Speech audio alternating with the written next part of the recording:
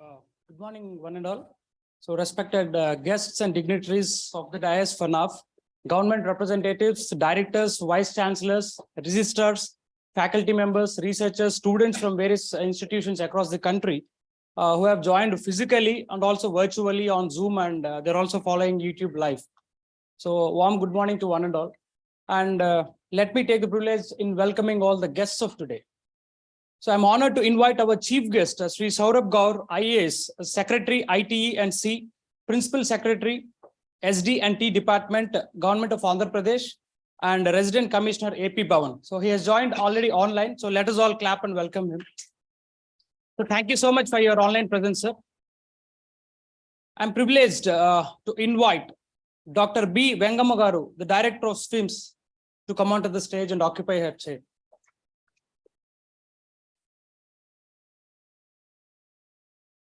Welcome to the spoken.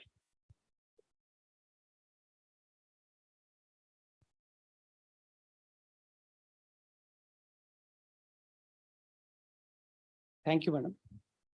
I'm privileged to invite Professor Kannan Moudgalya, Principal Investigator, FOSSEE, Focal, IIT Bombay, to occupy his chair on the dais.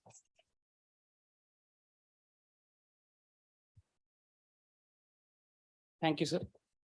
I'm pleased to invite our beloved person, our IIT person, so Dr. Anil Kumar Garu, so Director, ITT NIF, to come onto the stage.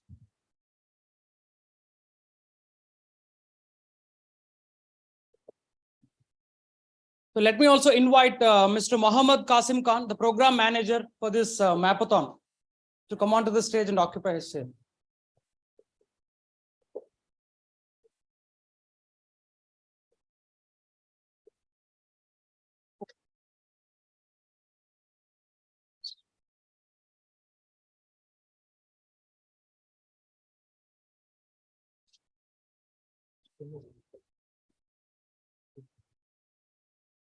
Sorry. So let me invite Professor Pennan Chinnaswamy, Faculty of IIT Bombay, to please come on to the dais, Dr. Pahesh, sir.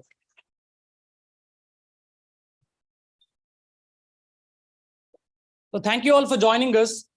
So once again, a hearty welcome to the inauguration of national level collaborative India mapping event, jointly organized by IIT Bombay FOSSEE project in association with IIT Tirupati Navayashkar iHub Foundation. And also to one of the rapidly growing 3G IITs, that is IIT Tirupati. So welcome you all. Hope your stay will be nice throughout the day. Now I request all the honorable guests on the dais to please come forward to light the lamp and inaugurate the Mapathon.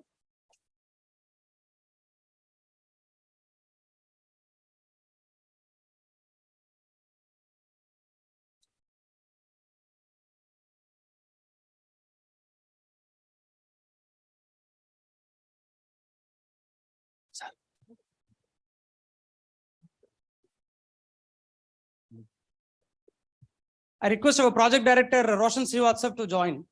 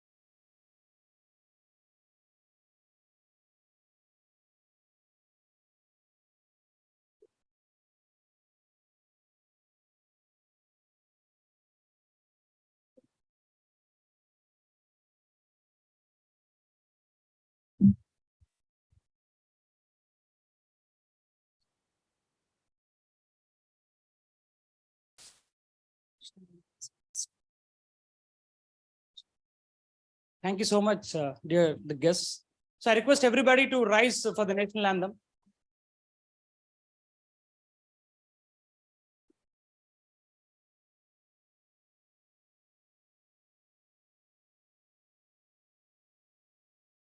Jana Gana Mana Adhinayaka Jaya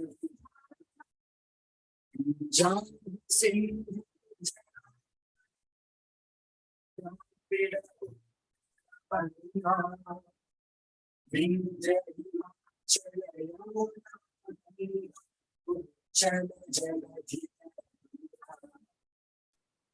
Shubh Mange Jage Shubh Ashish Mange Jaya Radha Jaya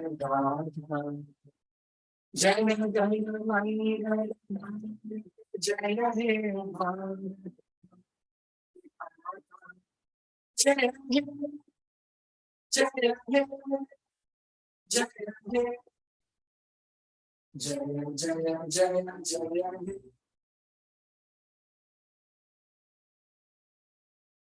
Jana Gana.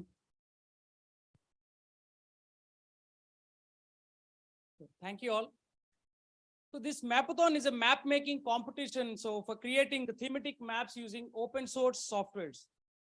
It is a collaborative event where participants come together to develop new tools or methods that improve the accuracy and usefulness of maps for a community. The primary objective is to understand the potential of remote sensing data and make maps for Indian regions using free open source mapping softwares. The participants will collectively work in a crowdsourcing method for jointly producing thematic maps of India. Today, after this inaugural, we'll have a few recorded online presentations from experts and faculties across the country, followed by a Mapathon workshop. Now it's time to hear from the dignitaries who have joined today as guests. So let me invite our today's chief guest, Sri Saurabh Gaur, IAS Secretary ITC, to address the gathering. So before that, let me introduce him. Sri Saurabh Gaur, an IAS officer of 2022 batch belonging to AP cadre, is currently working as the Secretary of Information Technology, Electronics and Communication Department, Principal Secretary, Real-Time Governance and Skill Development and Training Department, FAC. He's also a CEO of AP CFSS, Government of Andhra Pradesh, and a Resident Commissioner, AP Bhavan, New Delhi. He has the distinction of authoring the Production Linked Incentive Scheme, popularly known as PLI scheme for mobile phone manufacturing, IT hardware, and electronic components. This scheme has changed the narrative of manufacturing sector in India and is showcased as a success at national level. It has since been adopted in 12 other sectors. He has also served as the first CEO of Semicon India program that aims to establish India in semiconductor manufacturing. He is also recipient of IESA Technovation Award for Public Services for 2021 and 22. In his 20+ years of cadre as a public servant, he has handled diverse assignments such as Private Secretary to the Minister of Commerce and Industry, and also to the Ministry of Housing and Urban Affairs. And he's also the Director for Direct Benefit Transfer Mission in Cabinet Secretariat, etc. We are really honored to have you today here, sir. So I request our chief guest to address the gathering. Thank you so much, sir, for giving me this opportunity to be a part of this very illustrious gathering. Thank you for the very warm welcome also. I am honored to be a part of this Mapathon exercise because this is a subject which is of great interest to me. I was in IIT Tirupati yesterday and I had the great honor of being a part of the various activities that are happening here, especially under the visionary leadership of Director IIT Tirupati, Professor Satyanarayana Garu. Yesterday we had discussion around semiconductor ecosystem, and also the broad electronics manufacturing ecosystem in the country. And we had IESA as a partner for this event. And that is where I got introduced to, while I've been aware of the Technology Incubation Hub in Positioning and Precision Systems that is run by IIT Tirupati, because I was associated, while the cabinet note was being framed by the NMICPS cabinet note was being put together by Department of Science and Technology in my past assignment as Joint Secretary METI. And I was also involved in the national program on AI, the formulating the cabinet note for that. And we had looked at the broader similarities between NPAI, that's the national program on AI, and NMICPS, that's the National Mission on Integrated Cyber Physical Systems, and wanted to avoid any duplicacy whatsoever. So I'm glad that under that IIT Tirupati TIH and the other innovation system that you run, or the other Section 8 company that you have created, so there are two of them now. I'm glad that in association with IIT Bombay, you are taking up this Mapathon exercise. As chairman of Andhra Pradesh State Space Application Center, which is APSAC. So APSAC is the nodal body from the state to run all GIS applications on behalf of state government. Andhra Pradesh is one state that takes a lot of pride in utilizing the GIS systems along with the attribute information, so that we have a very strong GIS and MIS system for almost every department that has assets lying around, and which can be practically said about every department. As part of APSAC, we have been also doing diagnostic studies about the crop surveys and the crop yields. We have also looked at watersheds and the impact that watersheds have had over a period of many years. Similarly, we have done studies sponsored through NRSC and through other organizations, even DST sponsored studies also on other geological aspects of the, and also, for example, on the marine and the coastline and the impact that it has had of pre and post cyclones in certain areas. So we possess in APSAC a rich repository of data as well as information on variety of aspects where GIS has found great application. Apart from that, APSAC is also the nodal agency along with Andhra Pradesh Industrial Infrastructure Corporation. APSAC and APIIC together are the nodal agencies for interacting with the National Master Plan, which is a GIS-based master plan, that is Gati Shakti. So Gati Shakti today has become a very powerful platform, a GIS platform for mapping all the physical assets on maps. Today, Andhra Pradesh, probably after Gujarat and Karnataka, has the maximum number of layers that have been put up on Gati Shakti platform. So it has diverse layers ranging from say all the for the departments that I represent as a secretary IT, Electronics and Communication. So all the optical fiber that has been laid under Bharatmala, under BharatNet, I'm sorry, has been put together, has been the GIS attributes of the geo coordinates as well as the other MIS attributes of those have been put in the Gati Shakti platform as well as in APSAC. Gati Shakti is protected by login credentials, so a common person will not have access to that, but it is used extensively for decision making. For example, when we are looking at the state wide area network and extending it to all the mandal offices that we have, and going further down to the Gram Sachivalayas and Ward Sachivalayas, around 33,000 kilometers of APSFL fiber, the State Fiber Net Corporation's fiber that we have laid, along with the fiber that has been laid by the private operators. All of it is available on the on a GIS platform. And through that, we are able to do effective decision making in terms of how do you provide better services, which is the nearest point of connectivity. Suppose there is a tower which is coming up also. Today we are running a huge 4G saturation project in the state of Andhra Pradesh, where almost 3,000 odd towers are being put by BSNL, 1,100 by Jio, and 400 odd by Airtel. All these towers also have been mapped. These are the locations have been mapped. These are in addition to the existing towers. So we are looking at not even a single habitation, even in the remotest of areas also, in the districts such as Manyam or Aluri Sitaraman Raju district, in the agency areas of Paderu, Araku, Rampachotavaram. Similarly, other Sitampeta and so on, Parvatipuram, so on and so forth.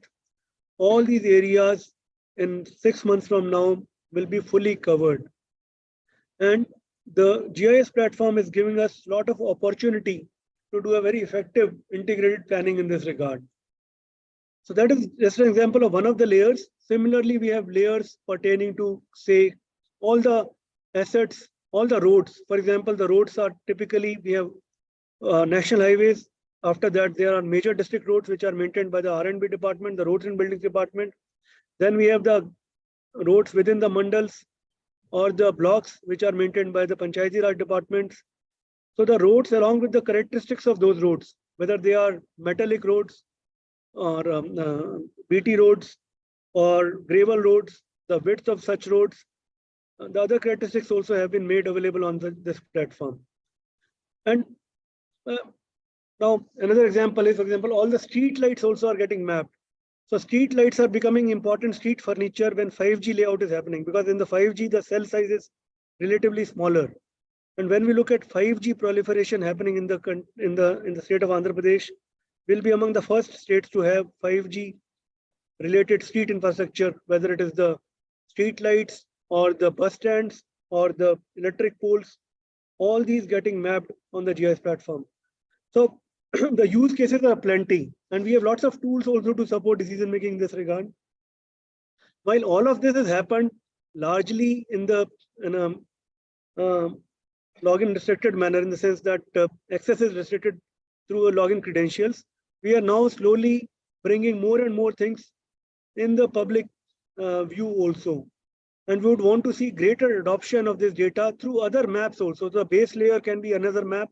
For example, the biggest map player in India, Map My India, we are running a challenge round with the company to ensure that how do we manage traffic more effectively, and how do we give real-time information. So that is something that we are trying to do with Map My India. Similarly, we are trying to do something with ESRI with their ArcView and ArcGIS offerings. So like that. And then in my earlier profile, I actually had the opportunity to run a program which had a Mapathon, a similar kind of program on Atmanirbhar Bharat and Atmanirbhar applications. So while we have the likes of Google Maps and Apple Map, how do you promote Indian app ecosystem, and how do you promote Indian apps to come? Linked to that is actually the other part of digital economy also. So what are the chipsets for navigation? So that are going to be supported by lots of Indian satellite system is there. The satellites are there. And then in the automobiles and in our tracking vehicles, can we have chipsets that follow the Indian navigation system? And that is where the NAVIC processor, the navigation integrated circuit, or the NAVIC processor came about from one of the Indian champion startup companies in semiconductor domain. So like that, I think there are lots of, it is a very exciting field to be in, on the digital economy side, on the map side, on the semiconductors and the devices side. And there's so much more that can happen. The last thing I would want to state is that for the young students, budding engineers and scientists who are there, feel free to express yourself. Sky is the limit. Today we are looking at a very different India. This is definitely going to be India's decade of technology. The entire world is looking up to us. I would say that because Not because I have any megalomania or anything. I'm very much embedded in reality. But the fact that, just to give an example, Apple produces 250 million mobile phones every year. $250 billion worth of mobile phones. I'm sorry, I correct myself. $250 billion worth of mobile phones every year. Till last year or till 2 years back, less than $1 billion of such mobile phones were getting produced in India. Today, as we speak, more than $5 billion are getting produced in India. In 4 years from now, $50 billion of mobile phones from Apple through its EMS players such as Foxconn, Pegatron, Wistron, and the likes will get manufactured in India. We may very soon have an Indian EMS player also, Indian electronic manufacturing services player also making iPhones. So like that, there's lot of Indian DNA and Indian footprint that is coming in terms of manufacturing also. There's already a lot of Indian DNA into the design side of it. And so in every device, whether it is in metaverse with the new AR, VR offerings or map related offerings, there are going to be champion Indian companies. And there's a lot of opportunity for you studying in this premier institution that you are to become champions yourself. I thank the organizers, especially Director IIT Tirupati, Satyanarayana sir, and also Kannan sir for giving me this opportunity to be a part of this gathering. Thank you. Jai Hind.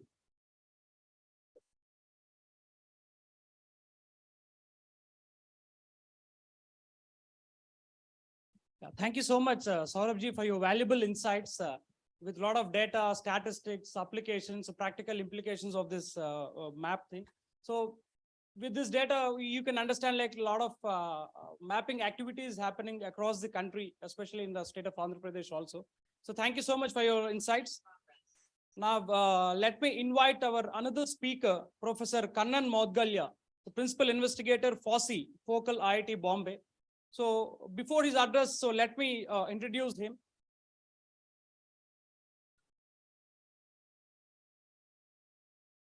Kannan Maudgalya is an Iraq and Meraku Mehta Education Technology Chair Professor at IIT Bombay. He received a BTech and PhD for his work in chemical engineering at IIT Madras and Rice University. He also received a Master's of Electrical Engineering degree from Rice University. Professor Kannan has been focusing on massive IT skills education through spoken tutorials and open source software through the FOSSEE project. More than 70 lakh students have been trained using these methods.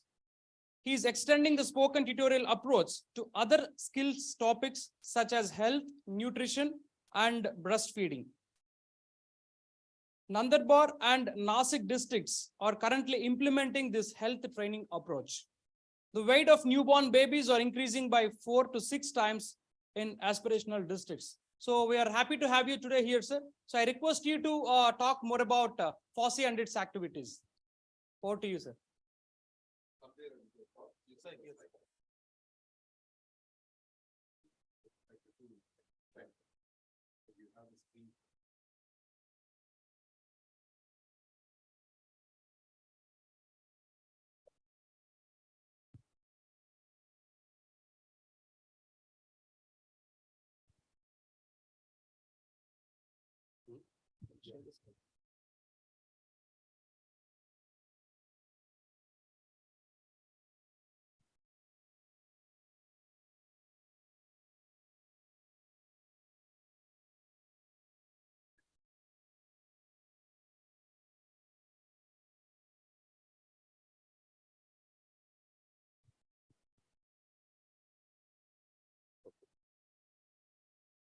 Good morning. Can you hear me? Yes, sir. Yeah. Okay. Sorry, because I'm using some. I think there is going to be some group. Perhaps. I should mute here. Yeah.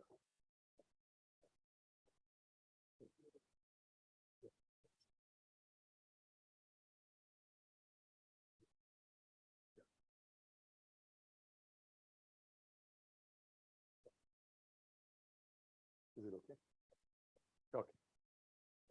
Okay.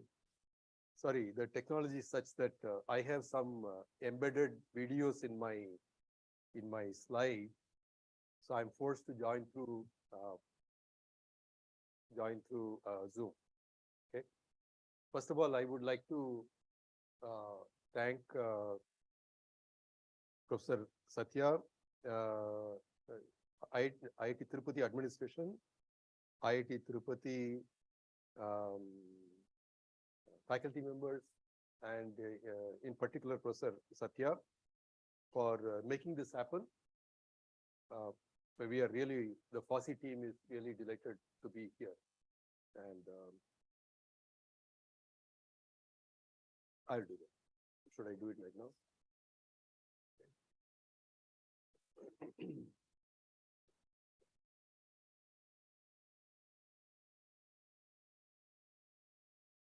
Okay. And I went through the campus in the morning, and my first visit to IIT Tirupati, and I was just blown away by the amazing design that has gone into creating this campus. Okay. After some time, of course, now IIT Tirupati is in early stages, but after a while, it will be a campus that others would want to emulate. Okay, it's a really beautifully designed campus. Happy to be there. So I have also given a title to my talk, Attainable Pyramids of Excellence through FOSSEE. I'm going to talk about spoken tutorials, FOSSEE, and construction of the pyramid. Okay, the Attainable Pyramids of Excellence. First of all, I'll talk about what is FOSSEE. So normally, of course, we have been saying FOSS, free and open source software, from which came FOSSEE. But then people said that it is not free as in free beer, but it is more like free as in freedom. So to indicate that we are talking about freedom, use the word liber. So the moment you introduce it, becomes FOSS becomes FLOSS. Okay. FOSSEE, it just promotes this for education. There are 4 freedoms that come with the use of the software that we are talking about: to use the code as it is, to use the modified code, to distribute the code, and then to distribute the modified code. Okay, use the code, distribute the code, modify the code, and use and distribute the modified code. Our objectives are to replace proprietary commercial software with FLOSS, save institutional and government money, increase the use of FLOSS in education, and create collaborative content through students and faculty across the country. In fact, main focus of my talk will be on the last point. In fact, the Mapathon is based on that. Okay, only problem is not able to.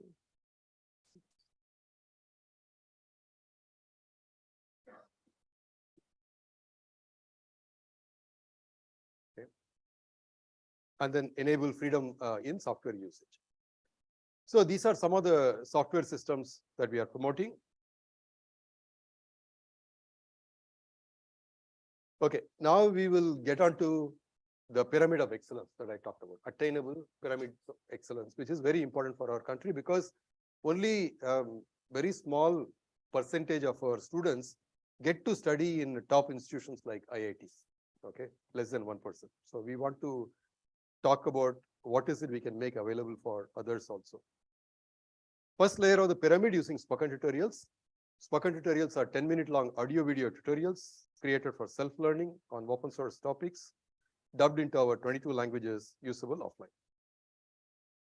So let me see whether I can play this. I have a computer audio now.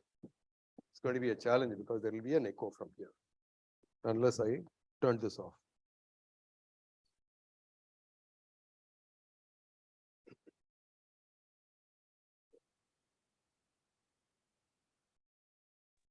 Yeah.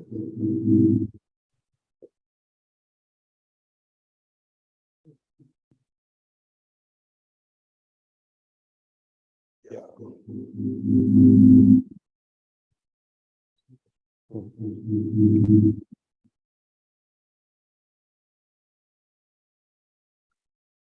Yeah, excuse me, we are still learning how to do this.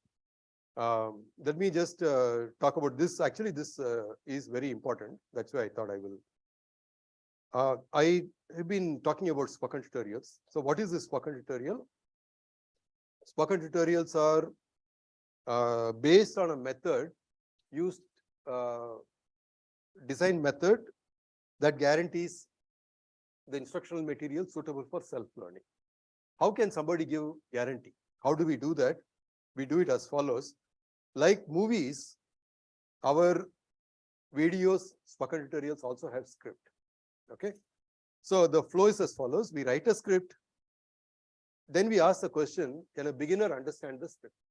And most of the time the answer is no, because the script is written by an expert and the beginner is trying to learn. Okay. So the answer is no, we say improve this. And it goes through this loop several times. And finally, when it comes out, we record using that and we call it spoken tutorial. Okay. Okay, one second. Now I have to.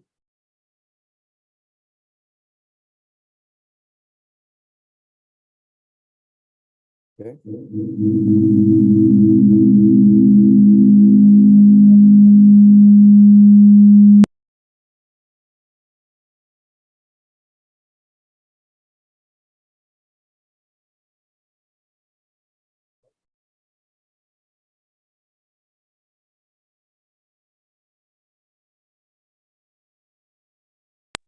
No, mic is in picture.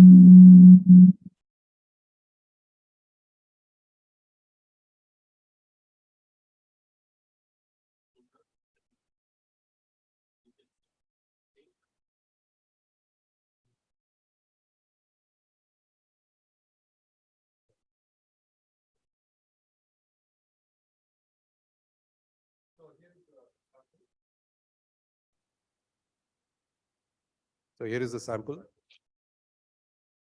Welcome to the spoken tutorial on embedding Mapathon in TechScript. Okay, we dub the spoken tutorials into our languages. For people not fluent in English, we dub them into all our 22 languages. Only the audio is dubbed, video remains in English.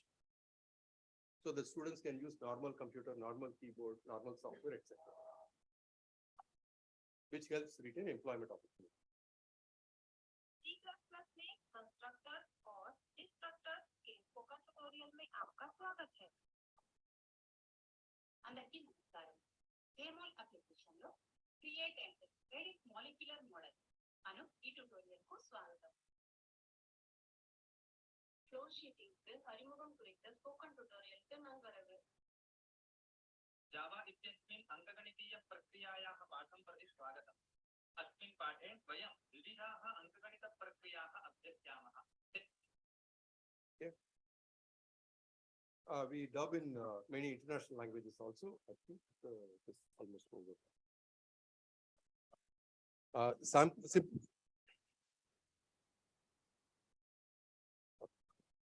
Simple language helps in dubbing and also helpful to the target audience. We have a large number of tutorials. So the idea is very simple. Just make it suitable for self-learning, and then it is used in a very big way. Like it was already mentioned, we have trained more than 70 lakh students using this method. We have a large number of topics on which we have created on many IT topics. Okay. The second thing that we did was we made internet not so important. So it is usable offline. One can download an entire zip file and use it offline. The access went up by 100 times. So for example, we could conduct a workshop in Myanmar, where even electricity was a problem. The photo was taken with the electricity returned. Method effective, as I already told, we trained 70 lakh students. So we have 50 plus courses, as I already mentioned, and it's also available on Swayam. Okay, so this is the first layer of the pyramid. Okay, first layer of the pyramid, train lots of people through a method suitable for self-learning. You only have to tell them how to learn from that, and they learn. You don't need a teacher. So we train lots of people, which is important if you want to construct such a pyramid of excellence, accessible to everybody. You have to make this education accessible to everybody. So that is the first level. So once it is done, the students always come back and say, okay, I've got it, I've got a certificate, please tell me what to do next. Give me something, right? I'm talking about students across the country. Spoken tutorials are used in about 5,000 colleges, for example, right? So can we make them creators? Can we motivate them? Can we make them go to the next level? I'm talking about students. There may be good students, but not so well-known colleges. Okay, can we motivate them and go to the next level, right? So second layer of the pyramid, we construct through Scilab textbook companions, flow sheets, circuits, case studies. What are these? I'll tell shortly. Textbook companions on flaws. So Scilab is an amazing alternative to MATLAB. Okay, I'm sure that all of you are familiar with MATLAB. Scilab is an amazing open source software, amazing open source equivalent of MATLAB. So we ask students to give Scilab code for solved examples in standard textbooks. Okay. Why did we do that? Well, actually, we wanted to create documentation on Scilab because that's one problem with open source software, no documentation. We have lots of students. Can students create documentation? The answer is no. Students are good in creating code, but they are not very good in documentation. So we said we'll solve the inverse problem.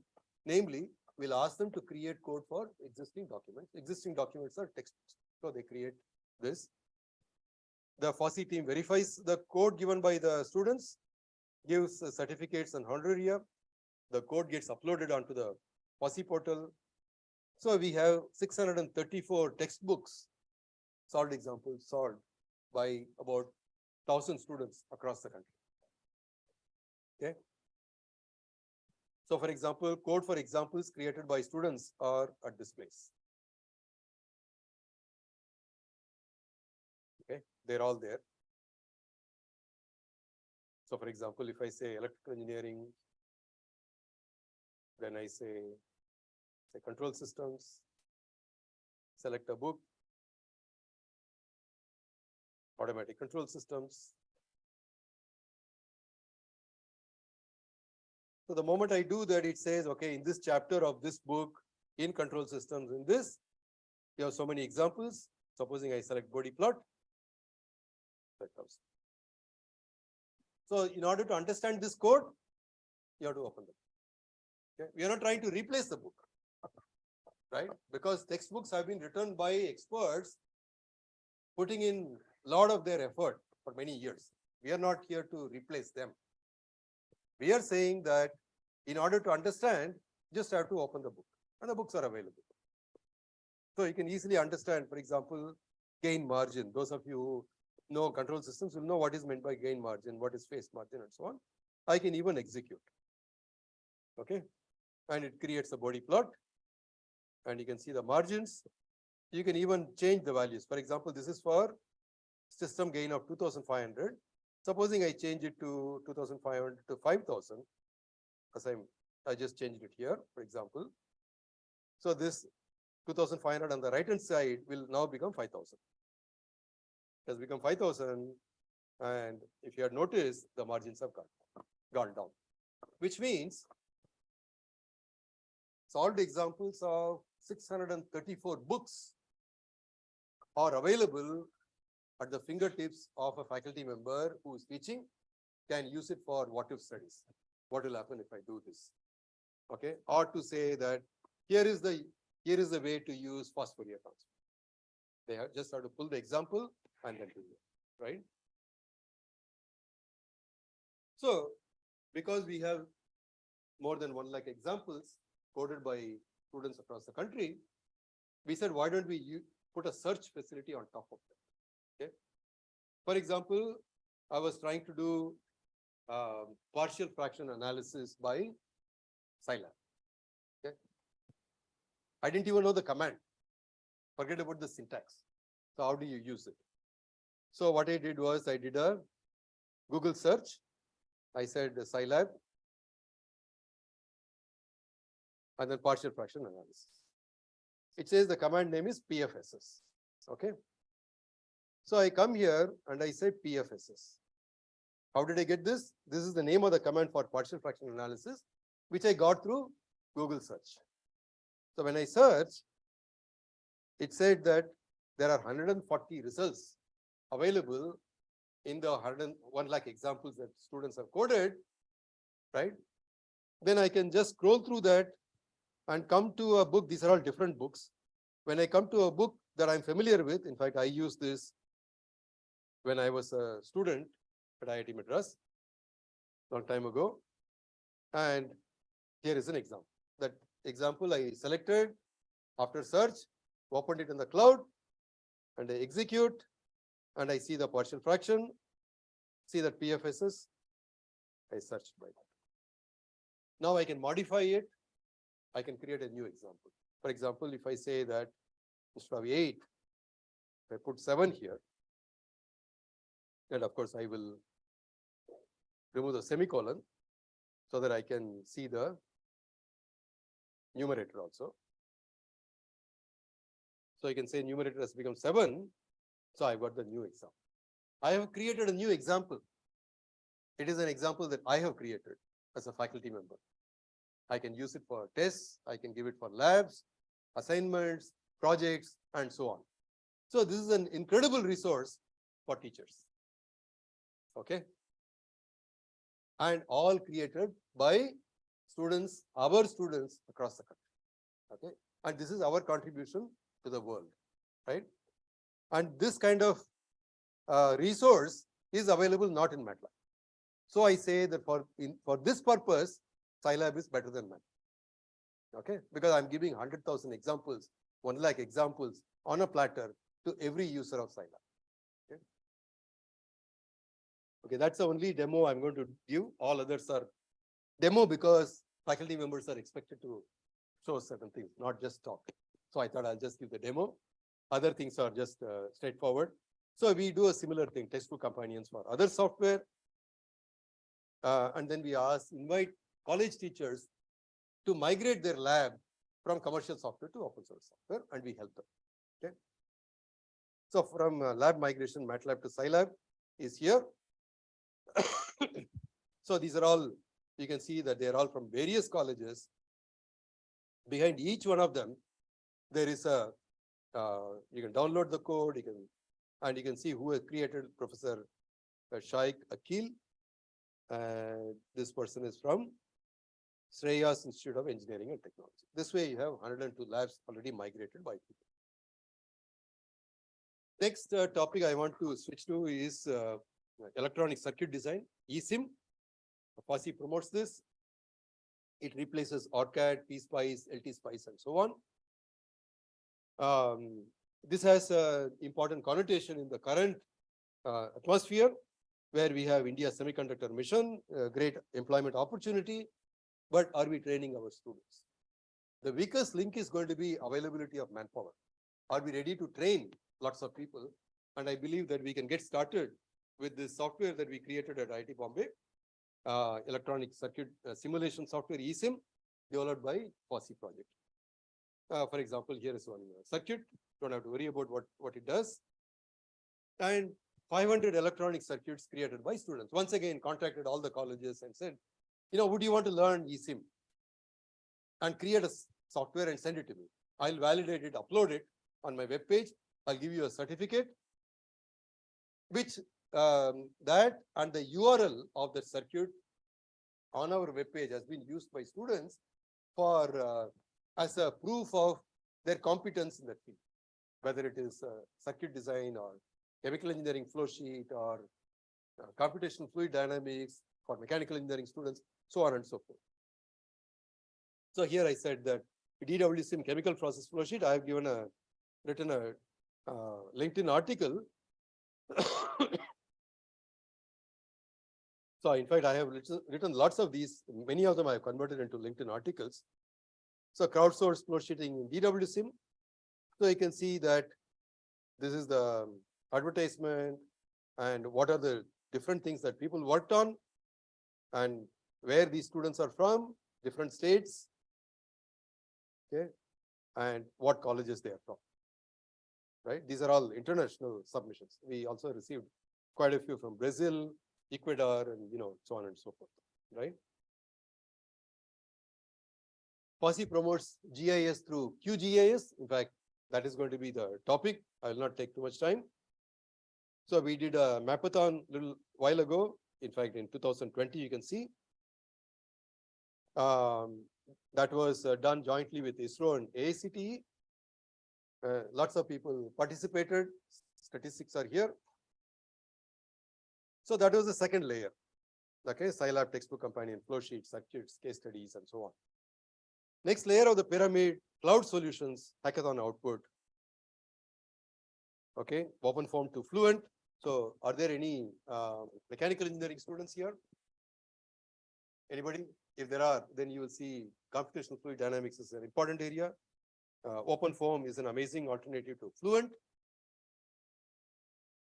So these are some of the pictures generated in open form. This has an important bearing in the life of Dr. Abdul Kalam. He was denied an experimentation facility in Berlin. He was told that he could come bring Agni missile. They were going to do internal testing and give the answer. Just the previous night, they were told not to do. So Dr. Kalam returned empty-handed, but he didn't give up. He found out that CFD could solve this problem, and he took the help of some experts. In fact, Professor Deshpande of IISc. He validated Agni, which became successful, and he became known as the missile man. All this happened before he became the president. Okay, this software is used extensively by. Okay, one second. There seems to be some connection issue.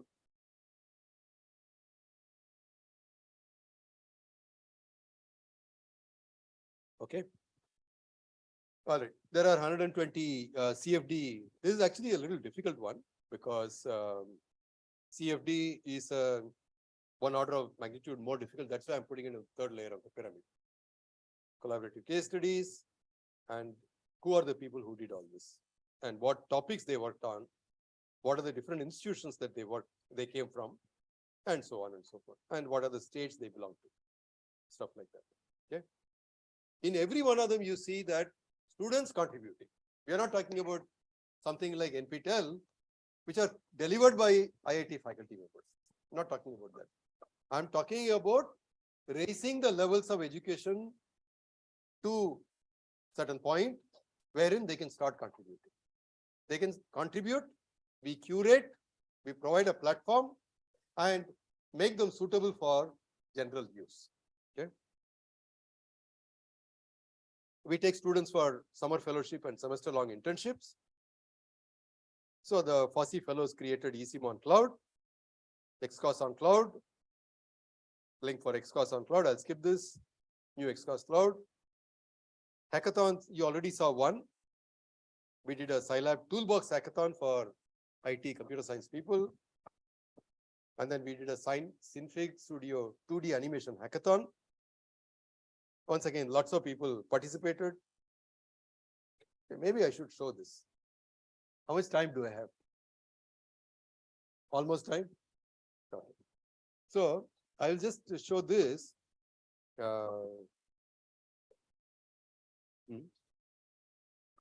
Screen share. Oh.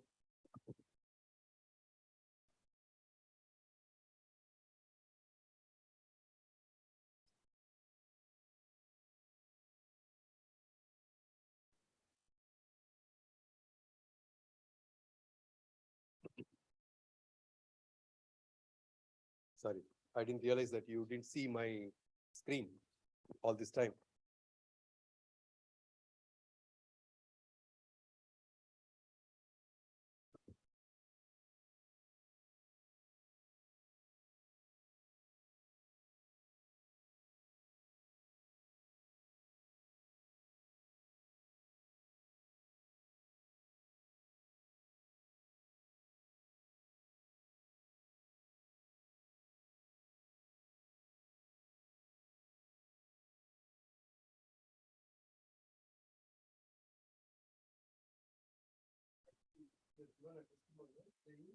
How she learn to listen for herself.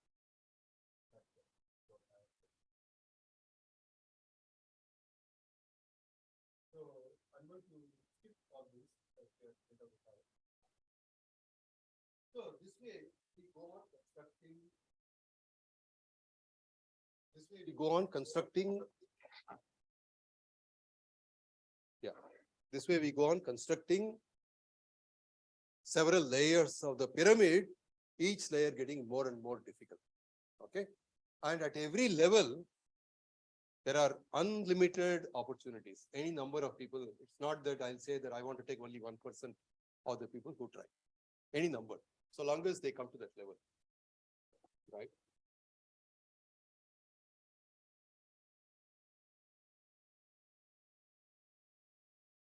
So the students do this for certificates, URL of the work, as I mentioned, research papers.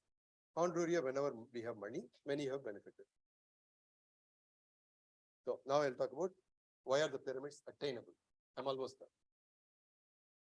Students at the top of the pyramid can be placed anywhere. Seeing this, those at lower level will aim higher and achieve.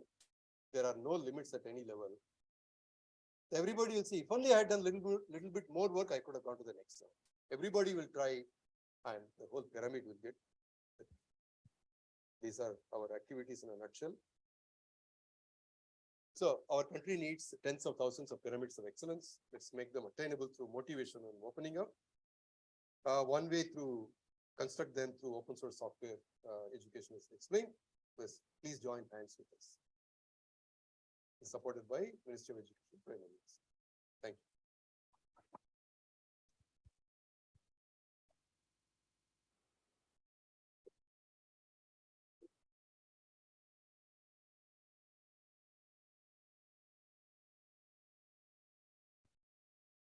Thank you, Professor Kannan, for sharing the work of FOSSEE. So I think it's really commendable work. So a country like India need initiatives like this. So thank you so much for the presentation. Now we have another great personality with us today, a dynamic lady, Dr. B. Vengamagaru, the first ever woman director cum vice chancellor of SVIMS, Sri Venkateswara Institute of Medical Sciences. Let me introduce her. Dr. Vengamma, a senior professor and head, Department of Neurology. She did her DM Neurology at the prestigious NIMHANS Bangalore and distinguished herself to be the best outgoing student. Dr. Vengamma started the Department of Neurology at SVIMS Tirupati in 1992. She teaches the postgraduates in DM Neurology, MCH Neurosurgery, MD Medicine, PhD, and has been an examiner on boards of several prestigious institutions and universities, including NIMHANS Bangalore, and has been MCA assessor for DM Neurology. Dr. Vengamma is recognized as an innovative researcher, has several ongoing research projects. She is the founder president of the Tirupati branch of Indian Epilepsy Association, IEA, and is the president-elect of the IEA presently. She is the recipient of Harish Chandra Bajoria Award for social activities in the field of epilepsy. And she's been awarded with many awards. The list goes on. So thank you so much for your presence today here, madam. I request you to share your thoughts with our audience.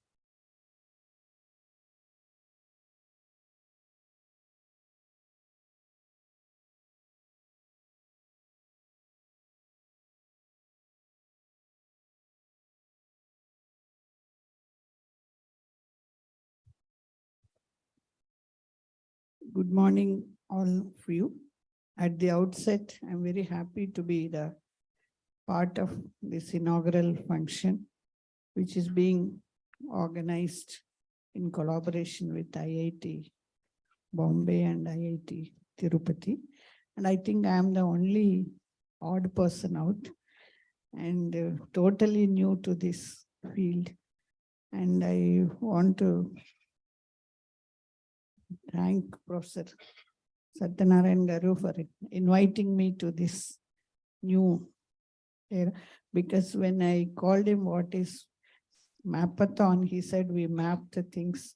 Like for us as a medical field, mapping has got a different connotation. Of course, now things have changed. What we studied 30, 40 years ago like comparing to the medical education and this, there is a lot of change. Now, like lot of precision medicine, and there is something called personalized medicine.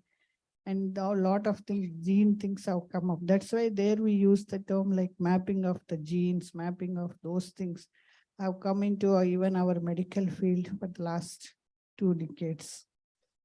I really want to say thanks to Professor Khannan for his excellent work on spoken tutorials and how it has impacted all the students for more than 4 lakhs, so many lakhs people, he said.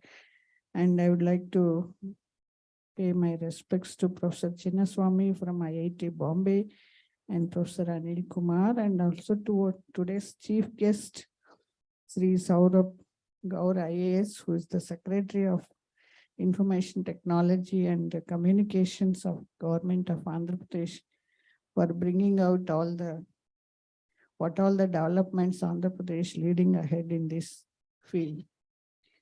Coming to today's topic, as a medical person, like what I expect from you people who are very good in creating all these spoken tutorials and other things. I think all of you know that there are many diseases, many things are there, but there is a lot of knowledge gap is there. And similarly, in our country, there are many diseases which are very, very treatable, and there is a lot of treatment gap is there. For that, I think what you require is a good education. That is like when I saw that tutorial, like if you take the field of the one which I look after is an epilepsy. As if you see, its epilepsy is very common. There are almost 5 to 10 people in every 1,000 people. And only unfortunate thing is that now, if you take the treatment, people opt for the first episode is only 20 to 30%. Because a lot of stigma is attached to this disease. You take the stigma is not only in our developing countries when it comes to this one, even in well-developed countries also stigma is attached to this. But the good part of this is, if you take treatment with the first this one, 75 to 80% could get controlled with one drug, with taking treatment for 3 years. But unfortunately, because of lot of social stigma and lot of myths, people still believe, because when I sit in the OPD also, the well-educated families still go to native traditional healers. The moment if fits or epilepsy, they get so scared, they don't contact the doctor, allopathic doctor. They think it is because of some whatever the witchcraft effect, something like that. Still the lot of beliefs are there. I think that sort of a thing, to relieve that, to get out of those stigma, the only part is, I think, educating and awareness about the disease and awareness about the other issues. Another major thing, like now we are facing a lot of epidemic of diabetes, hypertension, and obesity. And what is impact? When we were students 30 years ago, the main impact was only on infections. But now over the last 3 decades, everybody says it is the change of lifestyle disorders. Because of that, we see a lot of these non-communicable diseases. Fortunately, they're all preventable. But because of lack of awareness about the diseases, lack of knowledge about the diseases, and lack of consequences, what this can, how to prevent.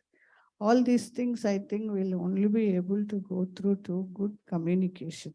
And that communication and health education, which should reach to the mass at the ground level, village to the top level. I think that way, these tutorials of self-learning, we should make something, I think, then most of the diseases could be preventable. And most of the diseases, if they take with early disease, it will be definitely useful. And I was told Professor Kannan was helping to this one for a breastfeeding and malnutrition. Like these are all, malnutrition again is a disease of underdeveloped countries, basically not because they didn't have a facilities, they have a facilities, but they don't have a proper knowledge, how to use it, how to put across. I think that sort of a, this one, if can come across the community and to the, especially the rural population, I think that will be definitely useful. This way, I'm really happy if anything through our community medicine department, through our this one, to improve the knowledge about the diseases, to have a good, what you call is information, education of the diseases across the country, especially the rural and urban people, whether this preparing this sort of a spoken tutorial, self-learning, or also through some animations which we could see. I think then people may get interested. And I think once you make this one, I think people who are nowadays lot of TV viewing and cinema halls you can place, you can definitely influence. Like we could see that everybody knows that how the smoking has affected many cancers. I think taking the campaign of that smoking is injurious to health, we could definitely see there is a change in the perception of the society. I think though it takes time, but I think we should make an effort, and these sort of innovative methods of making them to aware will definitely improve the health of our society. And I really thank the organizers for giving me this opportunity and being out of this one. Because I'm totally new about this Mapathon. Of course, that information is definitely useful because of current, the internet has made the world into a global village. We can communicate through anything. And the same thing can be used for the benefit of the human mankind. I once again thank the organizers for giving me this opportunity. Thank you once again.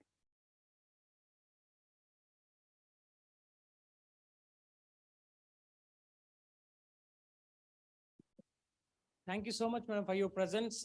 You may be odd man out for this particular topic, but your leadership, your commendable work in the society always inspires us. Thank you so much for your presence. And we have another great speaker, Professor Pennan Chinnaswamy, the faculty of IIT Bombay. So let me introduce him. So please join the stage. Pennan Chinnaswamy obtained his master's degree in physics from Wesleyan University, Connecticut, US, followed by a doctoral degree with focus on hydrology from University of Missouri, US. He's currently an assistant professor with Indian Institute of Technology, Bombay, India, under the Center for Technology Alternatives for Rural Areas, CTARA department, where his work primarily focuses on natural resources assessment, monitoring, and management in rural regions. He is founding director of the Rural Data Research and Analysis Rudra Lab, which is the first big data lab for rural regions housed in an academic institution in India. He is also an associate faculty with the Interdisciplinary Climate Program and Policy Studies Center in IIT Bombay and a visiting professor with University of Oulu, Finland. Over the past decade, Pennan has experience working in NGOs, national and regional government agencies and academic institutions, focusing on sustainable surface and groundwater management plans, climate change impacts, large data analysis, and hydrological simulation models. So thank you so much for your presence here. So over to you, sir.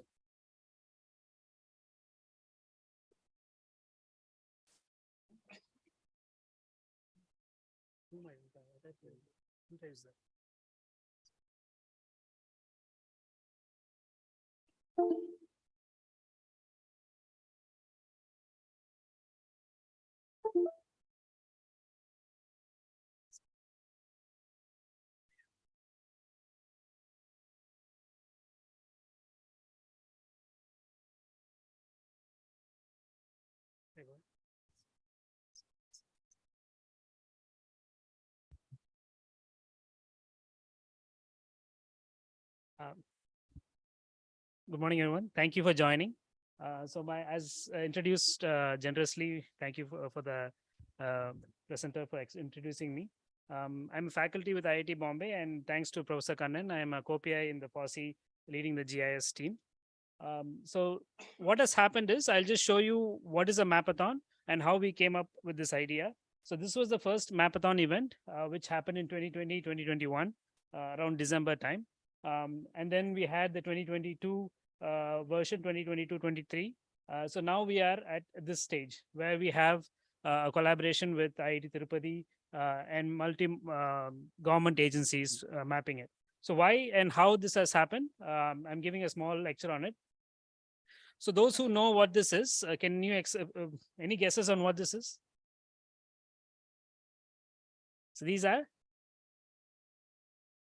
the actual satellites around our planet.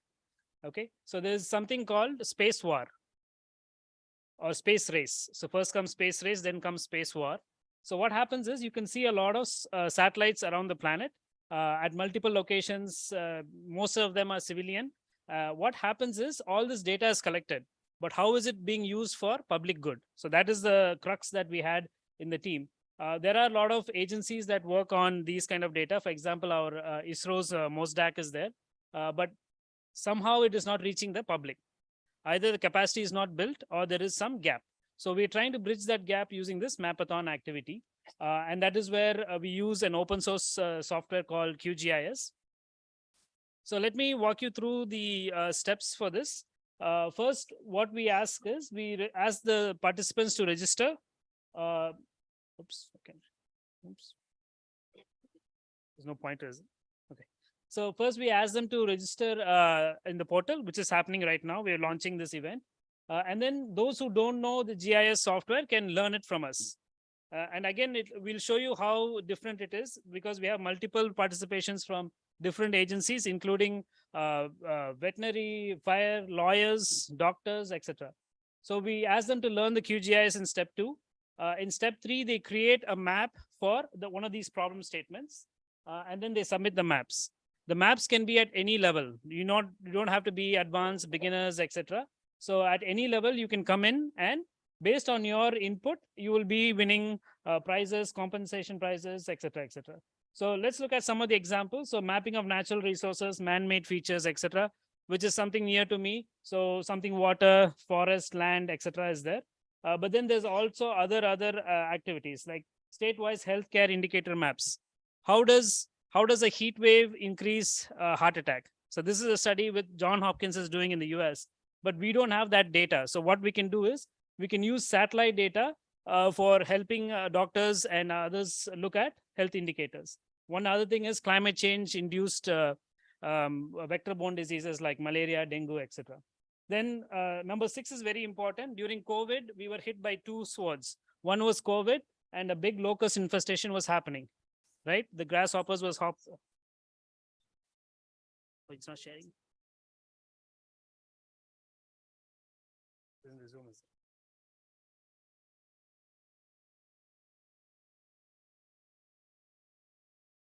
That's full screen.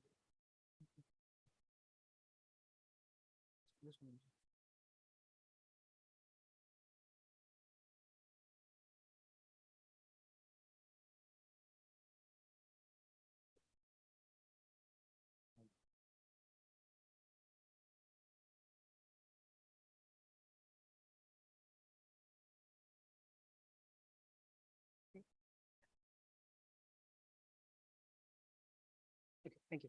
So the topic number 6, as I was saying that locust was moving around from Afghanistan through Pakistan and coming to India and was killing all the crops in India during the COVID.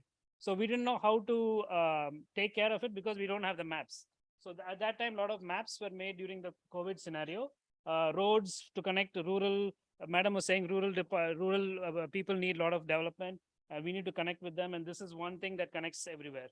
Road and drainage, etc. Land degradation maps. Health is very, very important. Again, I'm telling this because there's a lot of data that is needed. We are converting health into a proactive scenario. So if we know that there is some disease that is going to spread, there is some vulnerable populations, if we map it, then we can actually create more knowledge about this chemical or medical field. So detection of change of water bodies, which is again close to my area of interest, and then choose your own topic. So those who don't have a topic from this list, we also gave them that they can bring their own topic. Why? Because we want all the disciplines to be participating. So as Professor Kannan was saying, we help them to learn the software. And this is the spoken tutorial team working very actively on creating the tutorials in multiple languages, dubbing them, and then we share them in these kind of events. So QGIS tutorials were made. They were shared across 8 languages. And a lot of resources were given. For example, these are Bhuvan, ISRO's data center where we can collect data from here. There's cyclones, other aspects also that you can include into your maps. Boundary data that we shared from again government agencies, and then the resource page to learn these softwares and other higher advanced level tools also. So this was the beautiful map of representation of mappers for the first Mapathon. We had around total registrations around 5,000 and 9,000 participants. Think about 10,000 people almost mapping the entire India for you. Okay. So initially, how this happens is the government agencies map the data for India, and it takes time. For example, census data takes 10 years. But if we can work from bottom up, where we ask the students to participate and give the maps, we can keep updating the maps at regular intervals. So this is the idea about Mapathon and how GIS Mapathon came about. And it was one of the largest in the world, this event. And now we hope with all your participation, our record will be broken again. So across all states and union territories, no region in India was left behind. If you look at it, every single participation is there, including Andaman and Lakshadweep. So all these were participants. And then we have entire country demographic. And again, we don't segregate based on discipline and also age. So if you look at it, all demographics were present across gender. There was good participation of female candidates and males. And then we have different age groups. So we break the competition into age groups because there are some school students who participated, college students, law, medical, etc., etc. Even family teams were there. So a team of 4 people, the mother, father, and 2 kids were participating in mapping beehives. So they were actually mapping where they get honey from, and participation across educational institutions and disciplines. As I said, we had all the disciplines covered, even police training institutions were covered. So it was a multidisciplinary participation approach because all disciplines were present, all the environmental science, water, pollution, climate, everything was discussed. It was across themes, across disciplines, all levels, even private agencies were there. So we have private agencies, but again, private agencies also were present in good numbers. One thing before I continue is, there is softwares that you could use this for, like proprietary software. But a study says approximately 20 to 30,000 crores is spent annually on proprietary software by the government, right? That is approximately half the money that we spend on Manrega. Manrega is a big mission in India. So think about if we can convert these software using FOSSEE related softwares with open source, we can actually do wonders with that money. 30,000 crores is big amount. So again, more satellites are being launched.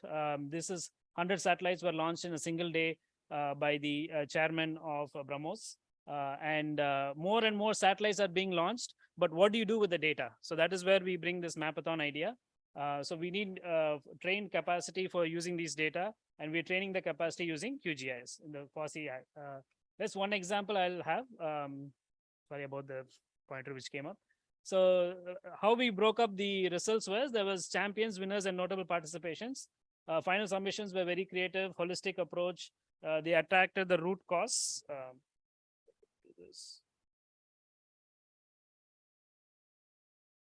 They looked into the root cause and very proactive, as I said, for the medical management especially. We also have people from veterinary colleges where they use GIS for mapping water management for the dairy. So one example which was a winner. So this was a winner topic. It was about mapping the glacial lake. You could see the lake which is on the Himalayas, which is not accessible by humans. So they use satellite data and GIS to map it. So you could see 2008, it was growing, the lake was growing, and after 2018, it has grown to a stage where it can lead to a flood. So these kind of data, not like it's not easy to do and collect, but GIS and mapping events can do. Unfortunately, in 2021, this lake had broken, we call it lake outburst, and it killed a lot of people. This was on the news, the Uttarakhand area. So the point is, if we use this proactively, if we had continued this mapping exercise and then continued looking at the size of the lake and how it goes, then we could have stopped these kind of activities. A warning system can be created.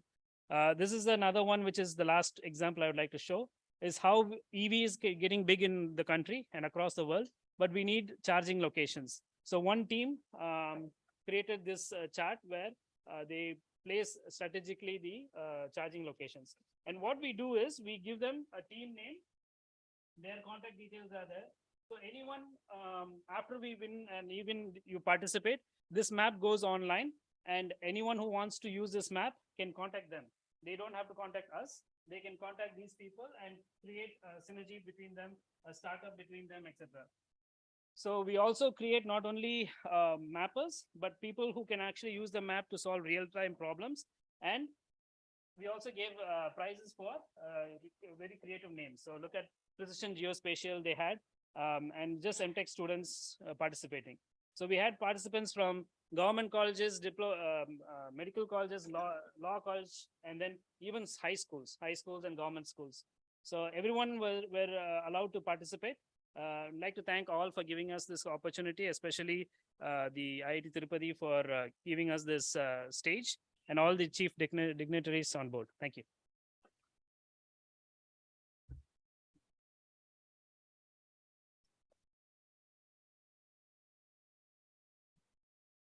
Thank you, Professor Pennan, for an elaborative presentation about this Mapathon. I hope participants got more clarity on this.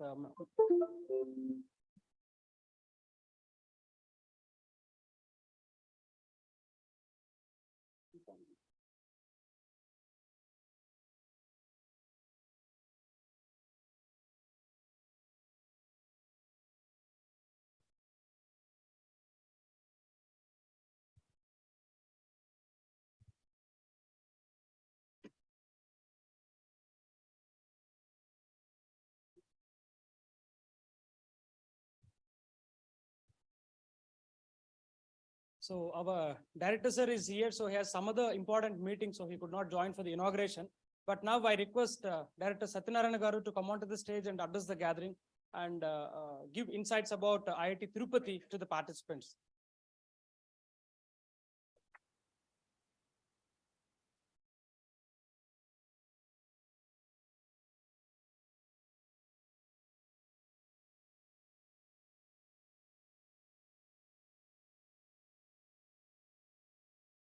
Thank you. Thank you, everyone. Good morning, everyone. Welcome to IIT Tirupati. Good to see participants from different places who are here.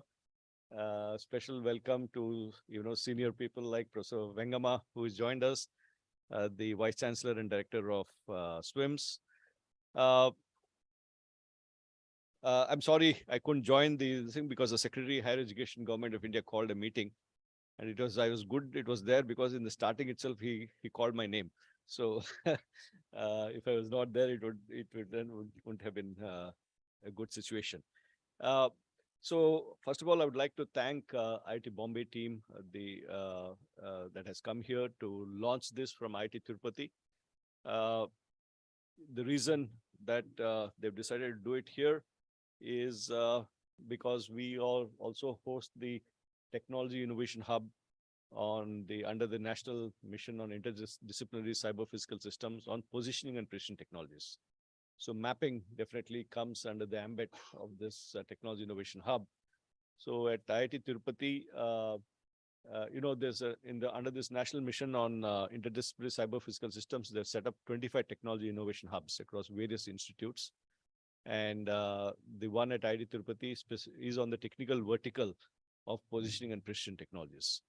Now the initiative, there are a lot of initiatives that are happening in the country on the education front, especially taking the education to the large cross-section of population using the ICT platforms that we have available.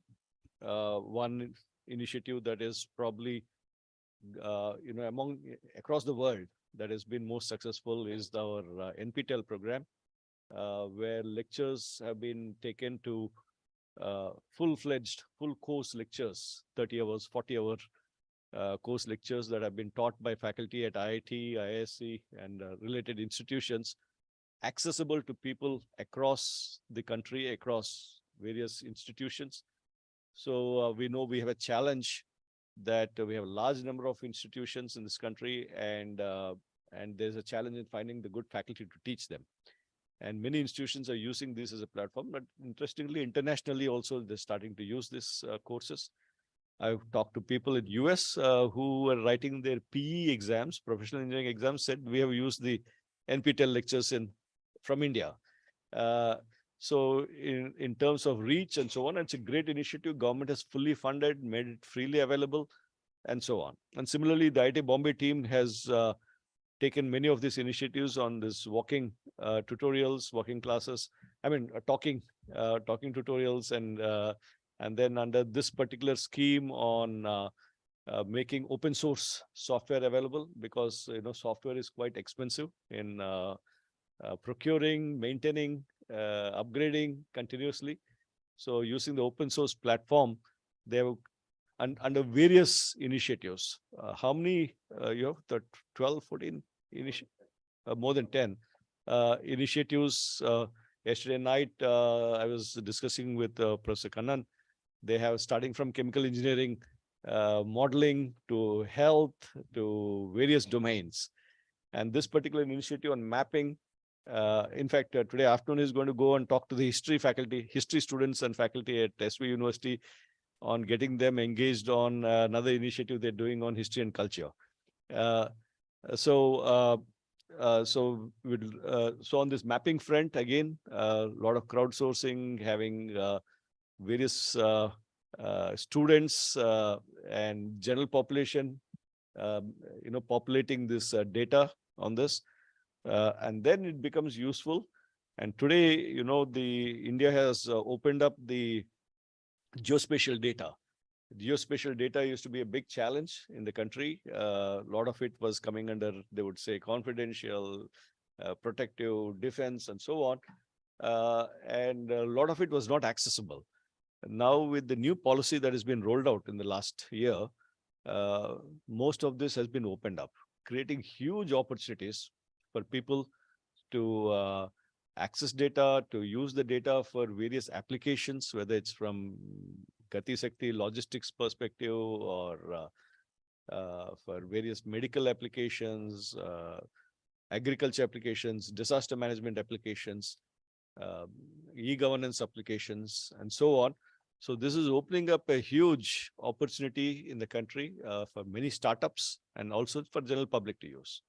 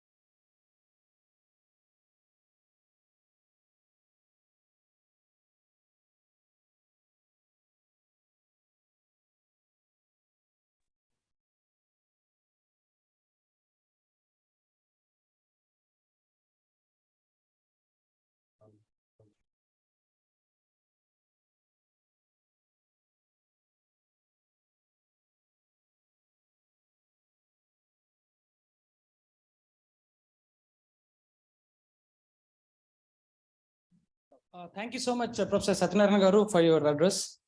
Now we have a few presentations. So few people have joined online, so they're going to present few things now.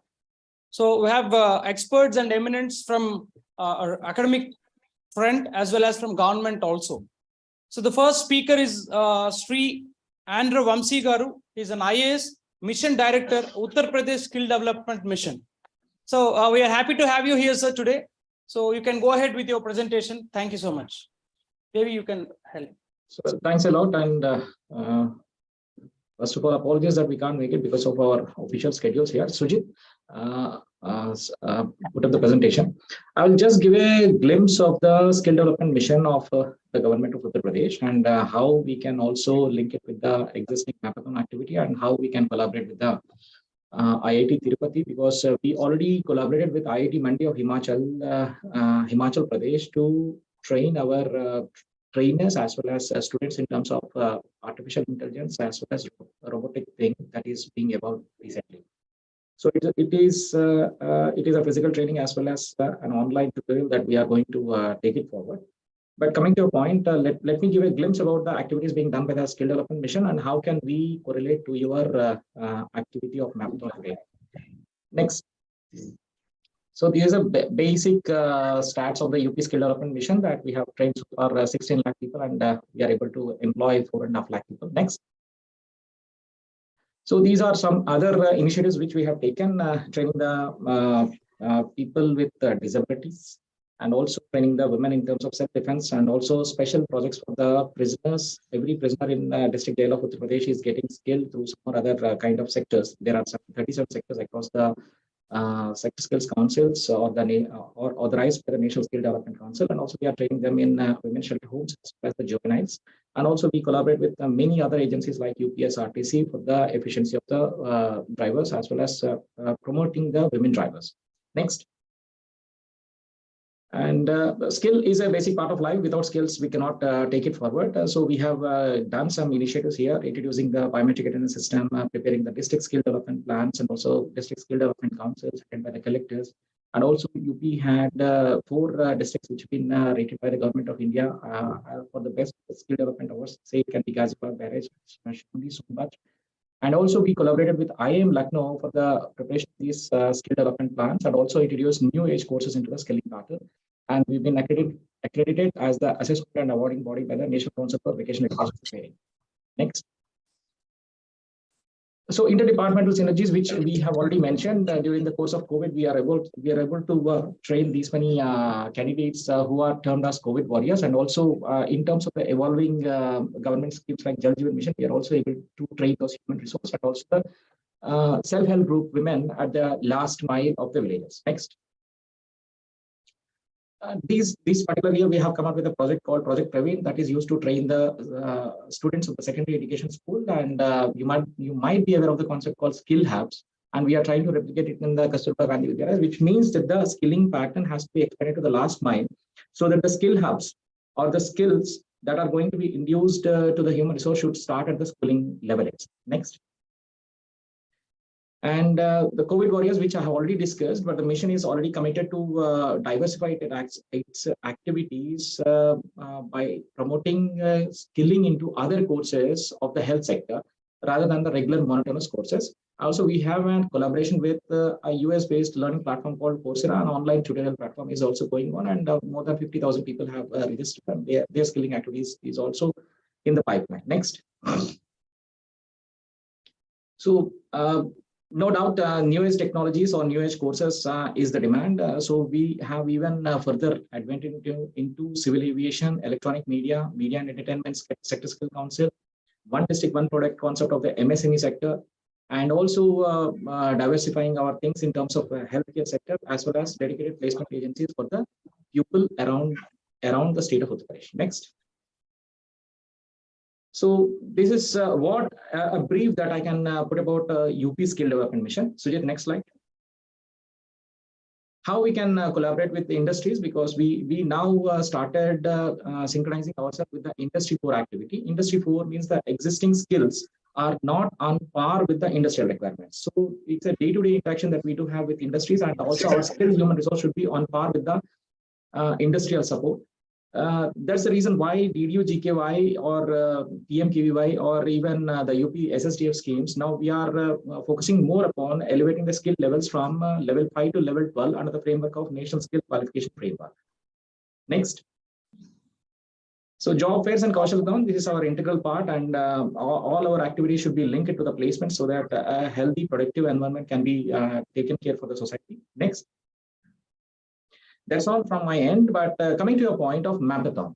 So I was hearing to the presentation of the gentleman mentioning about Mapathons or how maps are being used in a day-to-day activity. It can be for the energy conservation, or it can be for disaster management. It can be for GPS tracking, or it can be, of course, definitely Google Maps. And last but not least, he was mentioning a point of locust attack. So I can also say about something about locust attack, because when I was collecting Jhansi, this we were witness to that locust attack, the desert locust attack, and how maps can be helpful in containing these kind of disasters. So this whole presentation followed. Yes, sir.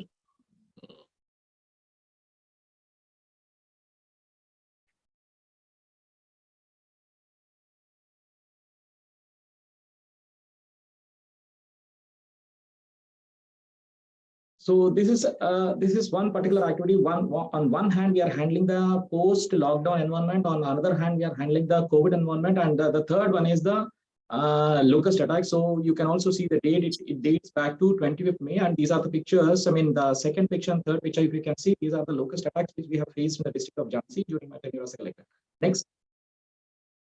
So desert locust, you can Google this particular thing, and also you can get how the locust swarm looks like, and also what are the preventive methodologies that can be used to kill the insect. These are all something relevant to the agriculture department.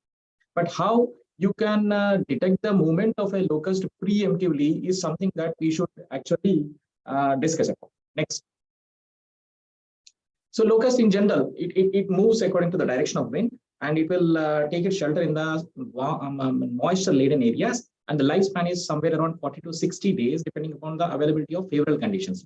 Because it has to rest down in the nights. The locust swarm cannot travel in the night. Check all the details on WhatsApp. I'm sorry. This average lifespan is somewhere around 40 to 60 days, depending upon the availability of the conditions and work. And the movement is truly international and also across the national boundaries. So swarm travels during the daytimes and swarm rests during the night times, because the movement will be with zero or reduced to zero level, and that's the time when we are going to cull this swarm and also ensure that they will be protected from the clutches of this agriculture crops. And it is highly mobile, and our swarm in general has about 10 million locusts per square kilometer. Next. This is how the swarm, when it entered into the district of Jhansi, that's how it appears to be. Next. So if you can look at this picture, look at the swarm resting upon the top of a tree, and look at the tree that had been cut down by the swarm after a span of 5 minutes. So this was something that we have taken it on 23rd May 2020. Next. So no doubt prevention, how the prevention happens is farmers should be educated, and the desert locusts are highly erratic to loud sounds, so people can also make use of this kind of drum beating so that the locust can move away. But it is not the solution, because the locust will move from one direction to another direction, which is concomitant to the direction of the wind. Next.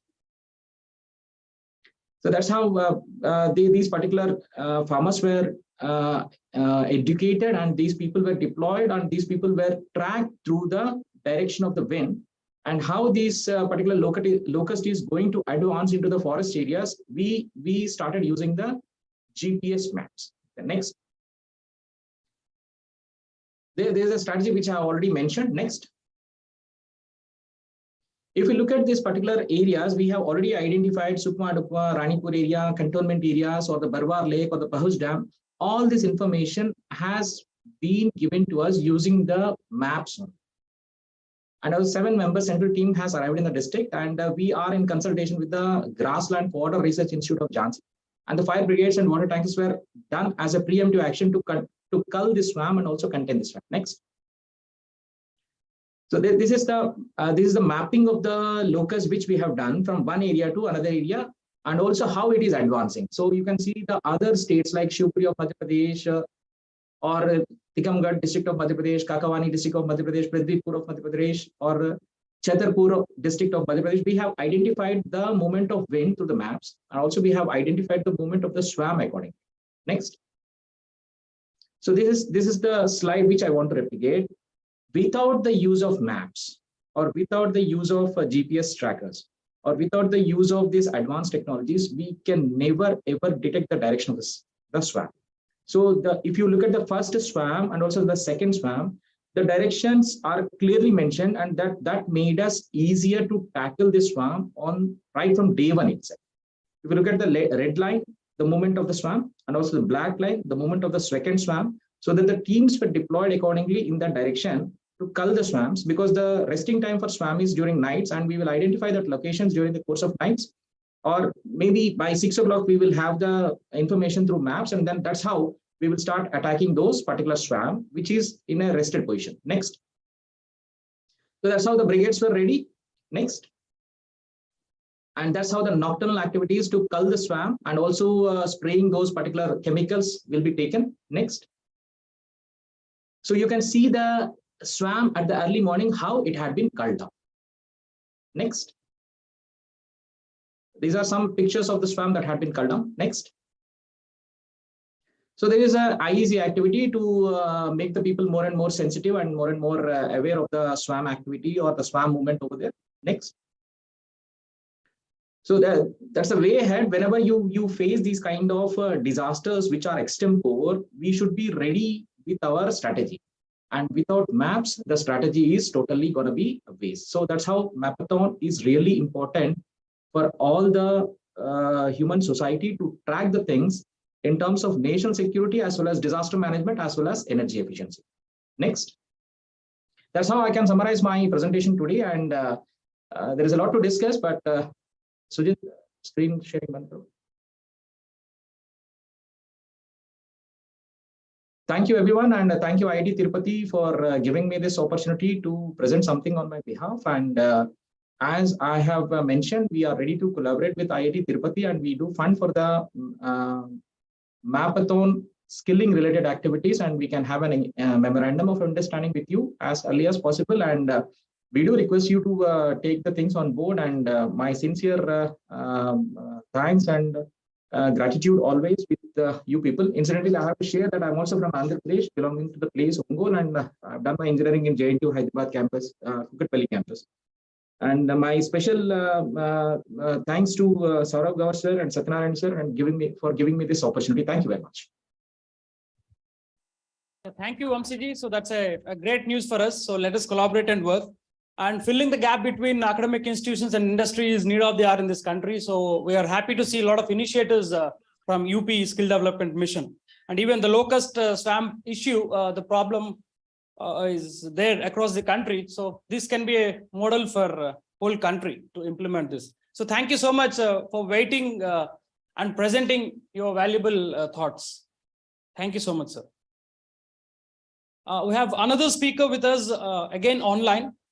So Ms. Vijay Bhanu, the Deputy Director, Indian National Space Promotion and Authorization Center, IN-SPACE. So over to you, ma'am. Very good morning, everyone. Respected professors, senior delegates, and students, namaste and very good morning. Hearty congratulations to the whole team organizing this third annual edition of the IIT Bombay FOSSEE Mapathon. It's a great honor for Team IN-SPACE to be part of this event, and thank you for the opportunity and all the insightful presentation, especially the geospatial Mapathon, which was held last 2 years, and the locust movement, which was presented now. Thank you so much. This is a proud moment to celebrate all the achievements of our nation and the accomplishments in space sector in last 5 decades. So what is next? To scale our space operations, improve India's share in world economy, and strengthen the innovative ecosystem in space sector. In 2020, Government of India has opened up entire gamut of space activities for Indian private sector, both industries and academia. It's a golden moment. In space, Indian National Space Promotion and Authorization Center, InSpace, is formulated as a single window agency under Department of Space. So, ladies and gentlemen, InSpace has 4 mandates as a promoter, as an enabler, as an authorizer, and supervisor of various space activities in the country by non-government entities, like building of launch vehicles and putting satellites in the orbit, providing space-based services, establishment of new space infrastructure and facilities in the country, and so many things. We have 3 directorates: Promotion Directorate, Technical Directorate, and Program Management and Authorization Directorate, which are carrying out various functions under InSpace. Some of them to mention, and some of the joint accomplishments to mention are Vikram S launch by Skyroot and the respective authorizations, Thibault by Dhruva Space and the authorizations, 22 MOUs and 6 authorizations are signed by InSpace till date. InSpace also has a digital platform, www.inspace.gov.in, where we have automated most of our processes and update regularly. I request all of you to please visit www.inspace.gov.in and understand more insights. Similarly, on the academic front, we have also introduced minor space courses in IIT Madras and IIT Bombay will be soon releasing in the next semester. The details can be seen in our website. We have also launched CANSAT competition, where a CANSAT satellite can be launched by the undergraduate students under the competition called InSpace ASA India CANSAT competition. We are in CDR submission stage. And soon we will be also releasing about a seed fund scheme for the innovative ecosystem by startups in our website. You may take a note of that. And Technical Directorate of InSpace is coming up with a design center which will be opened up soon, where the innovators can participate, sit there and simulate and do the designing part of the satellites. So if you look at Indian space economy, the major share is in space applications in terms of Earth observation, navigation, and communication, as other speakers have mentioned.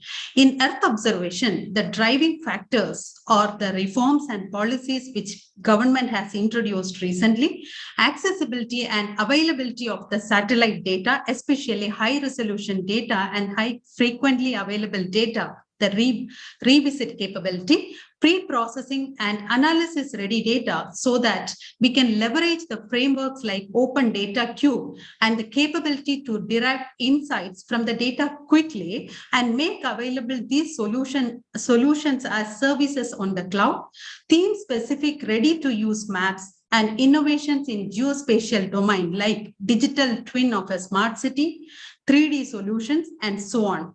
Considering all this, ladies and gentlemen, IIT Bombay FOSSEE Mapathon is a catalyst towards achieving this whole mission. We, along with our director, Dr. Vinod Kumar, wish a great success for the whole event, and I hope this will fork a new set of innovation in the space sector. Happy to be part of this event as an enabler and promoter. Thank you so much for the opportunity.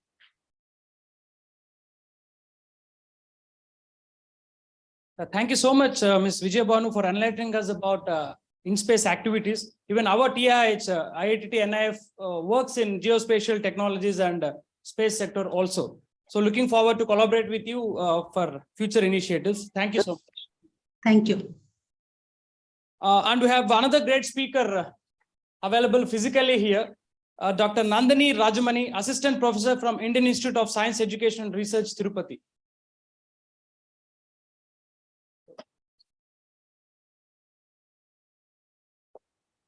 The floor is handed over to you. Thank you.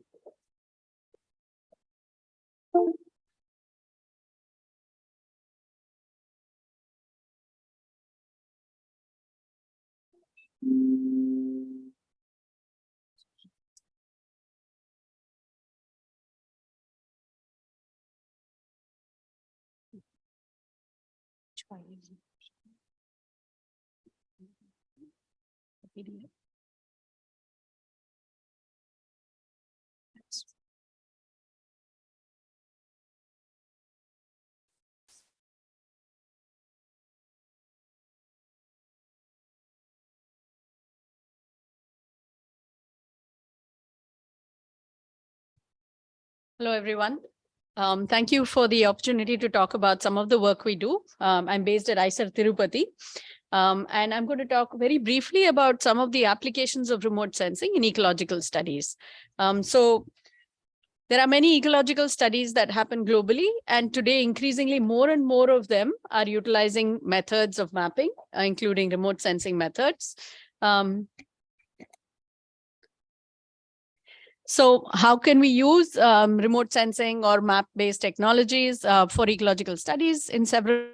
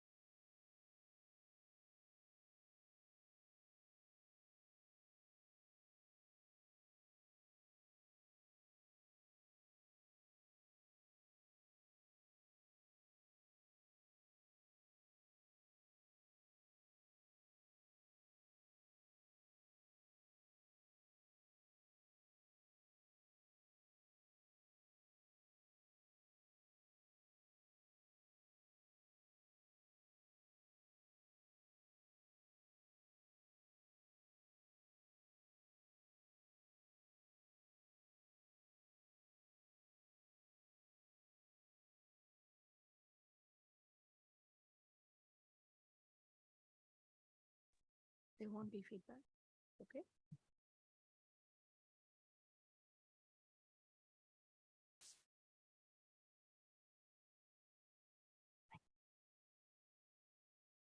Yeah, so this is an example of a study we work on in the Western Ghats in the Kodaikanal region. And you can see up there is a panel of maps, and this is a time slice of what's happening to this landscape. So we're looking at elevations above 1400 meters. This is the highest reaches where you have specific kinds of habitats, grasslands and forests.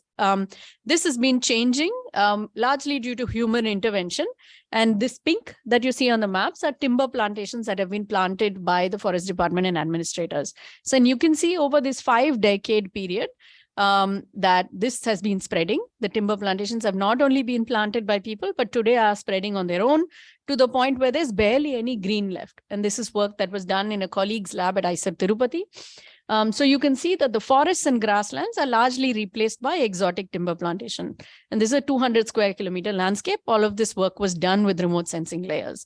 We then went and looked to see what's happening to the animals that live in this landscape and how they have been responding. And just to give you an example, these are 2 squirrels that live here. This is the palm squirrel that you see around Tirupati as well, the 3-striped palm squirrel. This is a giant squirrel. It's a much larger animal that is endemic, which means it only occurs in India. So it's not easy to see. It's found in forests around Tirupati too.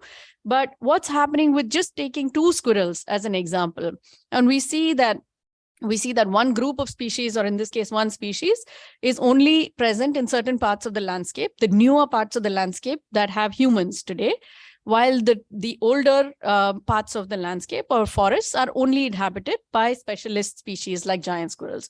Again, remote sensing and getting environmental variables in conjunction with field data is really important in allowing us to arrive at these conclusions. So here we can see that some species are managing to benefit from change, while some do not.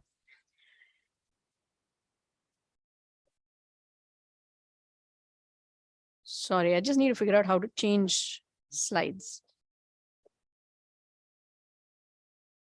No.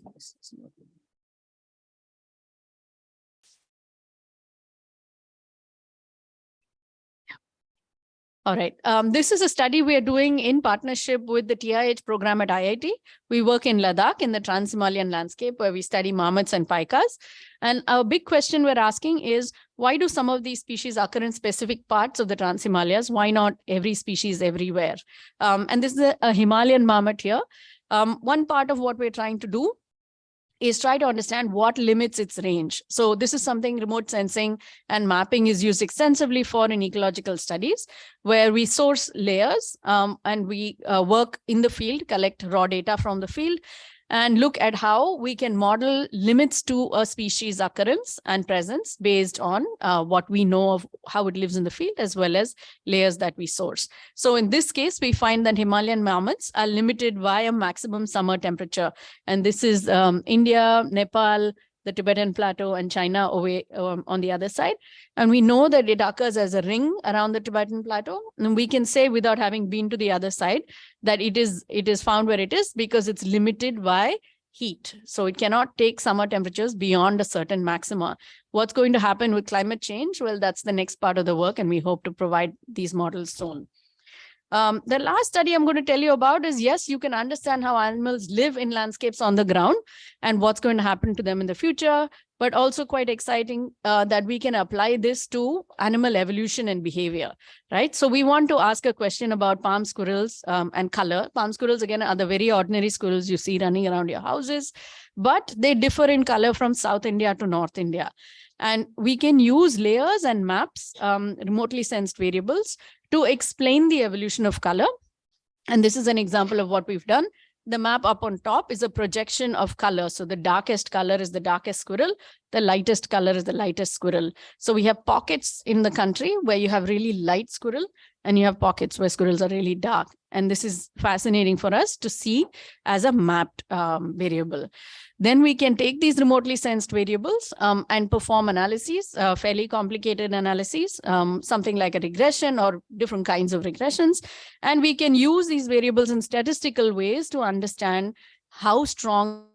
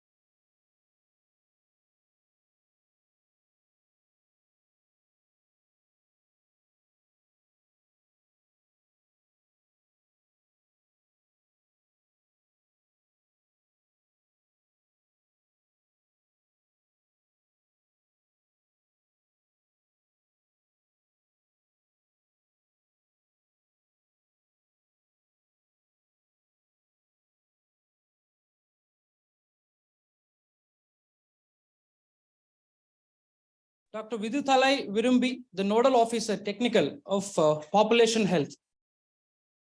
I request you to present.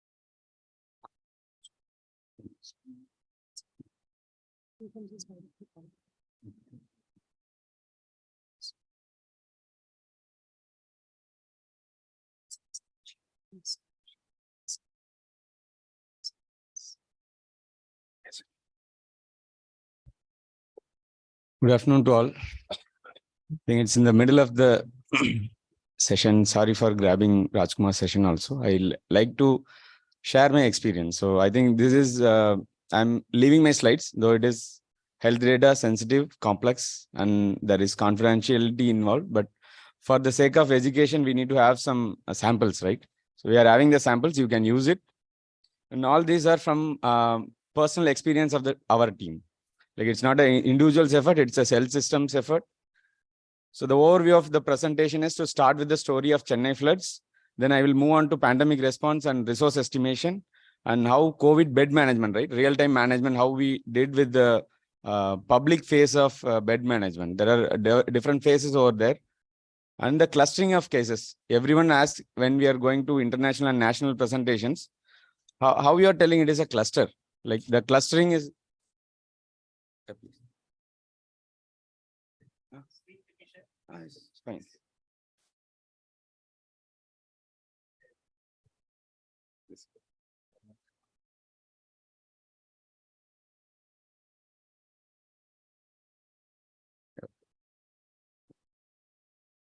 So then I will answer the buzzword called cluster, how we solved it in multiple epidemiology related conferences, right? It's more interesting over there.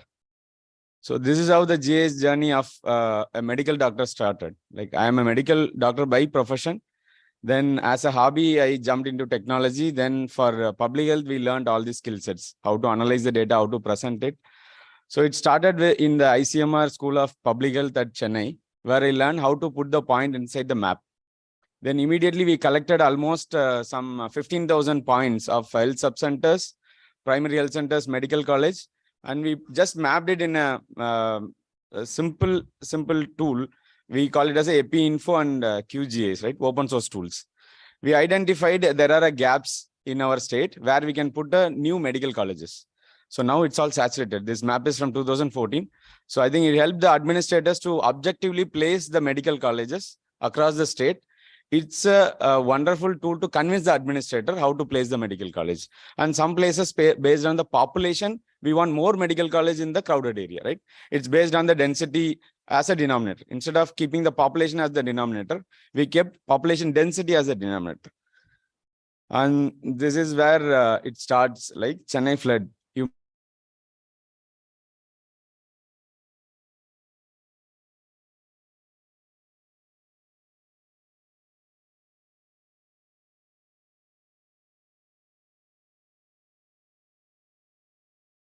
reported outbreaks. If you check any of the disaster, there will be outbreaks of leptospirosis, outbreaks of diarrhea, outbreaks of communicable disease like measles will be there.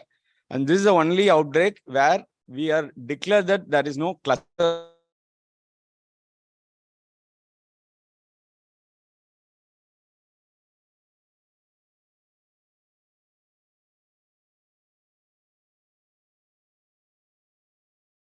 Then we just put an administrative boundary around it.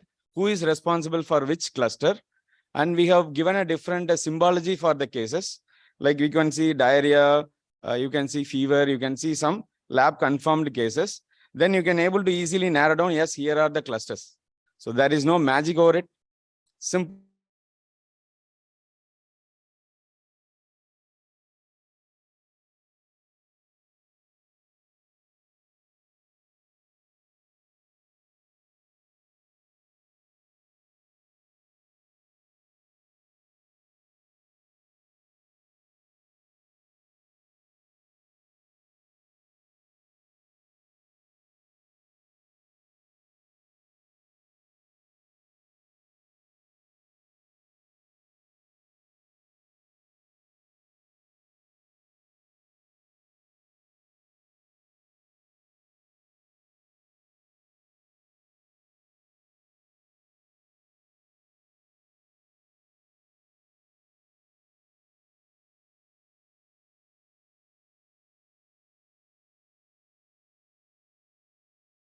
Complex problem. There is an administrator, there is a field staff, there is a technology person, there is a epidemiologist, there is a public health person. So this is our first case study.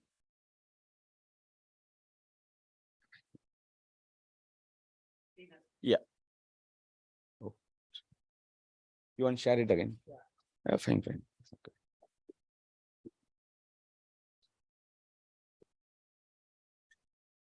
There. What we added is, we know a little bit of how to analyze the health data. We analyzed the health data and we generated a table of point of interest and we plotted in the map. So this is a combination of statistics, epidemiology and GIS. Because if we directly put a sensitive data into map, then people will ask why you are sharing a data to a GIS person. So here the data is analyzed, the insights are drawn and presented over a map. So what we did, it's a simple Excel sheet and clustering of cases based on the epi info. Then we used heat map clusters and centroids. And I think it's less than 1 kilometer, right? The grid analysis is less than 1 kilometer because the Chennai Corporation is of around 240-60 square kilometer.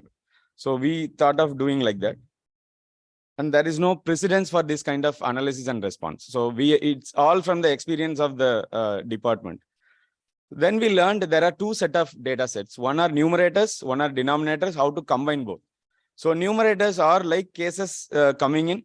Now this is one of the snapshot of a district having where the schools, colleges and cases of COVID. So now we can easily relate that if I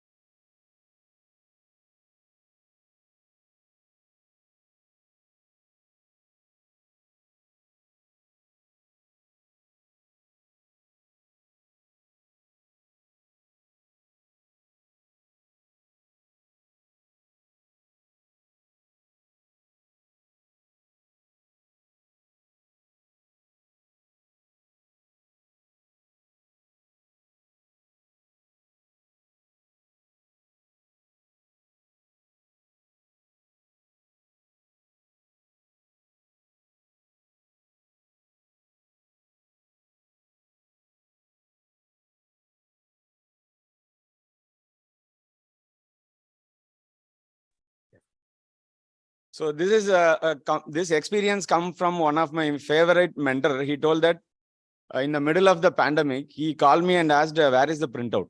I told, sir, everything is shared in WhatsApp, everything is in the mail, everything is in the groups. Why you need a printout? Then he told, boss, if you are not giving a printout, I'm not going to decide. Then we planned that we made these maps of 2 maps.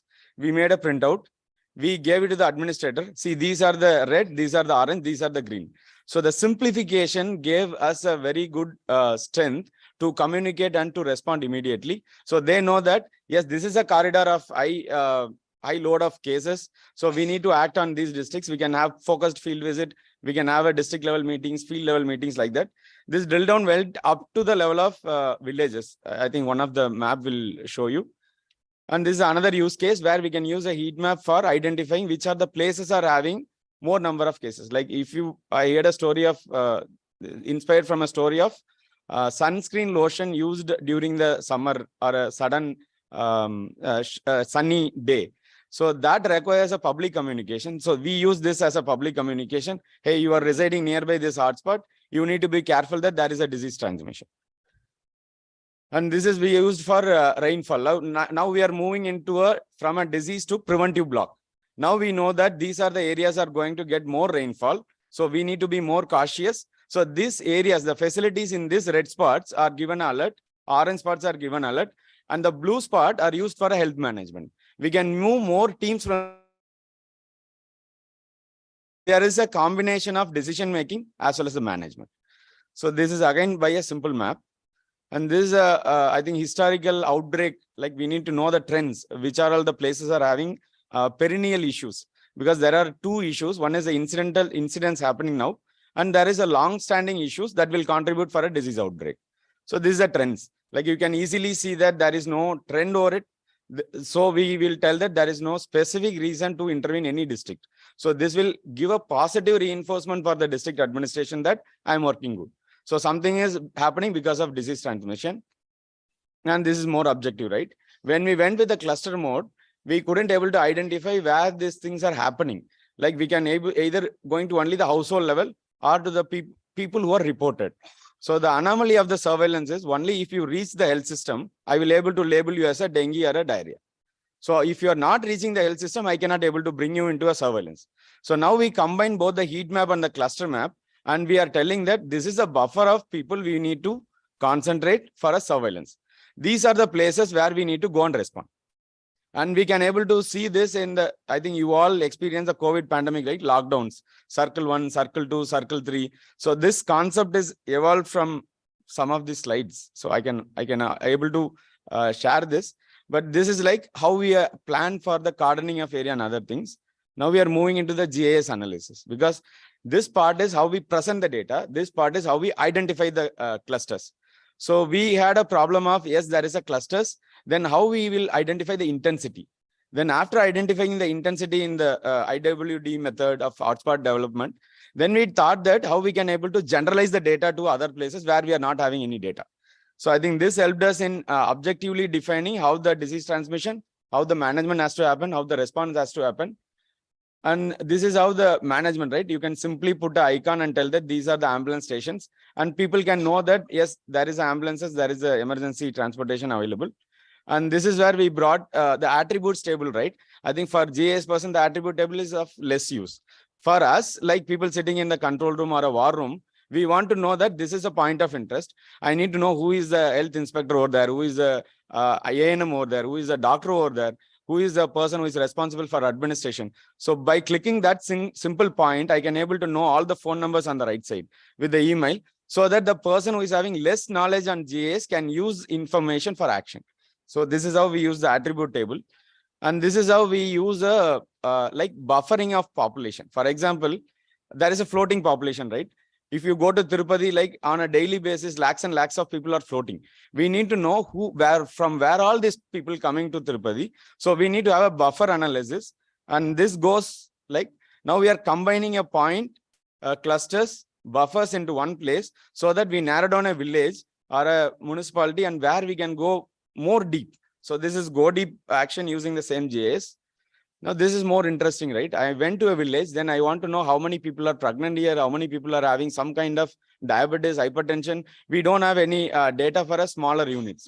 So then we thought of, we will do a house estimation. We put each house will have 3 people as a rough calculation based on the census data and the recent data. Then we can able to derive that, yes, this many people are aged of 0 to 5, this many 30 plus, this many 60 plus, this many disease profile. Yes, we want to have this many supplies, resource, and this is the team constitution to help them. So this is how we work with the IRS of Chennai. And this is an interesting thing, right? In 2016, again, going back to 2016 in Kumbh Mela, because one of our area is mass gathering where we want a real-time decision making. There is a stampede going to happen. There is a kind of disease transmission going to happen. So like we help the administration of Ujjain to identify where all these dehydration points. So that is very interesting. Like people don't want a camp, but they are dehydrated. So they want just a water, drinking water or a ORS solution in the place of where they are going here and there, like walk path. So that helped us in identifying where all this dehydration is reported. So we place the drinking water supply in and around that place. So this is how it helped in the management. Moving to the denominators, right? This inspiration again from ICMR School of Public Health. My mentors told you are more into all this data and attaching all the points to the streets. So they told in 2016, it is not possible to have the street level of number of people residing in the street. So that was called ambitious in 2016. Then we moved into the population data in 2018, where we are called whole population can be searched in a fraction of a second. Can we do it? Then we can able to attach the whole population into a street, and the decision making can be very super fast. So what we tried is we just put the denominator as the choropleth. We put all the cases types in the points of different shapes. Yes, now you know if there is more number of people, there is more number of cases, where to act and where to decide.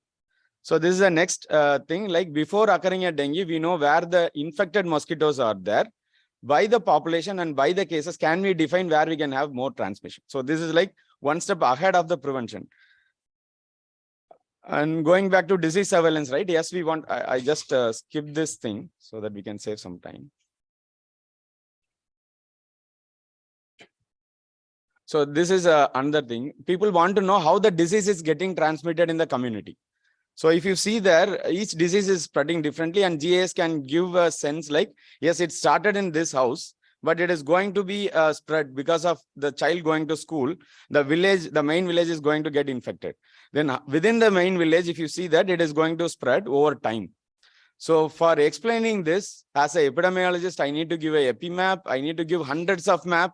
Then the people will ask me who is school going, who is non-school going, who is male, who is female, who is faculty, who is students, and who is household contacts, who is like secondary contact, who is tertiary attack rate. Everything is solved by a simple map video, like time series presentation, solved a lot of things.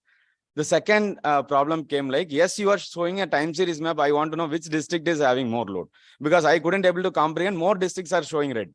So then we shown like in the right side, you can see all these district labels. We can able to show this presentation so that the district can easily identify and we can push more resource for it. And this is one more way of presentation. We presented the deaths versus the caseload. So we know if there is more caseload, yes, we can pump the resource, but because of resource constraint, we need to prioritize the resource based on the deaths. So then we brought the concept of resource prioritization using GIS.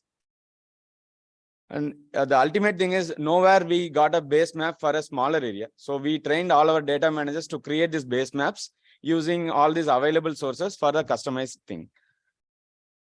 And this is how we ended, like everything has to be automated because no one is ready to sit and do a pivot table of Excel or do a regression analysis. So people want the representation in the map, then they will click and they will go for action. So we added a profile, then we added a disease surveillance data. Then we can able to show the beds, where the beds are available and where we can refer. And these clusters are auto-generated. We need to only deduplicate the clusters because the hard thing is deduplicate the line list using a field verification. Once they do the deduplication, we know that yes, these are the 6 clusters to be responded on a given date and time by radius, by area, and by number of cases decided by the local administrator. The health will work on the informal way only when the administrator is getting convinced the things will work in the field. So for convincing a different types of administrator, we need to give all these facilities to administrator so that he will decide on the go. He will deploy his 10 teams and finish the response activity. But the field team want a very granular thing. How many houses are nearby so that I can go and knock door to door because the houses are distributed differently in different places. If you go to a city, it is different. If you go to a village, it is different. If you go to a tribal and forest, it is different. So they want the households to be mapped so that they know where to go, where to knock the door. And finally, right, we want to give a p-value for every analysis. That is a very, very difficult task, how to give a p-value for what we generated finally. So then we did all this plotting, mapping, everything. We found there is an interesting thing called scan statistics, which can give a p-value for observed data and expected data. So what we did, we compared the observed and expected and we put a p-value. If you see the p-value, it is 0.0000001. That means whenever we deploy a team, yes, there is going to be a cases in that area and we are going to find. Then we put this way of right side is the representation of the same thing, where we found the deaths, where we found the hotspots, where we found the cases. Administrator convinced. I think this model is working from 2017 in TN. Informally in a WhatsApp on a daily basis, people are reporting the clusters and they are taking the action. Now I am happy to see most of these maps are having nil clusters. So I think we are now moving ahead to hotspots to cold spots, right? Because ultimately you want to know what is the snapshot of every place. So this we applied the same experience in Kerala flood of 2018, where we identified the clusters, where we made these visual clusters. Then we gave them a micro plan that these are the villages reporting high. These are the villages not reporting any of the cases. So that the state administration know that this is more cases, this is less cases, how to act on it and how to work on it. I think these are few of the publications because we need to also share our experience with the research community and for the academia. So these are our findings. Thanks for your patient listening. Any questions, quick questions I can take. Thank you.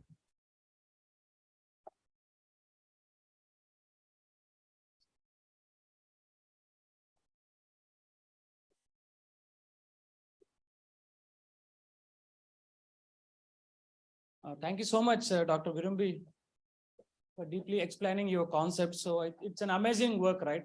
So it is highly important, especially in the disaster time. So this can be a model across the country. So thank you so much.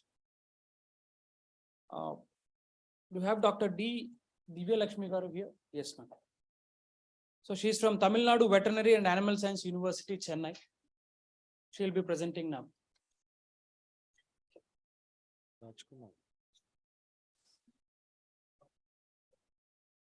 So I request Rajkumar to come onto the stage. So is the Deputy Collector, Tamil Nadu Skill Development Corporation, Government of Tamil Nadu.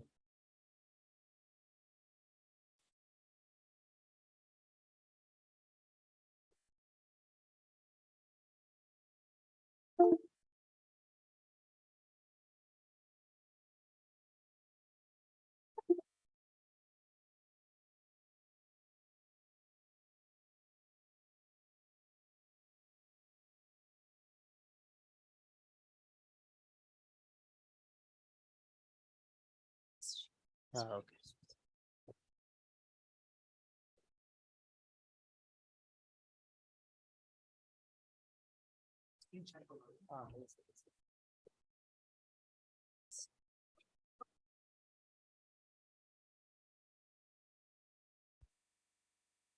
Good afternoon to respected professors, respected director, Professor Kannan sir, Professor Pennan, and Mr. Kazim, and all the dignitaries who have joined through online, and the students and all the dignitaries present here. A very good afternoon to one and all. First, I thank the opportunity given to me for this presentation on behalf of Tamil Nadu Skill Development Corporation. I'm representing Tamil Nadu Skill Development Corporation here. So once again, I thank for the opportunity given for our corporation to present our initiative and our discussing on our ongoing collaboration with IIT Bombay and IIT Tirupati. So our Tamil Nadu Skill Development Corporation has been declared as a nodal agency for all the skill development activities in the state. And we have a board of directors, all the senior secretaries representing the directorship in the board of directors. And very recently, our Honorable Chief Minister has inaugurated a massive industry relevant skilling program called Naan Mudalvan, which in Tamil is called as I Am the Leader, a massive upskilling initiative. So the objective of this program is to bridge the gap that is existing between academic institutions and the industries. These are all the conventional problems that we are talking for decades on higher education scenario. So the three components which are very critical in higher education scenario is accessibility, affordability, and quality. So in Tamil Nadu, the scenario is like there are more than 400 engineering colleges and more than 10 universities, and a lot of people, outgoing people, graduates are there. And unfortunately, there are a lot of gaps in employment also. So this mission, this program is designed in such a way that there should be the gap between the industry and the academic institution should be bridged. And Tamil Nadu Skill Development Corporation, especially this Naan Mudalvan program, was launched some 4 months before. 4 or 6 months before, a dedicated portal has been launched. So here we take cognizance of the challenges existing in our scenario, like the connectivity issues, the rural-urban divide, and the physical infrastructures, the gap, the quality gap between the tier 1, tier 2, tier 3 institutions, etc. So we want to not to create an islands of excellence, rather scaling up this program across all tier colleges, that different graded colleges. So we want to not miss, we don't want to focus on any specific like government colleges, private colleges, autonomous, non-autonomous, etc. We want to expand this program across the colleges to for benefiting the student community. So from March 1st, this program was launched, the portal was actually launched by our Honorable CM on August 29th.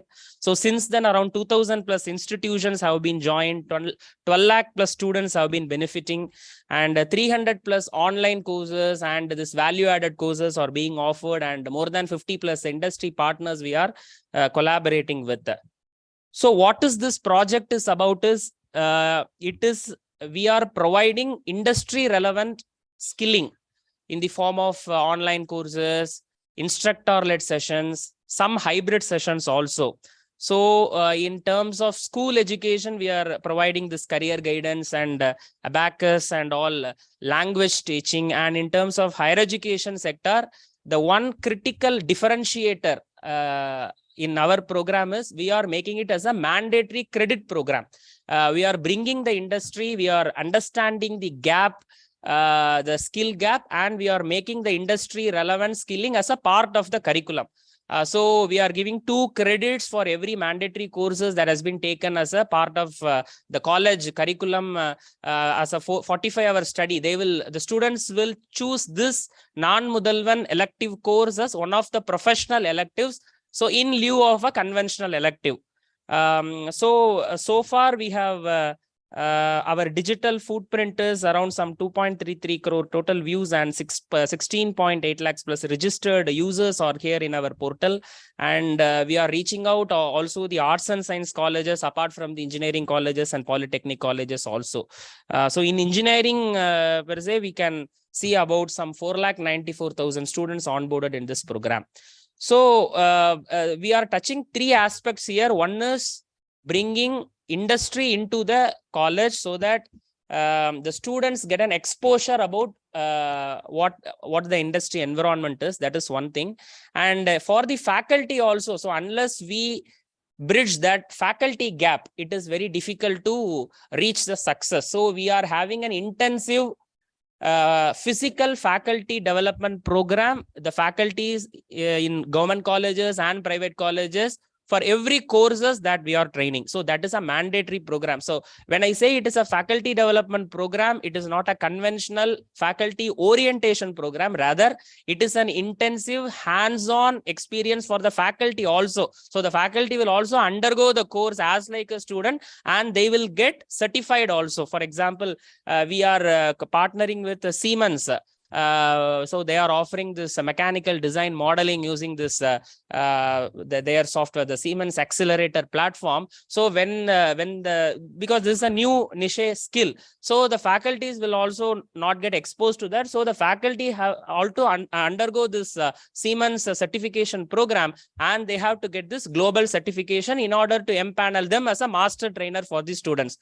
So this is one important differentiator that we see. And for the industries also, since there is frequent talks about from industries that there is a skill gap, we don't get required skilled resources. We are giving the opportunity, we are opening the doors of every colleges in Tamil Nadu for the industries to come and explain what their requirement is. We are onboarding the industries as a training partner, let them train and let them get the resources they want is the model that we are working on. So this non-Mudalvan course, we are having 3 sets like mandatory courses. As I have earlier said, it is a part of the curriculum that they have to undergo. So it is not an optional, it is a mandatory they have to take. And there are also a lot of free courses that we are offering, so that students who are willing and to take, they can take. And also we have the partners that we are working is like these are all our partners that currently we have engaged on. So the first year students,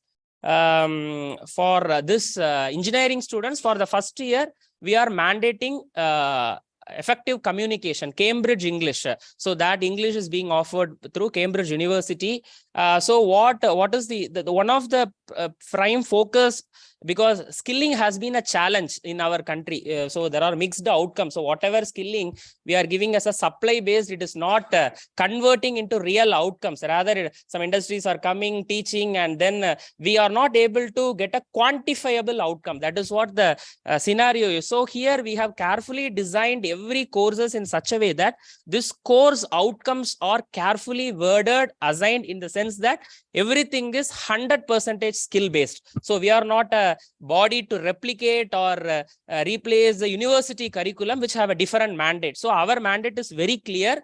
We are a body who wants to mandate skill offerings to the students. So our courses will be like, it is not a conventional courses. Rather, our course outcomes will be 100% skill based. That we want to ensure. That means at the end of the course, the student will be able to learn, understand is not our outcome. The students will be able to do, perform, execute, fabricate, program, etc. So action based, skill based outcome is what we define.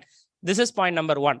And for first year students, we mandate this Cambridge English. So okay, there also what we mandate the outcome is like there is an European standard like A1, A2, B1, B2. They have a diagnostic test. So before a student entering into this Cambridge study, they have to undergo this diagnostic test so that they can understand what they will speak, listen, and write whatever through the software, and they will be doing this pre-diagnostic test where they will be assessed based on their communication capability, and they will be given this ranks like A1, A2, B1, B2 is an European standard, is a global standard. So our objective is at least one level higher at the end of the course, at the end of that Cambridge English course, at least one level higher the student should able to attain. So this is the course outcome that we are designing. So what I mean to say is that every course outcomes are carefully worded like there should be a quantifiable outcome after the end of the program. This is for the first year, and for the second years we are mandating this Microsoft Office fundamentals, this Microsoft Excel, PowerPoint, PPT, this words, etc. to all the students. They will also do some small budget analysis using some small data analytics in Excel, etc. So there's advanced Excel courses. So this Power Queries, there's all this pivot tables, etc. All the concepts will also be student able to understand during their second semester or in the third semester. So for the third year and final year, we are offering a domain-based study. So last time we have offered this machine learning, artificial intelligence, big data for computer-related domains, and for this the core domains we have offered this electric vehicle charging system, and for civil we have offered this BIM modeling, high-rise building, steel structures, etc. So for this semester, this even semester, we are offering this architectural visualization using AR, VR, blockchain development, and full stack development, metaverse, plan simulation, RPA, etc. So we are also covering arts and science college students also. So we don't want to leave that chunk of people who are graduating in arts and science. For arts and science, also for commerce students, we are offering this banking, logistics, and this GST taxation related courses. And for this computer science related streams, we are offering again this data analytics, Tableau, data analytics, etc. So for some employability related skilling like this, how to make a presentation, how to the communicative English, that also become part of this training. So our these are our CSR partners. So many of our programs are run for free of cost. So for example, the Amazon Web Services, they are as an academic partner, they are offering some credits in using the cloud, and IBM Skill Build is there, and Cisco is offering some networking essentials for free of cost, etc. So these are all the things that are in pipeline. So this, as I have earlier said, we want to don't run this program as a conventional skilling program. So we are 100% aligned with the industry requirement, like every learning should be a project-based experiential learning. So what we have thought this time is, because based on the experience that we got, last time we have purely run as an online course, but based on the experiences, we have collected feedbacks from around 1.5 lakh students, and using data analytics, the feedback that we received is online courses are effective only to a certain extent, and some sort of hybrid thing is very essential. Some sort of industry mentor hand-holding is essential, etc. So based on that feedbacks, we have devised this this time the course on purely hands-on based, and in the day one itself, some around 20 industry use cases will be given to the student. So for example, if you take this EV, one sample use cases here. So these are some sample use cases. So every use cases will be split up into 5 different tasks. So right from the day one, the student will select, because since there is a diversity existing. For example, if you give something, some students are saying this is very tough for me. Some students are saying it is very easy for me, and it is like I will do it in 2 or 3 days. This diversity challenge is one of the greatest challenge when we deal with a large scale of students like 1.5 lakh, 2.5 lakh students. So in order to cater to the diversity, because we need to also groom ourselves with the expectations from the student community. community. So in order to cater to this diversity challenge, we come up with a bouquet of industry use cases where some aspirational students can take a complex use case, and some students who are struggling to deal with the basics can choose some medium level use cases. So we have come up with a 20 use cases with varied level of complexity. So in the day one, student can choose one use case, and every alternate week, the industry partner will go to the college, and the entire use case will be split up into 5 different tasks, and every task they will perform. They will learn in the home extra hours. One college timetable will be allocated. In that they will actually perform. So the college time is dedicated only for performance, and in the home and after college hours they will learn through this YouTube and whatever this LMS content that the industry partners are providing. So learning will happen in after class hours, and actual physical performance of tasks and hands-on training will happen in the classroom hours is the model that we have worked. So this is some of our initiatives for the finishing schools graduates also. So some hackathons are also we are proposing, because for the students to get incentivized, because today a lot of information ocean is available. Everything is available, and there are NPTEL courses. Already we have partnered with the IIT Madras is providing NPTEL courses, lot of YouTube, etc., etc. But the students should get motivated. So in order to ensure motivation level of the student, one thing is since we are mandating it as a part of curriculum, so naturally they have to take. That is one part. And the second part is some incentives, like many tier 3 institutions and all, they like to collaborate with IIT like premier institutions. So we are as our IIT Bombay has also consented to offer some internships from the bright students that they are coming up.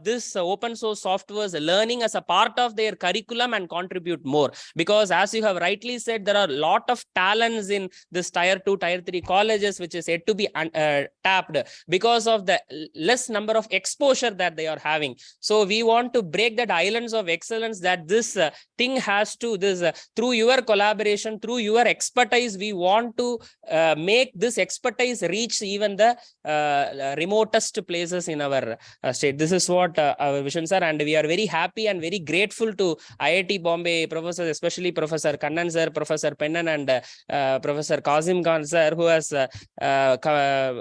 actively engaging with us in taking this movement forward for the benefit of the student community. So I also request Director IIT Tirupati also to extend your support and guidance in mentoring our students in taking this exercise, because we want to collaborate with all the institutes of eminence across the state, and to give incentives to the student. Our board is also willing to give a lot of incentives, like for the faculty we are going to empanel them as a master trainer with lot, and for the students we are also planning for abroad visits, internships in premier institutions through this hackathons kind of activity. So we like to closely collaborate with you, and once again thank you for the opportunity given to us in presenting in this esteemed forum. Thank you very much.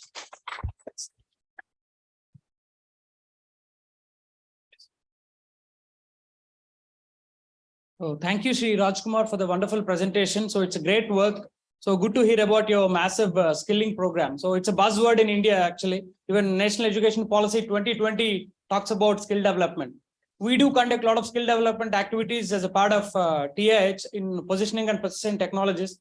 Maybe you can think of collaborating with us. Thank you so much for your presence.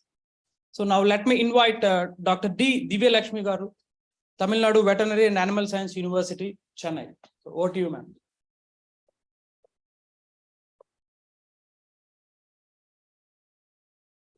Learned Lawrence, respected sirs and madams, my humble respects, and a good noon all.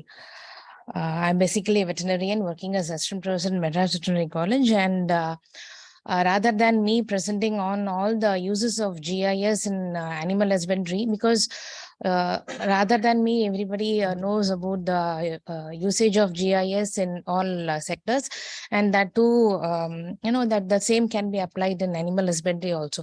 So let me explain one of the recently submitted dissertation of thesis by one of our departments. I work in the Department of Livestock Production Management in Madras Veterinary College.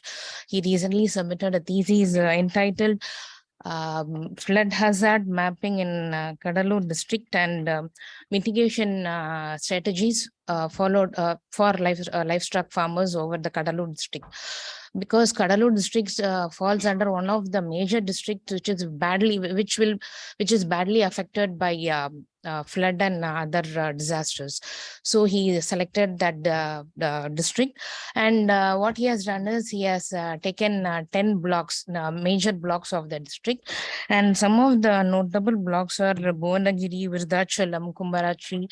All these blocks are very notable blocks which are very badly affected by flood. And these blocks, why these are very notable means, these blocks have more animal husbandry concentrations, and they contribute to major animal husbandry hubs over the district. So he has taken that blocks.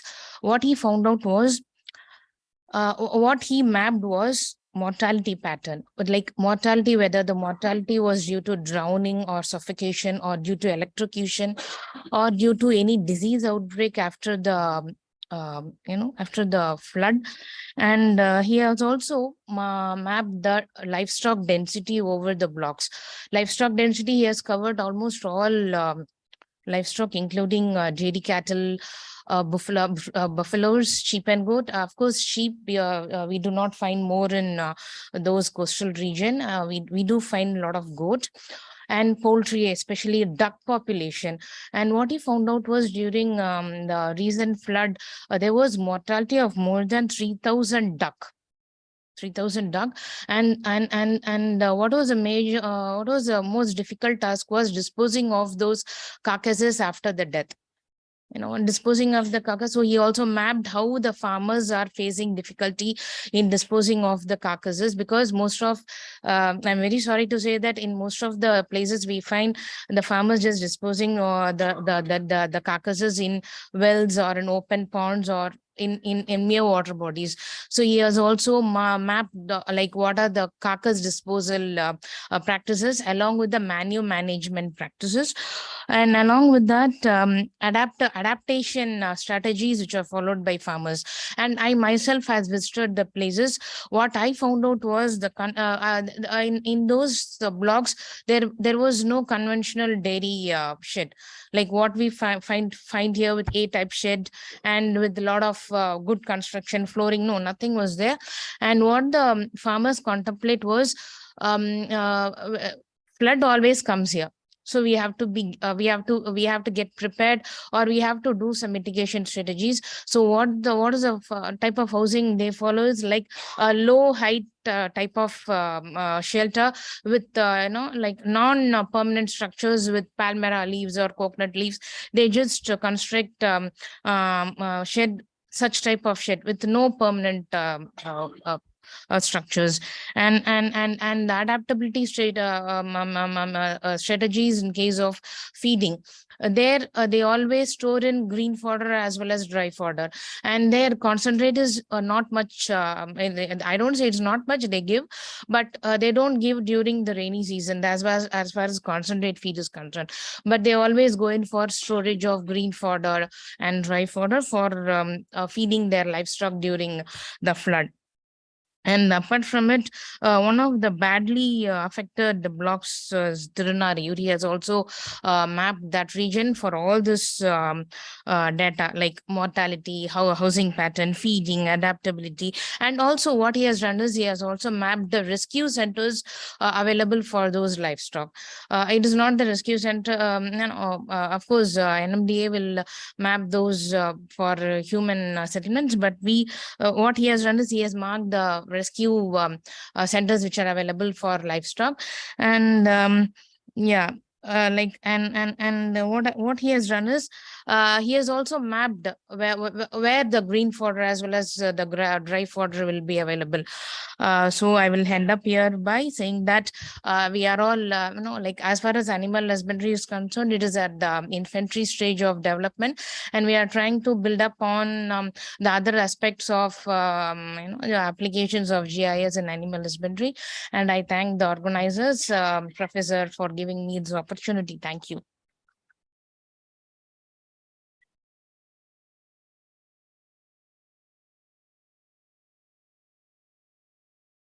Thank you so much, Dr. Divya Lakshmi ma'am. So morning, in a small interaction, she was telling like this mapping and GIS technologies are not only for human beings. So it is important for all the species. So that's what we can hear from her presentation. Thank you so much. Now we have last presentation for today from engineer Praveen Kole, PhD scholar at IIT Bombay and superintending in engineer water resources department, government of Maharashtra. I request Shailaja to play the recorded video.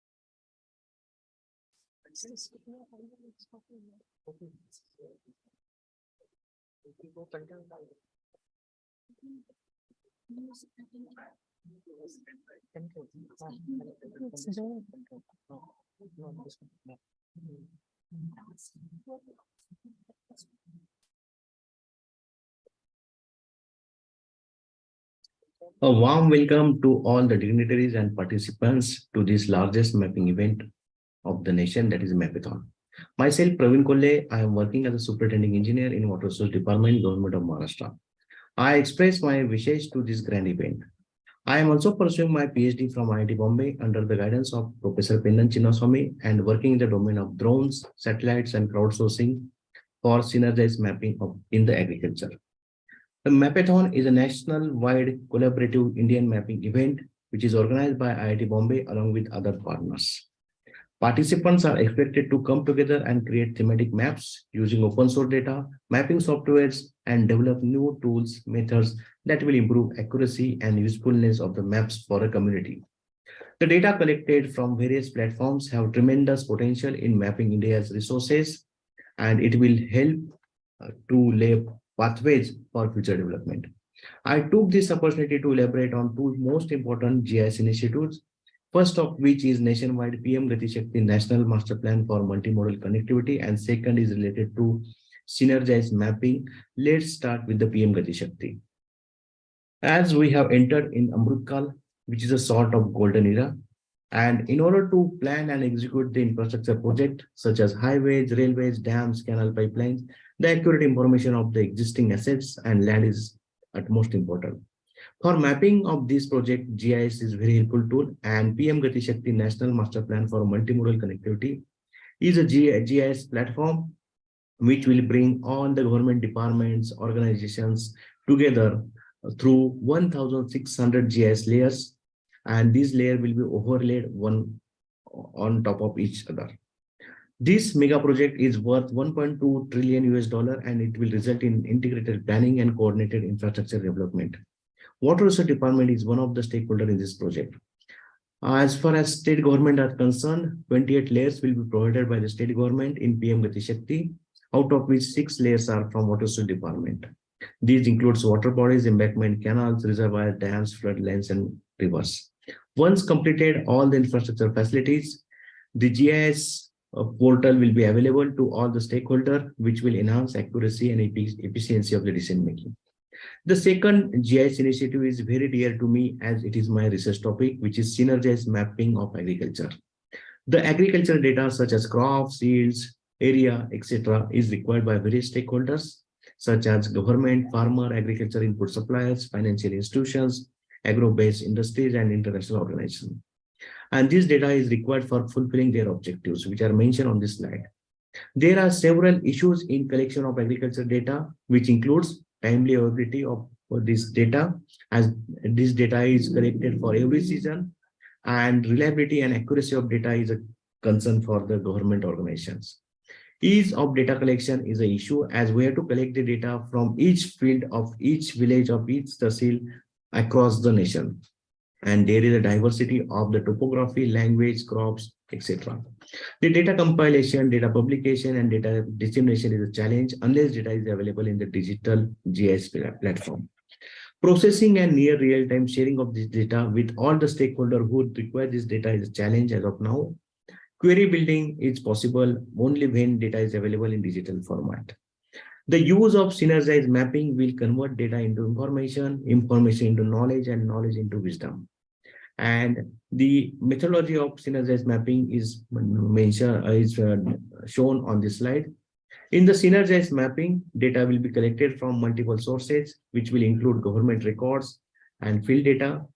Data will be also collected by field surveys, crowdsourcing, satellite, and drones. The algorithm will provide reliable and timely availability of agriculture data, which will result the benefits to all the stakeholders. At the end, I wish all the success to Mapathon 2023 and wish that this nationwide event will result in better understanding of GIS platform and application for developing India. The maps and techniques developed by the student will be rich in data and resolution, and it will be very helpful for the government and private agencies for better decision making. This initiative will help local data at national level.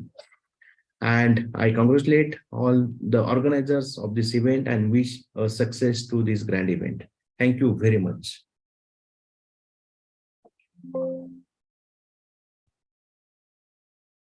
Thank you so much, Engineer Praveen. So he's not with us, but has presented. A warm welcome to all the dignitaries and participants to this largest mapping event of the nation, that is Mapathon. Right. Thank you also. That's all about the presentations today. Now you can break for lunch and you can join at 2 p.m. So from 2 to 4, we'll have a power-packed session on Mapathon. So the workshop session will be handled by Professor Pennan Chinnaswamy from faculty from IIT Bombay. So please utilize that opportunity and please have your lunch and join at 2 p.m. Thank you.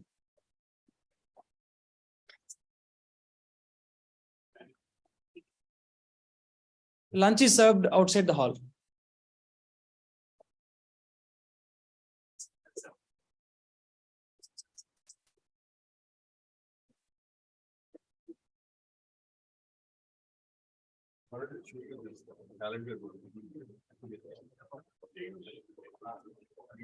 Pause the camera. Camera. It's possible.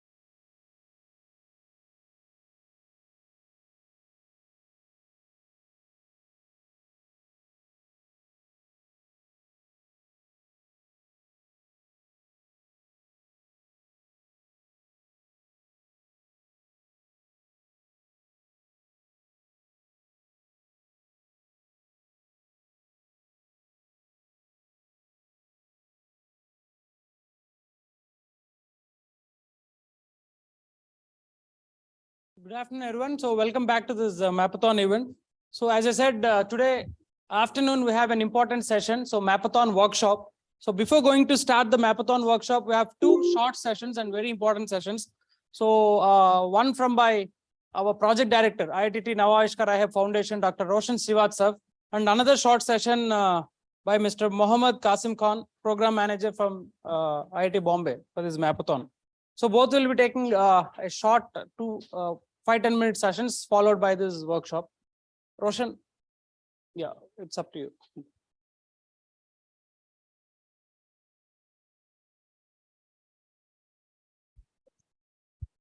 Yeah, thank you. I know this is one of the toughest session after the lunch. Every one of you might be feeling drowsy. I'll make sure that I'll make it as entertaining as possible. Not to dance and show, but definitely what I'm going to do is there's some exciting opportunities for all of you who are here. There are a number of items which I think I can see from the morning. There are a lot of departments who wants to get in touch in GIS, remote sensing, and beyond that. I think I'll just go through this in next 5 to 10 minutes. Just bear with me. I'm not the sweetest voice here. Just okay. Thank you. So there's something called like NMEICT. We were just talking about how the FOSSEE has come, and we are another national mission on interdisciplinary cyber physical systems. This is an initiative by Government of India, where Government of India has done like, see, basically whatever schemes we see today is all about Atmanirbhar programs. We all understand that we wanted to make all this stuff in India. We want to make sure that we are very much independent of the resources coming from outside. So Government of India has decided, where do we focus today? What kind of a focus should be there? One was education. We have been seeing FOSSEE has been doing.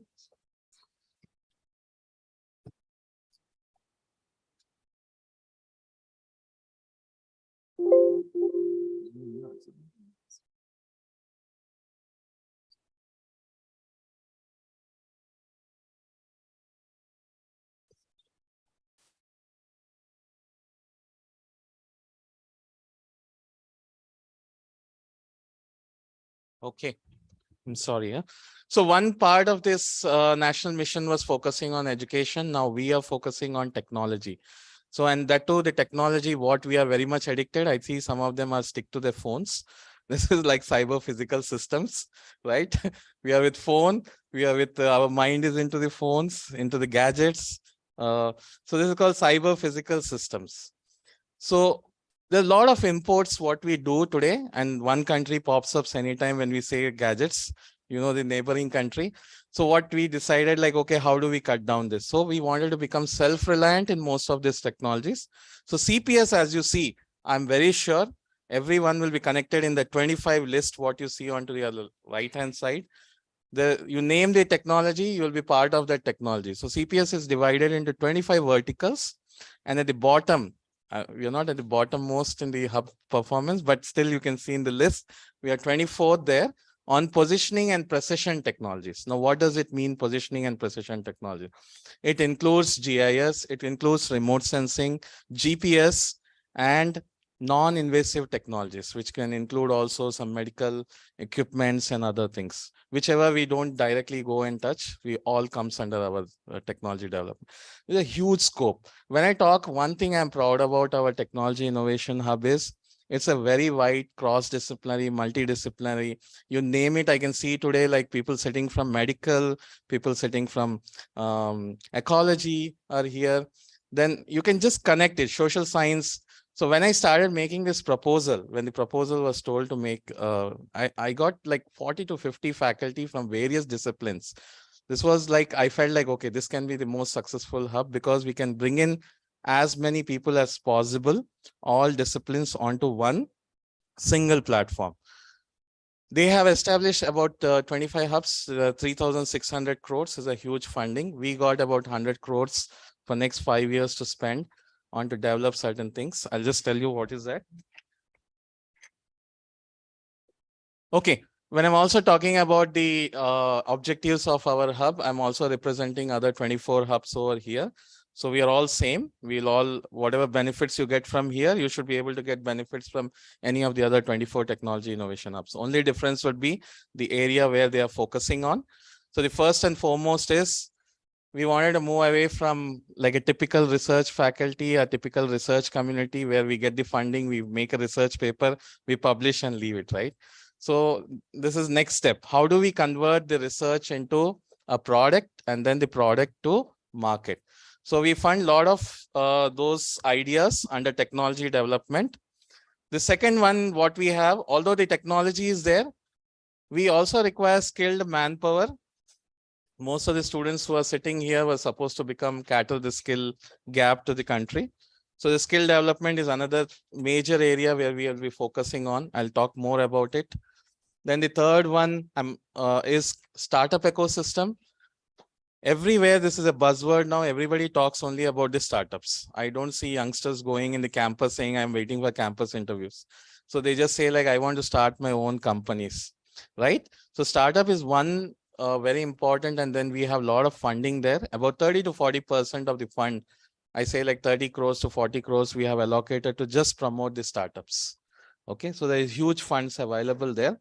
And then international collaborations. When I say international collaboration, this doesn't mean that I'm just going to connect with the expertise. We also see that if there are good IPs abroad available, now you see like, okay, there's a technology already available. Can we bring this technology as early as possible to India, give it to the startups or the industry so that they can start producing the products within India? So basically, we're trying to reduce that latency and other things. I'm not going to go into the mission and geospatial. I think from morning we have been listening. We have been only on one target. How do we use this geospatial technologies to kind of, affect or study the community, disaster management, you name it. I think geospatial technology will be very useful here. We have been mandated, like we also see like much of you who are sitting here are very comfortable to stick to the computers because it's easy. We have like, we do the lazy jobs, we sit on the desk and we are good at computers. But what about the hardware? This is where other countries beat us. So we actually trying to make sure that we promote a lot of hardware related projects. So technology development should be more focused on hardware. So this is something very important. I think applications wise, as I said, you just name it. I think everywhere we are there. Many of you are, I think, attending GIS remote sensing course students. So you should be very happy to see that n number of examples I can give in the applications where you can apply this. Okay, we were not just a bunch of faculties who were sitting here and said like, okay, we think whatever, and then we'll decide and say like, these are the problems we have to solve. What we did is we just send it across 50 to 60 experts across the country and said like, okay, where do I need to focus today so that in down the line 5 to 10 years, we become world leaders in especially in positioning and precision technologies. So you can see on the screen, 8 major areas were identified. The first one reads atomic clock. Now I think we are more talking about, I'll change it a bit to quantum technologies. Quantum positioning is what we are calling. And satellites is another area. I think it should excite us. We are also trying to work closely with IST Trivandrum to get into the satellite technology. And then indoor localization. This is another big area. If you're a youngster who wants to focus and who wants to come up with startups, I think Nandini is also working indoor, but it's a burrowed animals, which is under the ground. So there are a number of possibilities, when you talk about indoor navigation. And geospatial applications.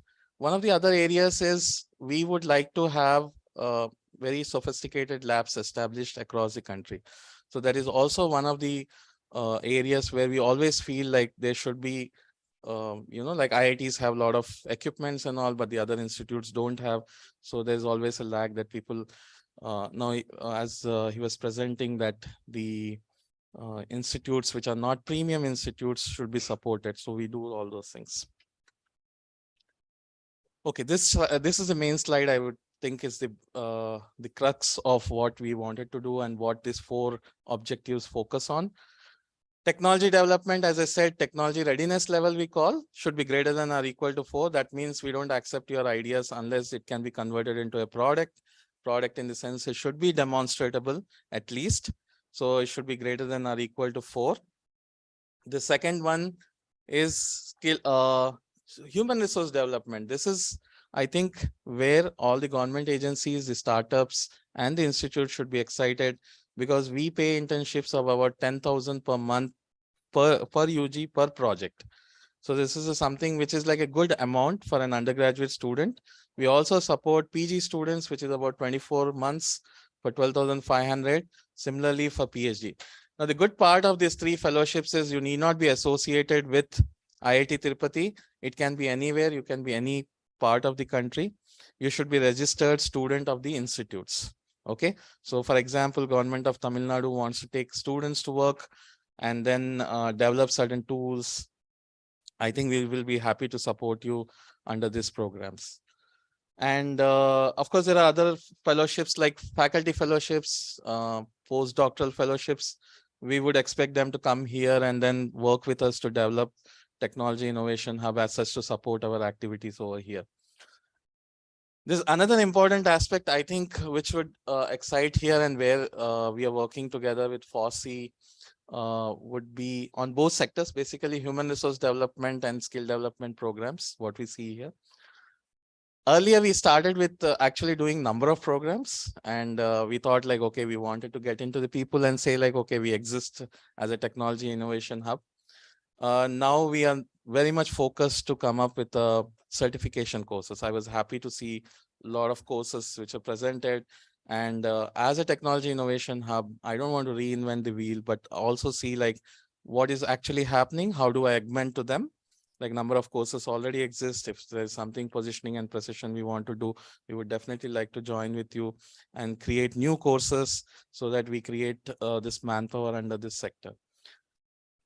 And also what we would like to do is under the training, we are trying, especially the main focus I have been looking into is not just the UG students, which are like bachelors, but I'm very much interested in polytechnics. I mean, the diploma holders. They are the people who actually are the manpower, the backbone of most of the surveying what we do, the equipments who been handled. So I'm very much interested to work with many of the state governments and including FOSSEE. We would like to come up with a lot of programs with them. I'm closely associated with industries, asking them to come up and give their advanced equipment trainings so that we can freely provide this across the diploma holders and other things. Startup ecosystem is another flagship programs for us. If you have an idea, you just walk in. We just recently did Agrithon.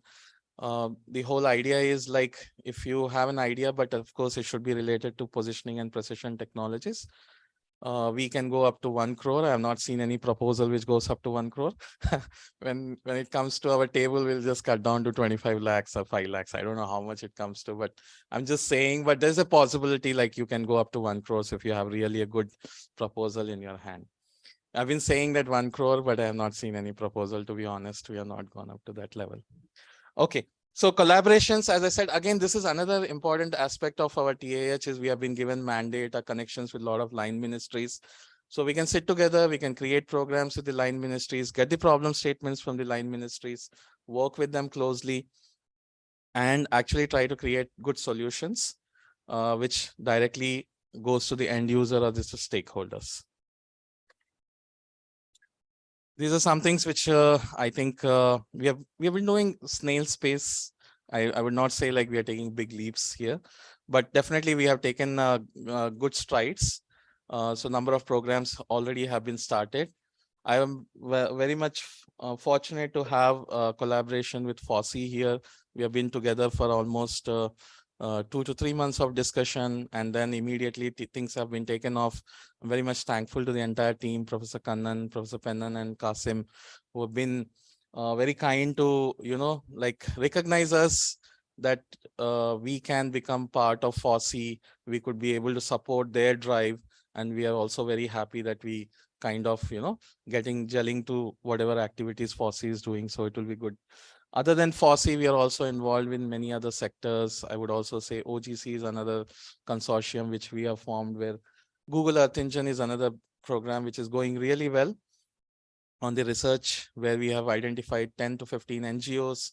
NGOs has given us the problem statements, and 16 I think one of them is from IIT Tirupati, but 16 students have been identified across the country, and they are working on the problem which is directly related or to connected to the end users. Okay, this is another important aspect. Again, we work on an hub and spoke model. I would not say like sitting at IIT Tirupati, I can rule everything, I can do everything. We don't think like that. We just try to connect as many institutes as possible, as many like-minded people as possible. So I have something called hub, spoke, and spikes. So when I say spokes, it's more about the institutes we get connected. When I say spikes, it's an individuals whom we get connected. So we are making all the teams. I invite all of you who are here, who are an expert here, who would like to join as an advisory, or you want to join as an expert team with us, or a faculty coordinators, you're more than welcome to join the TIH, any of the areas which you feel like. If the existing areas are already there, probably you can join the team and start contributing to that. There are a number of other programs we are starting. Survey of India has been recent body which we try to, it's been 1 year, more than 1 year we have been trying to get with them.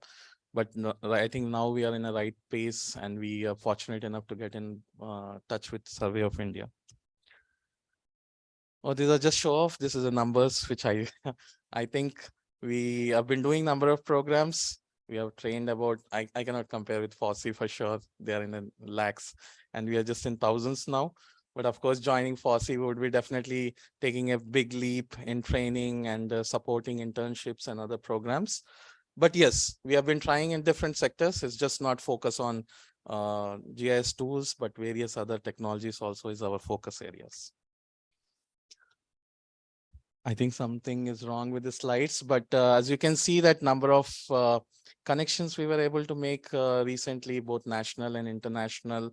And we have been really trying to make sure that most of the industries get connected. AGI is one of the industrial body of India where we got connected recently. Good news is we are going to work closely with AGI to bring the training programs which are relevant to the students. And also we are working very closely to make sure that we apart from training programs, we also do some kind of an white paper documents and other things. Where do industry see us like we should focus as a researcher and startups? Some of the major upcoming events, of course, we are working very closely with the AP SAC and AP Innovation body to get into this PM Gati Shakti portal for logistics hackathon. We are also planning industry stakeholders meeting. The first meeting went really well with T-Hub, which is Telangana Hub. And then we are also planning with several other such stakeholders meeting, especially with AGI, what is going to come up. And two programs which is of interest now, which is going to come in March 2023. One is the 5G applications to, today also I was listening, there was a 5G, people were talking about it. So 5G applications to positioning and precision is a big deal, both in the communication side as well as on the defense side. So we are going to work closely onto that. And I think FOSSEE is also, again, will be happy, like we are also looking at same way. And then we were discussing last night, Bhuvan is an homegrown ISRO's platform for GIS. So how do we now take this to the students? I don't know how many of you know Bhuvan in this room sitting here over here. So this is another platform which I think we should promote. This is Make in India, ISRO has been developing. Also support other open sources. This is something which I thought which is important. We are also working on women in GIS. We are trying to make sure that most women, again, FOSSEE is also on board with this. We are trying to develop a team of women scientists in India, women researchers, women students, and see like recognize them in various fields. Then at last, we are working with defense on GeoAI. If you're working on AI/ML, now I give you a challenge. When you add a geospatial component to that, then it becomes a little more complex. So GeoAI is a big thing, and the defense is very much interested too. A lot of projects may come in that way. So please keep looking into our website. A lot of student projects are going to come in GeoAI for sure. There's a hackathon we are going to launch. We have already decided that the hackathon will be in May 2023 on GeoAI. So for more details, I think you should be keep visiting our website. Okay, I would like to thank at the end all our team and mentors over here. Hub governing body is our apex body, and I'm very fortunate to have people who are very experienced, and I've been learning a lot from them the moment they have joined. So start with, we have Professor YVN Krishnamurthy from IST. He's been the ex-director for NRSC, NARL, National Atmospheric Research Laboratories. Then we have Dr. Ajit Kalgatki sir, who is from Antrix. This is again ISRO's cell arm. And then we have Major General Shivakumar sir, who's retired, but he's a very well-known personality in the remote sensing. He's from DST. Then Professor Omkar Dikshit, he's heading this National Geodesy Center, IIT Kanpur, where Awadh comes from.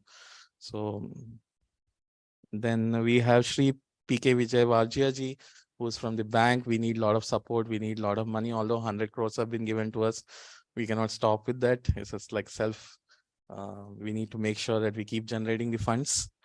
We have recently inducted Lieutenant General Anil Kapoor sir, who is here with us now in the hall. I think I'm very fortunate. He's been defense and a lot of connections, a lot of learning from him every time we sit. And yesterday we had a great, yesterday's discussion was also for, I think a lot of things the senior people bring in adds enormous value and direction to our hub. And to the last, I would like to thank our internal team, Professor Satya. Of course, he's been the backbone right from the beginning, the day one, it's been handed over to us. He's been there always. He's given us a lot of support and connections. I would also like to thank our CEO. We have a nice structured team here. Srinivas Murthy, who is apparently now in the US, but he's the one who's been making a lot of international connections for us. And Dr. Anil, who is our Dean SRC, has also been one of the board of directors for us, very supportive. At the end, I would say, these are the faculty from IIT Tirupati, 40 to 50 faculty who have supported me when I was writing proposals. They were amazing. I think they were the one who gave me all the information when we were writing these proposals. And the other institutes like ICER, and there was several other institutes who came forward. 3 months was very hectic, but all the faculty were very kind enough to give me the data. It was very challenging for us, but we made it. And I would definitely like to bring it again, that because of all these faculties, what we are today. And I would like to thank. Yeah, that's it from my side. If you have any questions, I'll be very happy to answer. I know I might have sound boring at the end, but if you have any questions, we'll be very happy to answer.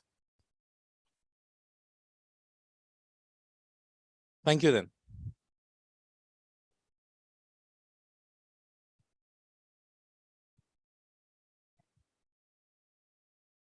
Thank you, Roshan, for the elaborate explanation about our TIH.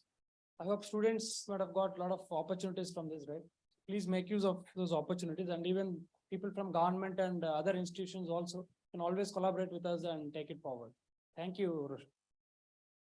Now I invite Mr. Mohammad Kashim Khan, the program manager of this Mapathon.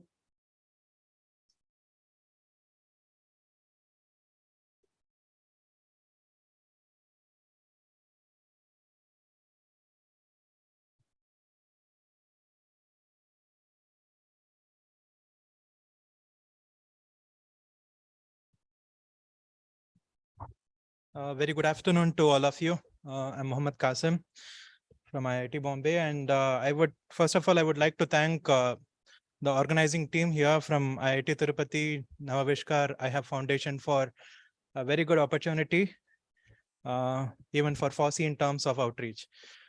We thank Professor Satya and all the governing board members here, all the faculty, student, and other key resources who have come from different government agencies and technical partners of IIT Bombay. And I will not take more than 5 minutes. I'm here to give some basic instruction of how we visualize this activity from IIT Bombay, what Mapathon is all about. We have certain mandates that we expect the teams to follow. And over and above, from IIT Bombay, there is always a question like who is conducting the activity? What is the end objective? I mean, how far are we going to take these activities to the next level? What are the benefits the students are going to get? So I'm here to answer these few queries. Okay. So we belong to IIT Bombay, and IIT Bombay has multiple projects running. And out of all those projects, one is FOSSEE. FOSSEE stands for Free and Open Source Software for Education. Same like IIT Tirupati's TIH comes under a mission called National Mission on Interdisciplinary Cyber Physical System. The FOSSEE project of IIT Bombay comes under a different mission. It is called National Mission on Education through ICT. And this mission, yeah, so thing to be noted is that the National Mission on Education through ICT started here in Tirupati in the year 2009. And it is a circle for us. We came back here now. So almost all of you know about projects like NPTEL, eYantra, the robotics project of IIT Bombay. Some of you would have gone through like InflipNet. There is a project for library connections. Various initiatives are there. There are like Swayam project is there. Through Swayam, most of you would have taken online courses. I understand like viewers, we have also participants who are watching this thing from YouTube and so on. So through the National Mission on Education through ICT, various projects have got evolved, and one among them is FOSSEE. FOSSEE is a project developed at IIT Bombay, which basically emphasizes on promoting the usage of open source software across academia and also in terms of industry. I would like to add a value to what Professor Roshan had just mentioned in front of us. Nowadays, like I'm also a student. In fact, Professor Pennan is my PhD guide. I'm with IIT Bombay for the past 10 years, and being a program manager now for this GIS vertical, the thing that we have observed, even as a student and also in different ways of how we see things, nowadays students, we learn, and after learning, we actually want to become something big. And for becoming big, the most valuable opportunity that we have is in terms of creating our own startup, our own ecosystem, where we could evolve ourselves based on the knowledge base that the institution has provided. So what we do here at FOSSEE is we promote the usage of open source software. FOSSEE promotes more than 13 softwares, and these come under different categories. I'll just show a gist for 10 to 15 seconds about the FOSSEE thing.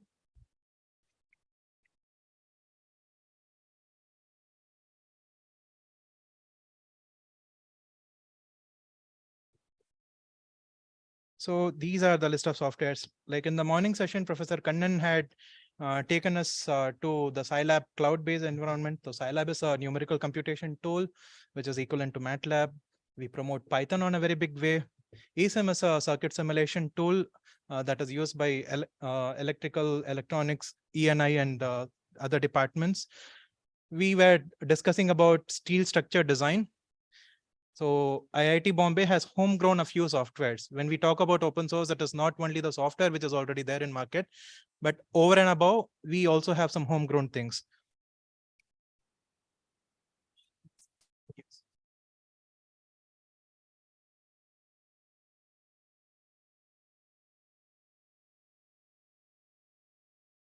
Thank you. Okay, so OSDAG is for steel structure design. And for chemical engineers and people who worked, who are pursuing courses like pharma courses and so on, they have something called process simulation for mixing up chemicals, for evolving new drugs. We have something called DWSIM. This is basically a tool which emerged out of Brazil. We have something called OpenFOAM. It is for computational fluid dynamics. CFD-based activity, we have OpenModelica.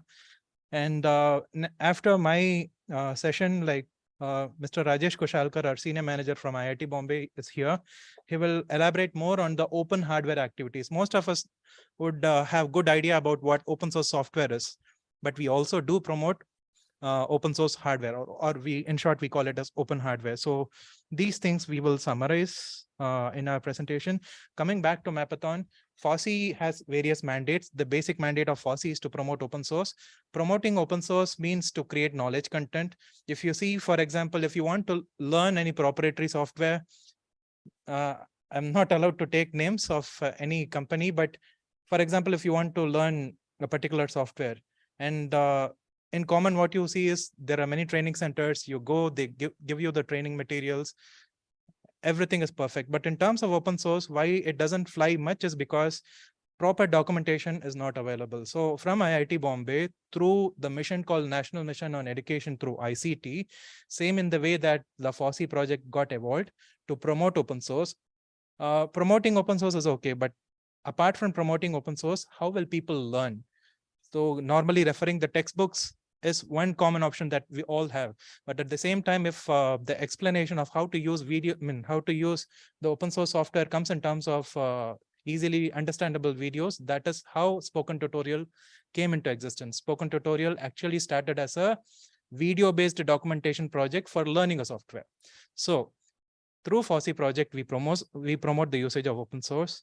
And coming back to the Mapathon angle, we promote a software called QGIS, which is mainly meant for creating maps. It is an open source software.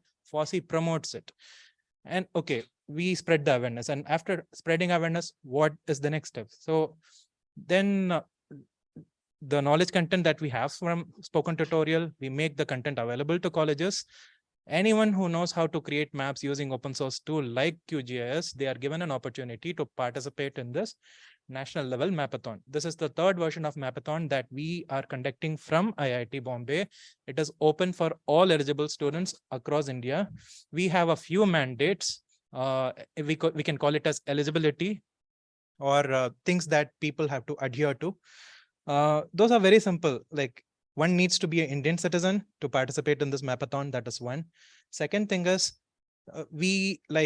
you will create maps, but for creating maps, you need to finalize a problem statement. Like some people were talking about agriculture, some people were talking about medicine, different fields wherever maps could be created. Here, the maps that anyone who want to participate in this Mapathon, they have to give a problem statement which is aligned to a sustainable development goal, which is proposed by the United Nations development program. So that is one mandate. It should be SDG compliant. And the government of India very recently has issued the National Geospatial Policy. People have to be very particular about the boundaries that they use for creating maps. And that is one mandate, that is the most serious mandate that we try to enforce all the time. And otherwise, things are very simple. Okay, so this is Mapathon. Now Professor Pennan will talk in detail about it.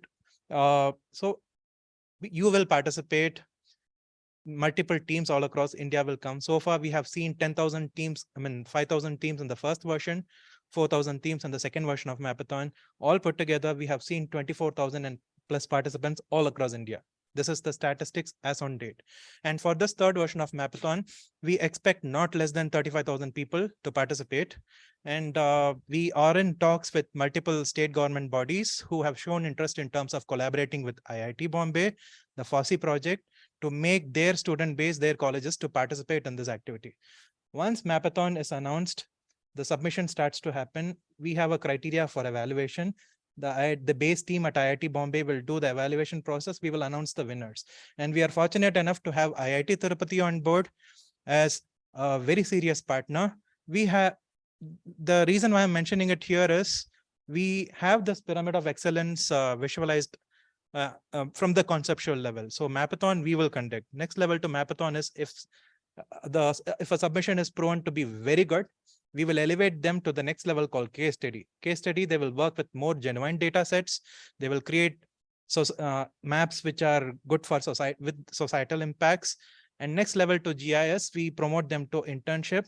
So we have divided the activities. We have categorized the activities very clearly, what IIT Bombay will do, the FOSSEE project will do, and in whichever possible way we could synergize our goals with partner institutions. So we are very much fortunate to have IIT Tirupati Navavishkar I have Foundation as a partner in this regard.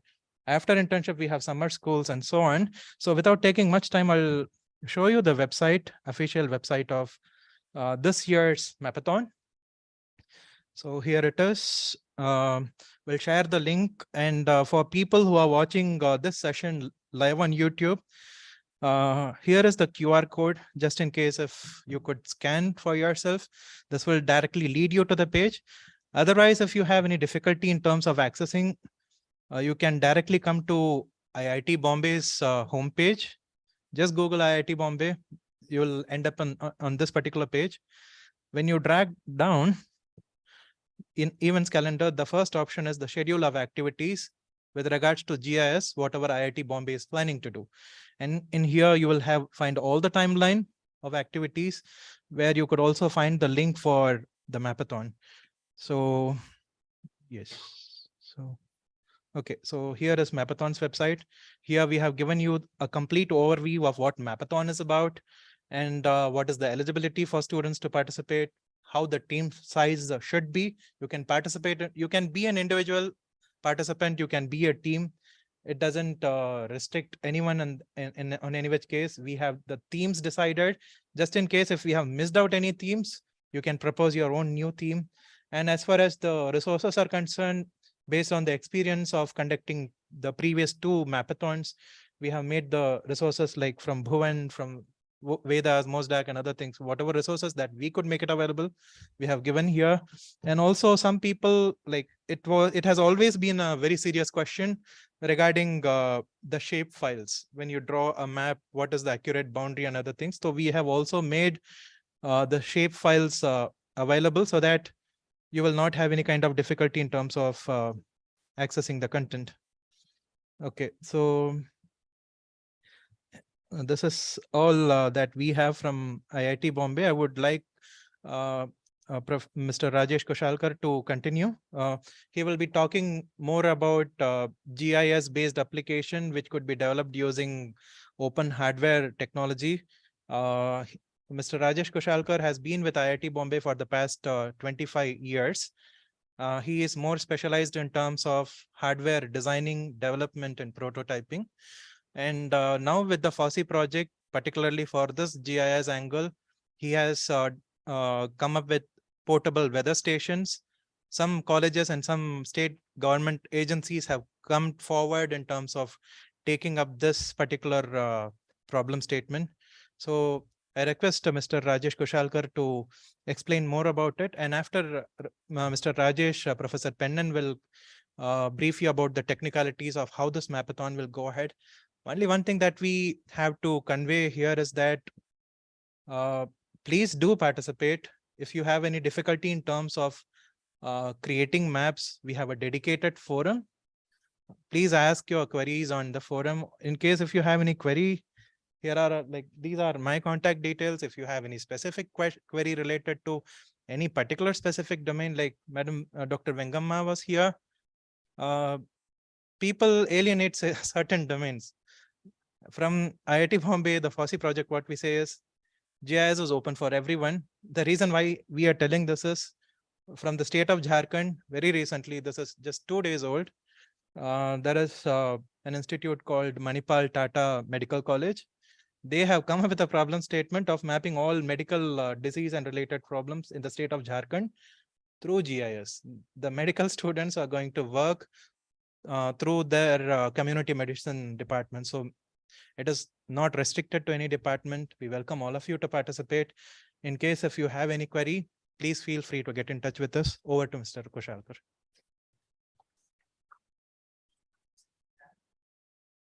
Actually, it is getting hidden here.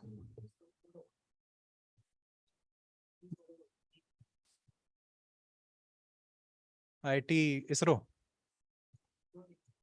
Yeah, it's working.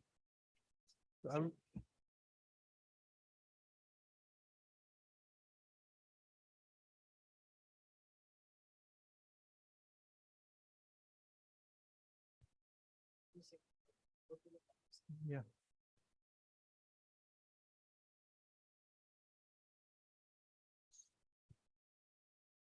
In this, the contact details are previous are of the previous version. Yeah, so we have the about statement. Everything is a running sequence here. So we have problem statements, we have resources. We also have declared the results. If you come up with good submission, we categorize the winners into two broad ways: champions and winners. Champions usually get a chance to do internship with IIT Bombay directly. Now that we have partner institution IIT Tirupati, we are exploring synergies. So possibly you will also get a brighter chance for the next level steps. So please do refer our website, and in case if you have any query, please feel free to get in touch with us. Thanks for the opportunity, and very well organizational work done by IIT Tirupati's team. Can we give a great round of applause to them? So thank you so much for this opportunity. Thank you.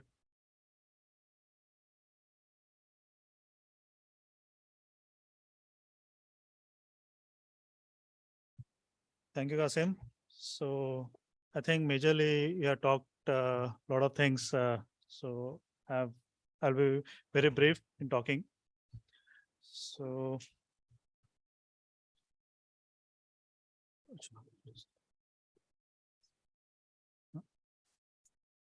no, I don't have slides. I don't have. I'll just show you the website.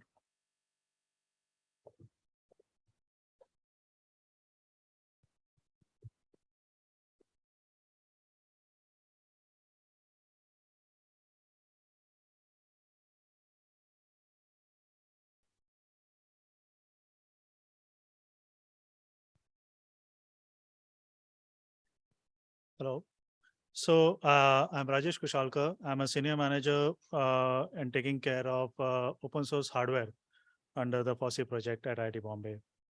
So you must have gone through a lot of various activities which are done at IIT Bombay from the software side of you. So there are the two things which are widely used as open software we called it as Open PLC. So PLCs are the programmable logic controllers which are widely used in all the industries, whether it's a small scale industry or the heavy industries. And FLOSS Arduino. So Arduino is an prototyping platform, so which is used by many of the colleges, either from the diploma colleges or from the engineering colleges, to run their prototypes on the hardware side. But this FLOSS Arduino comes, here we talk about various things, how to control Arduino using various programming language like Python, using Scilab, OpenFOAM, not OpenFOAM, sorry, Open Modelica and Julia. So these are the language what we can learn it. And we have come up with the books for all these things, which can be downloaded from our website also, which these are available in download section. As you can see, these are the books available for the downloads also. Now, I'll just brief how this open hardware can be incorporated with a GIS mechanism. So till date, you can see a lot of data which are been gathered, but the GIS is semi-manual kind of thing. Major things are manual entries where the Excel sheets are imported and taken for the mapping part. But many things are been now done, you can say, automated. Just like, for example, if I just talk about a simple weather station. So weather station data, if it is GIS mapped, so the local station is, I'm just talking a simple weather station. So there are the two things which are very much coming up is the temperature and humidity, which talks a lot of things. So with these two data, if it is available on the internet, so IoTs and all these things which are right now available, so it can give more information, and all this information can be mapped. So that is what initial thoughts, what we are going out with geomapping is we can set up the colleges where this simple small project of simple weather station can be made with Navic GIS mapping. So directly this information where geolocations can be shared with the temperature and humidity. Of course, if a student wants to more functionality added, like air quality management or any other things, water, rain management, whatever is there, if you want to add, he can add to that particular thing. But I'm just talking for a very basic thing. So Navi can be definitely given, and all this simple activity can be put it on the roof of college, where it can be operated directly with the solar panels. So no requirements of power or anything is required. So simple things, it can last for a long time. So this is only one thing which I'm talking, but the open source hardware can be used in many sectors, just like not only the weather station, but smart agriculture. So which is a happening thing towards the country today. So where it measures the soil moisturizers for your agriculture and give the data, because I'll just give you a simple example of a field which is there for sugarcane. So sugarcane requires a lot of water for the irrigation. Now, and it is very difficult to go into a sugarcane farm also. So how we know whether all the water levels are properly or not? It is either through a soil moisturizer, or there are people generally go and check out the leaves, quality of the leaf and all these things. But all these things can be automated using this smart agriculture. Then urban planning, again, the urban planning comes for the traffic management, noise levels, air quality management, everything is come. So these all data can be collected using the open source hardware, and it can be mapped on the GIS platform. So there are a lot of application list is very huge, like water resource management, asset tracking management is there for the companies and all this thing. Then renewable power energy. So how much power has been generated from the renewable energy, either from the solar or wind energy, and how much people are using for them, and how much they are distributing for the power grid lines also can be taken care. Disaster management, like earthquakes, there are a lot of sensors nowadays available which can detect earthquakes and many other things like flood and all this thing. With a temperature monitor only I was talking. Then animal husbandry is also another topic where this can be used for the open source hardware, because you can see the shade. Generally all the animals are kept just in a shade only, but all these animals also just require, as you people are having the this thing of fan, AC is there, but all the animals also require some kind of humid temperature for which is better for their growth also. So how this all things can be monitored? Of course, all these things can be monitored with various sensors which can be attached to the open source hardware, because I'm just talking for the Arduino. Arduino is a very basic platform from where you can attach all these various sensors and take out the readings out of it. So I'll and we have also, if people are new to this thing, Arduino, so you can have a look at the very basic Arduino programming that you can find it out.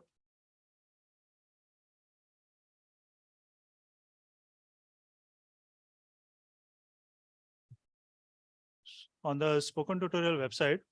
So here on the drop down, you can just go to the Arduino. So I'm just taking English search. So here we talk about the basics of Arduino. So introduction to Arduino. So how Arduino can be programmed. Your first program from LED to push buttons, how to configure the LCDs, how to display the 7-segment, what are the different pulse width modulations, wireless communication using Arduino. Then we are talking for the IoT also here.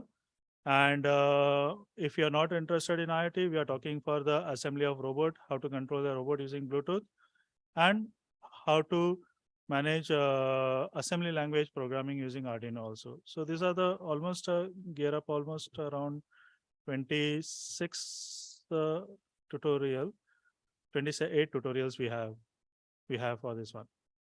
Yeah. So you can, if you are new to Arduino, you can definitely go through this website and just have a first feel of how to use Arduino also. Thank you. Thanks a lot.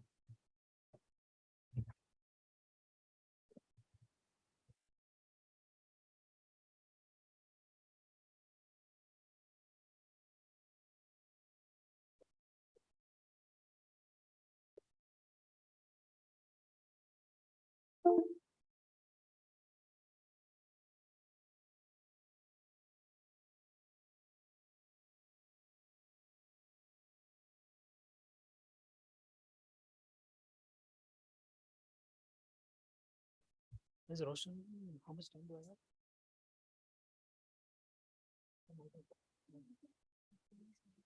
Okay, sure.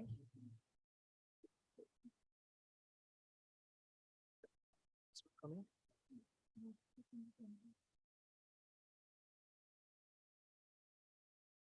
Which one? I don't think it read.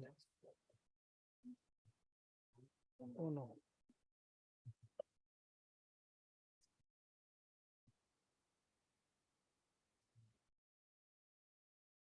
How much time do I have? 45 minutes. Mrs. How much I can ask Rajkumar, you want to do another presentation? No? No.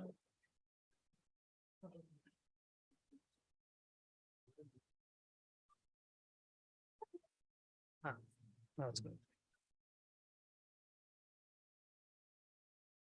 But that temple.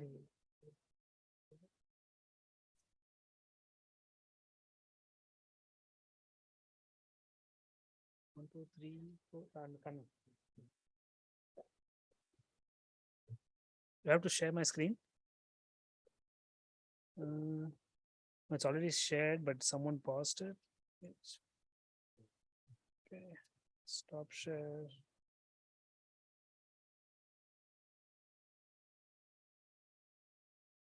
This in the screen so that I'll just open this.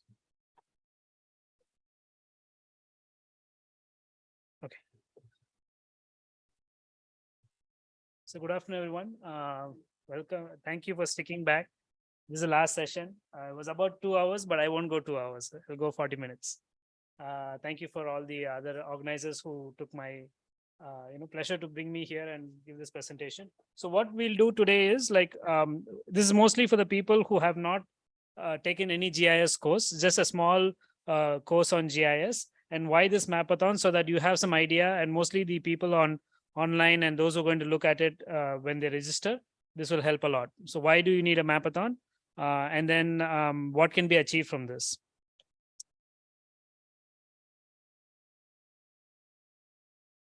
It was vibrating.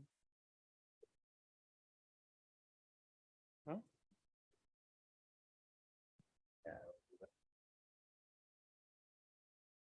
Maybe this one. No, it's fine. Okay, so as I said, I'll just go through why do we need a Mapathon, how the Mapathon idea came out, then the current IITB FOSSEE Mapathon that we're running, and then what are the steps involved, benefits for the mappers, and the software that we're going to use, which is QGIS. So FOSSEE, Science and Technology, QGIS we'll be using and ways forward. So what is a Mapathon? As the name suggests, we have hackathons, and then other marathon kind of thing that where you run, and hackathon, you just hack a product. Here, what we do is we map. Okay, so why do we need to map without an idea? And why did this idea come to me when we were figuring out like there are other mapathons, but why do we need a mapathon for our own region, right? So we'll take some case studies. And then what do you need to make maps, software, exactly which software to make maps, and data. So most of you would be looking at data for problem solving, right? Big data is a buzzword. What is big data, anyone? Sorry, I do have to put back my professor hat, ask questions. So what do you mean by big data? Anyone? Because that's a buzzword, right? AI, ML, is it a... Data which is unstructured. Unstructured. Structured maybe just about part of it hybrid in nature. We should have called it unstructured data. Why big? Does big mean unstructured? No. Somewhere related. But see, big data means, in a layman's term, large volumes of data and coming in large frequency. Okay. So for example, census data is a large data, but does it come every day? No, it comes once in 10 years, right? So that is a big, that is not considered as a big data, but satellite data, etc., which comes every day, every second, is called a big data because it's large in volume. Okay, is it expensive or not? How do you use low cost or free open source data? So we are not only going to use open source software, but also open source data, right? So how can this be put to good use for our fellow human beings' welfare? And actually, we also had a live wildlife and other enthusiasts who would like to use it. So IITB FOSSEE Mapathon, a unique combination. We'll go through and how use it. So this is the combination we always had. ISRO was the data partner, but now ISRO also has a lot of other data embedded. So we can just say any remote sensing satellite. So QGIS plus remote sensing satellite gives you good maps. And that is the idea of the Mapathon. But I haven't still addressed why do we need a Mapathon, okay? So that is where we are here. India is growing at a large pace, and we have to grow sustainably. Otherwise, we'll eventually be pulled back, right? So need for local maps. We have maps at large areas. For example, this topography map we call, which gives you locations and elevation data, was made by the Britishers. If you go and search for survey data map, you'll find that still a lot of data is from pre-independence. It's not updated. Why? Because it's very expensive to go and update it. So the Britishers made these maps because they wanted to make railways to get the goods out of India fast, right? So they had very good elevation maps. They did all these roads and structures so that they can make the railroads and then get the things out. So those maps are still very accurate and perfect. So we need to update it because most of it is changing. So need to update the maps, need for access to data, need for data update, and then local capacity has to be built. We don't have to rely on people who have an IIT degree or engineering degree to make the maps. How can we make local capacity to make the maps is the idea. So this image actually shook me. Anyone know what this image is? Especially people from Kerala. Okay, let me show you if I could open. So this was 2018 image, a flood which came in 2018.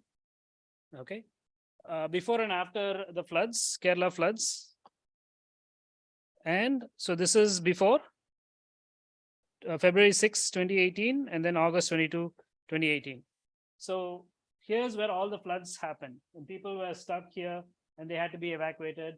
No lives were lost, but could have been lost if we haven't planned well. So you could see that how the blue is now the flooded areas. And it was beautiful like this without no floods. Actually, you should not be farming here, but anyway. So here's where all the floods happened. And now because satellite maps, people were evacuated. But why does this have to come from NASA? So this is the question I had. Okay, so this data is easily accessible to us and we know the location. For example, people know who have been here, they know that this is a backwaters and all these lake water area which has been drained and you have paddy fields. But why, and this is used for rescue operations, this map was used. So think about this data was processed in NASA in US, and then they sent it to us, and then it was used for evacuation and other purposes. The 2019 also same flood came up. So two times the same area got highly flooded. So the point here I'm trying to make is, if we had this capacity of making these maps quickly and at a very low cost, then we could actually save a lot of lives and our own system. How do I go back?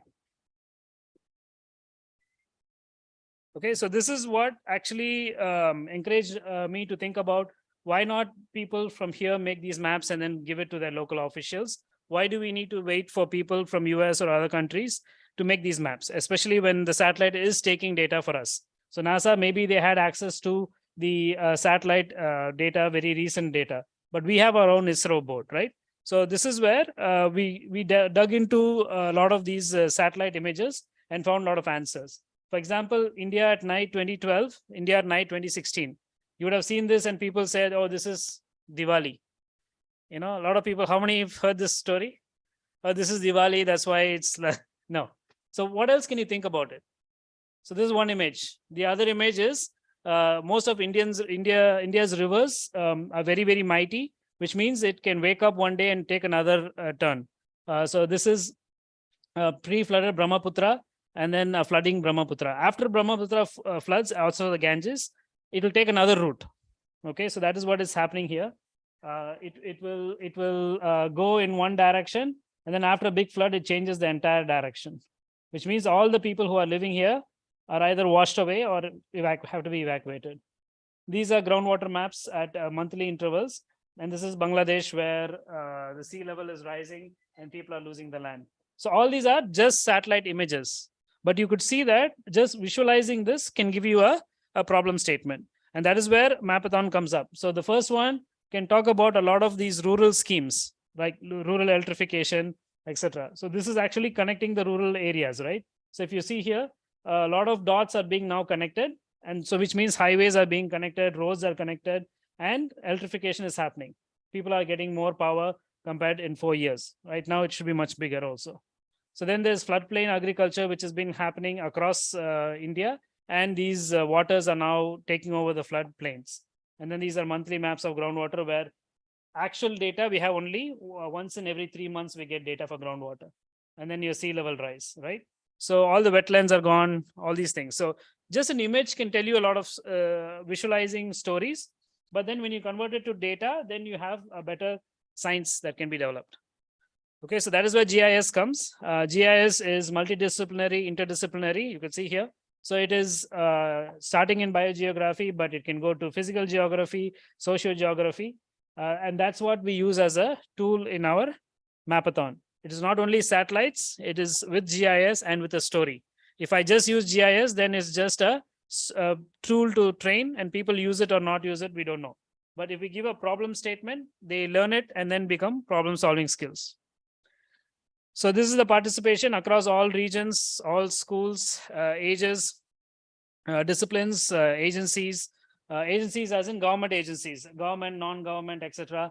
As I said, disciplines include land conservation agencies, climate change, forest conservation, and then you have all ages, school going, and even people who are retired after post-retirement, they do a lot of GIS with us because that gives them a lot of happiness in solving problems. So then this last line is where Professor Kannan loves to use this word, because you're creating a leveling playing field. So if I give a proprietary software, some of you, like you would have had the money to buy the software, don't you? And then you will buy it. But what about others? Okay, so some have the access to the software while some others don't. So that we are trying to totally eliminate by leveling the field and say that everyone has access to the software, and then they can contribute to the problem solving skills.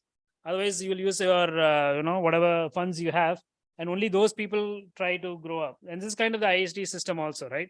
So IIT, you have access to a lot of infrastructure, and we need to use it for problem solving for India. That is the goal. So this is the first participation. And then the first participation I showed in the morning. The second participation was around 4,000, 5,000. And then all India. So this was actually promoted by the Prime Minister himself through the Prime Minister's office, and that is his wording. Actions about planets, relearning, and then mapping the planet for sustaining the planet. So this was kind of an icing on the cake for us, because some activity that we do is being promoted by the Prime Minister's office. Okay, so let's look at the benefits. The bottom one, which says Atmanirbhar Bharat, which means make in India. The same thing which shook me, that why should NASA give me, I work with NASA, that's a different story, but not for these kind of activities, right? This, we have the capacity. It's just a map. It takes 10 minutes to make that Kerala map. Why do we have to wait for it to go and come back, right? So that is what we started. So here, as we say, make in India, it is a make in India product. Space applications towards development. Space applications are good. A lot of satellites are being launched.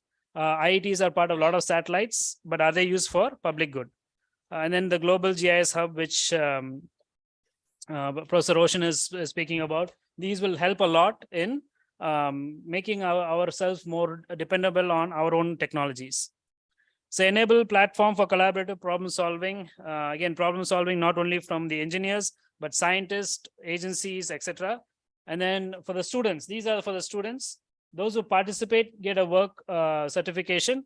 Kasim was mentioning about the prizes. One thing that you will get, those who are listening online, is that you'll get an e-certificate, which you could use in your CV forever. It'll be there in an archive in our system. So wherever you apply for a work, you can just attach a certificate from us saying that you were a problem solver, you were a GIS Mapathon participant, and you're a winner. So that speaks a lot. So recognition of capacity building is also there. So now let's jump into the Mapathon activity. How do you make maps? So data is from different sources, but how do you make a map? So for that, we use GIS. So a lot of people who know GIS, this part would be very redundant, but as I said, 9,000 participants, only 1,000 knew how to use GIS or what is GIS. So for them, I'm giving a small lecture. GIS is nothing but a software that helps you to collect, analyze, and manage spatial data. And they also allow you to make queries. So these are two different terms. Not only are you collecting the data, spatial data, collecting, managing, but you can also analyze and do queries, which means you can make your own data from satellite data or spatial data. So let's give a rough example. The difference between data and information. Let me see if I could pull this down. Yep. Okay. So what is the difference between data and information? Data by itself is just numbers. It has no meaning, right? People can use data for different uses, but you have to convert it into information. Yeah. So data is of little or no use until it's transformed into information, and information is an answer to a question that you're based on your raw data.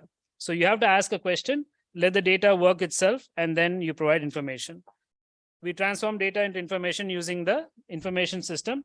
And if it is geospatial, it is GIS. So that is all. So you have GIS where you bring in spatial data, you ask queries, you convert the data into information. Example is population data. So this is census data. Does it make sense? It's just tables, right? Lot of tables, lot of columns. You have states, you have a lot of numbers. Okay, what people do, they make these kind of visualizations. Okay, so maybe demographics, male, female, ratios, etc. But does it make you ask a question? What question can this be used to ask? Very less. But when you have something like this, percentage of literacy, right? What can you say? So red is high. Okay, those who can see the numbers, apologies, but red is high literacy, and you could see that a lot of states are doing well, high literacy. So then you can ask a lot of questions, right? So how does a particular scheme from the central government, how does it work here? Or why is it not working here where you are from, right? This is an old census, so your boundaries are, so 2011. So still our new census is yet to come. So you could see that it's still not fully, the literacy rate is very less. And then this part is gone, right? People should know why. And then you have these regions also. The point here is, if you have it visualized with geospatial information, then you can ask a lot of questions. And this is the future of India, this exact slide, because we are a young nation. And if we don't create good education for the younger generation, we are lost. We're out of the race. Then people will just use this as manual labor, but not intellectual property. So we should be using this to look at, okay, why is Maharashtra doing well? Okay, why is Kerala having high literacy rate? So what are they doing different? How can we learn? Or is it like they have a different scheme or better access to resources? Maybe they don't have better access to resources. So how can we make them in the same page? So look how same data, but put in a visual form on a GIS gives you multiple questions. And this is what problem solving is about. So what is GIS? You don't use one map. So in the previous example, I used one map. Here you use a lot of multiple data. You use land use, streets, districts, parcels. You merge them into one data set. So here is your actual planning Google map, whatever you use, which has houses, streets, industries, etc. But it can be made of multiple maps. And then when you drill down, and take a data out, then you make new data out. Okay, so method to visualize, manipulate, analyze, and display spatial information. Smart maps linking a database to the map. So where do you get this data? So now you know what GIS is. You know that you need to use a software, but where do you get data? Okay, so we'll come back to that after I go through the process in a flowchart diagram. So in GIS, what do? You define a problem. As I said, it is a problem that converts it into a data, from data to information, right? And then you define the GIS criteria. So for example, in the previous example, I had India's literacy map. So I define a problem saying that why some states are having high literacy, whereas others are not. Then I define a GIS criteria, which gives you tools and accessories to use in GIS. then you make your data sets, make your or import or build your data sets so that you can answer these questions or do the GIS process. Then you do the GIS analysis, say, let's say Maharashtra has more schools or schools near the hamlets, schools near the villages. Whereas I think Bihar or let's say Chhattisgarh, I saw some very blank spot. Maybe the distance from school to the college, school to home is very, very far. Okay, so for example, my father had to walk 30 minutes per day to go to school, at least in his village. But in Assam and other regions, they would walk three hours. Here, you just walk 10 minutes, correct? So you think about the difference. You come to class fully energized, so you can perform well. Your literacy rate is high. So all these are built by GIS, spatial data and information. And then you get an output, right? So do we stop here in GIS? No. So this is the output is the solution to the problem statement. But the beauty about GIS is you can continue the loop. Continue the loop saying that I'm going to take a decision, but I'm going to redefine the problem and go again in the same loop. So each time you're refining your data, you're refining your results. And that is what is GIS about. It is not just you stop here or take a decision, but you can make it again go in a loop and then do an iterative process. So this is also called data proxy, data mining, all these activities. Okay. So for example, this one map can be divided into multiple maps. So this is one satellite imagery. In GIS, you can extract information in multiple maps. For example, you can take source of contamination. Why is the lake black in color in the night? Maybe there are some pollutants that are being discharged. So that is source of contamination, agriculture, human, wildlife, and then propagation and life-sustaining environment for bacteria, climate, soil, topography. Some of the topography is given for climate. And then you have lakes and where the houses are built. So all the houses are built around the lakes. So that gives you a lot of water quality and quantity aspects. So one image can give you multiple data sets that you can think about. So there are multiple other data that you can use in GIS. It's not only satellite data. You can use stations, observation stations, rainfall gauges, meters that you use in the ground, and then surveys. So this one you see is a farm appraisal survey where farm village girls are mapping their farm and then their land use land cover. Where is the school? How far is it to the temple or the hamlet?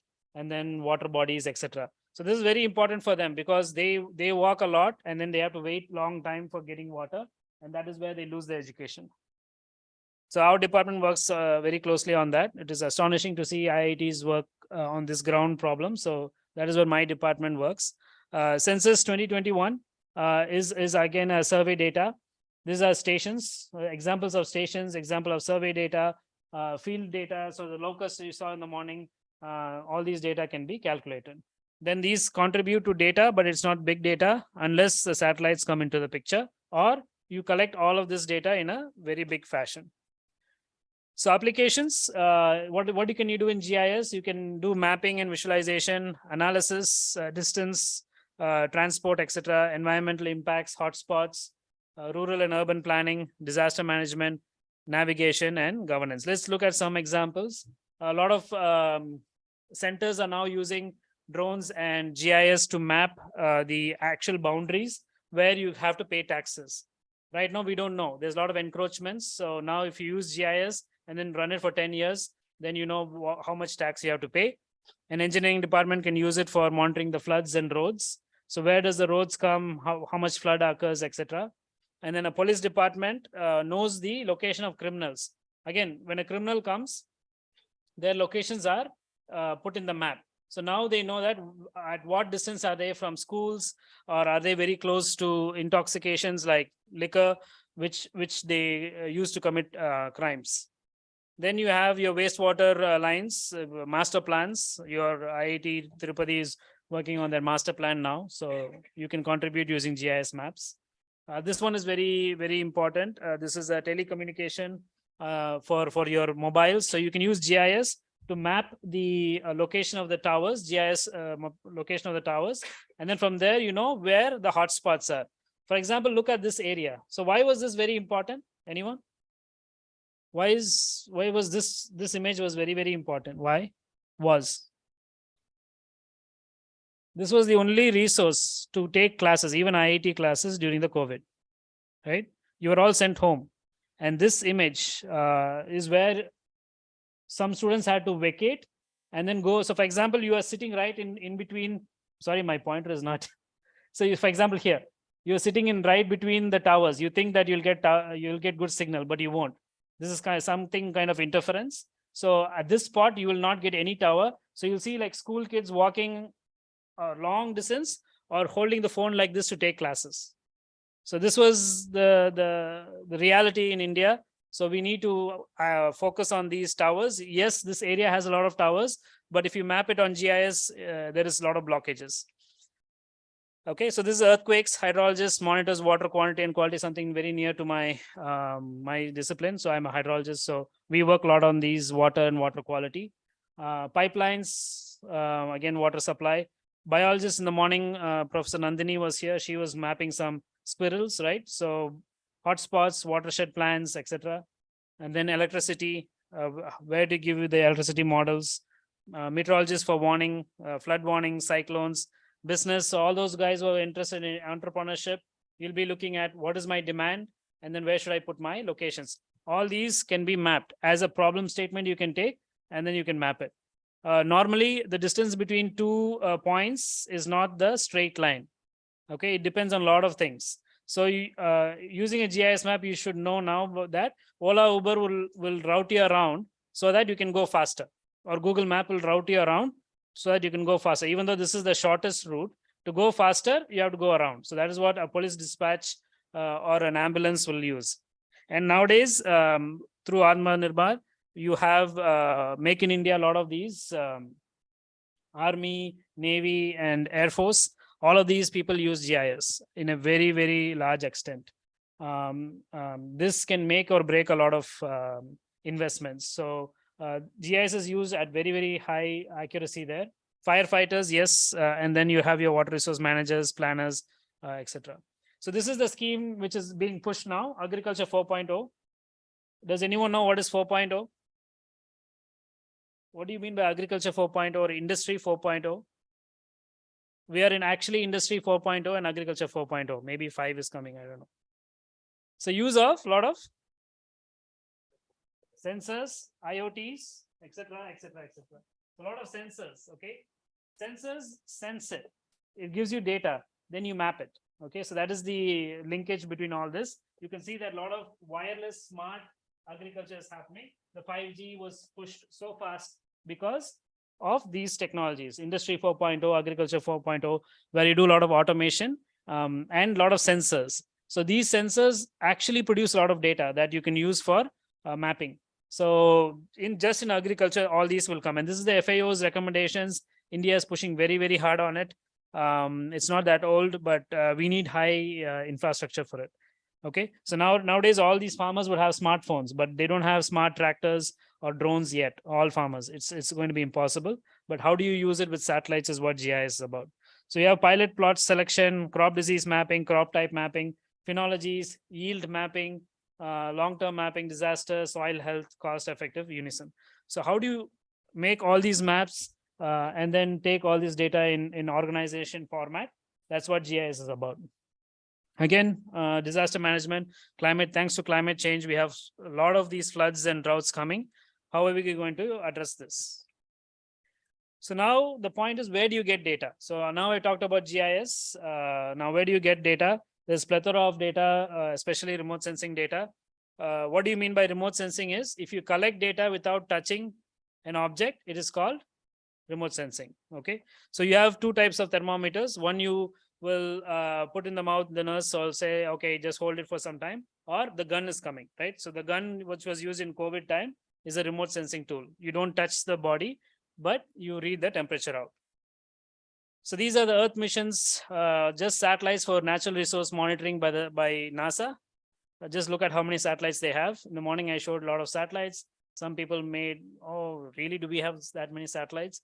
But if you just look at just for natural resource monitoring by NASA, this is it. So there's so many satellites.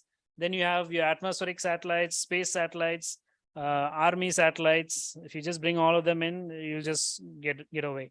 And that is NASA. This is the European satellites. The most important ones are Sentinel and Earth Explorer missions. And we are not far away. We are ranked number 4 to 6 based on our, the number of successful satellites. So one among the top 6 nations that we produce satellites.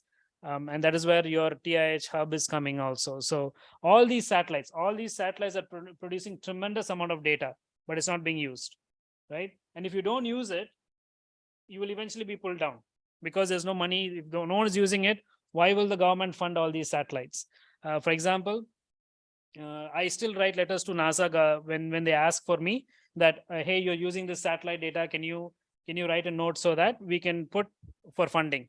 So those kind of fundings already the government is putting. All the satellites are funded, but to keep them running, you have to use it, right? And then you have your Google Earth engine, which has a lot of other data sets. So all these contribute to big data because every second the Earth is being taken snapshots. At least 10 satellites take it every minute, every hour, and then they collaborate with the data and give you big data. It's not stopping here. If you look at Netherlands, just a small country, they put a $1.5 million just for monitoring the crops from space. And then during COVID times when you cannot go out and collect data, a lot of satellite data was used. As I said, these are data. It becomes information when you use it in GIS. These are the other data that you can use in GIS. So one, you have the ground sensing where you stand on the ground, you take a data, you don't touch the object, you don't have to. And then you have the near sensing on a truck. You have your drones coming up and mapping. And then you have your UAVs, the small planes that can collect data, your commercial planes, and then your satellites. So all these are data that can be used in GIS because it already has a spatial domain and a data domain. Only 2 things you have to be very important when you download data. There is a spatial resolution and a temporal resolution. Spatial is just basically what is the pixel size. If you're monitoring something at 10 meters, you cannot use a 30-meter block. So that is very simple, right? So for this Tirupati's area, you cannot use a 100 by 100 kilometer grid. A grid is the pixel in which your image is there, and you need to be above and beyond. So just make sure that your spatial resolution is good enough to capture your area. If you don't have it, then go for a bigger area of interest. Okay, if you cannot map a village, go for a district. The other thing is all this pixel is converted into numbers. So based on your computing power, so I'm telling the students who are taking it online and may not have access to a very advanced computer, then what happens is you can still use a basic computer if you use less cumbersome data. Satellite data can be composed of multiple bands. You can see here just green can be 224 bands, or NIR is 224 colors. Our eye cannot see differences between red, maybe light red, bright red, we can say, but not 224 types of red. And that's what the computer can give. So make sure that when you download some data, make sure you have enough computing power to process the data. And this is how you know how much colors that can be done. The basic computers had 4 bits, 16 gray levels, but nowadays you have 64-bit, 32-bit images also. So what happens is just for 16-bit, you have 65,000 colors of gray, right? Our eye can only see gray, light gray, red, black, and white, but a 16-bit machine can divide the gray into 65,000 colors. Same. I'll show an example. If you increase your cell size and your coloring, the difference in colors or the number of bands, then you get a sharper image. You can see here, this is all white, but here it is light white and lightly gray, all these things, because it has multiple sections of gray. Whereas a 2-bit image, you can go back here, a 2-bit image is very, very small, maybe 8 colors, right? So you had only very 4 colors. So only 4 colors, but this is made of 8-bit. So you had multiple colors for gray. And that is why you could see some major differences and the pixels very clearly. The second resolution you should be aware about is temporal resolution. Basically, temporal is when does a satellite or a plane take this image? One time and the next time. Okay, so what is the interval of time between 2 images? So if you take an image in Jan 1 and then come back on Jan 1 and take another image the next year, then it's an annual image, right? So don't use an annual image to study a 6-month phenomena. So that is the other thing you have to be making sure of, temporal resolution. When you go above in height, the price of the data portal becomes expensive. So for example, you have your UAVs, you have your unmanned vehicles, but a satellite is much, much expensive. But on the other hand, if you go up, the cost of procuring the data comes down. Why? Because these are always funded by governments compared to the others, right? So this data is free, even though satellites are more expensive than others. The unmanned vehicle, you can get it for half the price. The UAVs, the drones are very, very expensive. Okay. So when you go up, the size of the image also goes bigger. The coverage goes bigger. When you come down, the size of the image becomes smaller, the area of interest, but the resolution is very, very high. So that is where you have to plan between which data you want to use. So if you go down, your advances, expected advances is there because satellites are already advanced. Now we are using drones, then camera phones, etc., etc. The spatial coverage goes up when you go up, but then you lose your resolution. So this is the current scenario. You have a lot of drones and images, satellites, but you don't need such high resolution. For example, if you're doing agriculture, you're okay with free satellites. When you're doing climate, you're also okay. Only for emergency planning. Emergency planning, you need airborne cameras, quick bird pan. All these are expensive satellites or drones. Okay, so the drones come here. They have a very, very high resolution. Hourly images also you can take in a drone. And then spatially also within a meter. So you don't need a meter resolution, right? So you can go for 10 meters. So if you go along this line and then here 10 days once you can take an agricultural map, it is MODIS, Aster, Landsat, etc. All these are free data. So you can still use free data for a lot of public good. Sometimes if you want to use AI and ML, those people who want to use with a lot of data, eventually people use AI and ML. You can use these kind of tensor flows which are embedded in Google Earth Engine.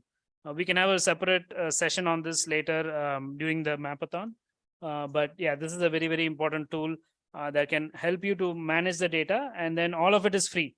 Your AI ML platform is free, your storage is free, your processing engine is free. You just get the output. You just write the code and then you get the output.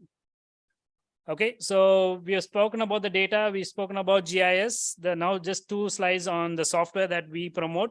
Of the open source systems, we promote the QGIS software because this is the most widely used open source GIS mapping software in the world. There's a link for you to download. Let me give you a small overview. It was developed by Gary Sherman in 2002, called Quantum GIS, QGIS. And it is under the public license, very versatile. It can be used in Linux, Unix, Mac, Windows, and Android. Not like other softwares which will crash in a Linux or something. This is open source, it runs beautifully.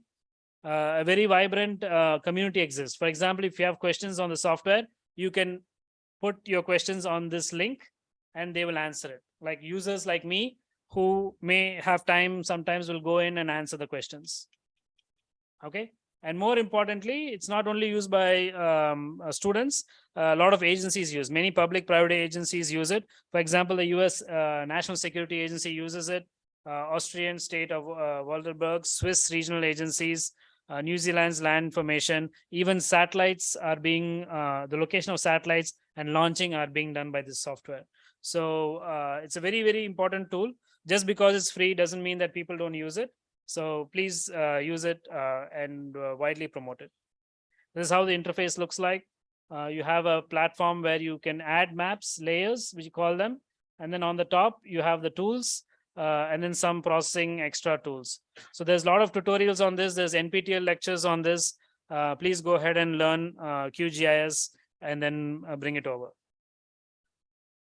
You can also have plugins, which is a beautiful aspect of QGIS, where a lot of people can write a model and input it. You can take the model and run it for your projects. So if you suppose you cannot do a full coding system, someone else could have done it. You can just add it as a model and then input it. For example, SWOT has been done like that. It's a full integrated hydrological model. Just run it on QGIS. You can study the water use, agricultural patterns, etc. How do you learn QGIS? As I said, NPTEL is a good source where you can learn it, but it's in English. So for those who struggle, that is where my second hat comes up. A part of FOSSEE, we promote open source softwares, but also in spoken tutorials, we give a tutorial on how to use it. Okay, so this is the FOSSEE QGIS webpage. You can go here, access the maps, download resources, fellowships, etc., etc. And it is based on that everyone has to have access to free open source software from the NMICT. This is the FOSSEE webpage where you can get a lot of statistics about not only QGIS, but a lot of other software. And these are the other software that we promote. Okay, so in the morning we saw Scilab, R, Python, etc. So this is our team which actively works on dubbing the software. We have around 8 to 9 languages on QGIS. I think Kasim was showing it in the morning. So just as an example, if you click QGIS and then click the languages, we have English, Hindi, Kannada, and Malayalam. Right now, Telugu and Tamil are also being populated. You can see that this is how it is being given. You have 40 results, and of the 40 results, you can see the level. So it is basic. It is basic. If you have multiple bars, it is advanced. This is intermediate. So we also give you the level of the software tutorial, and the local language or the language which you chose will come up here. So so for those students who want to access and read it in their own language, they can listen it. So this again links to the map that we showed.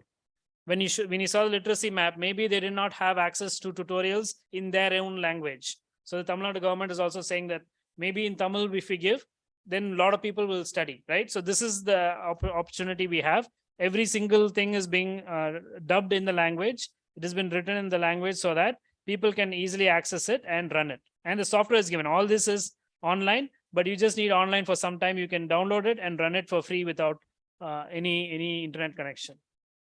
So what can you achieve?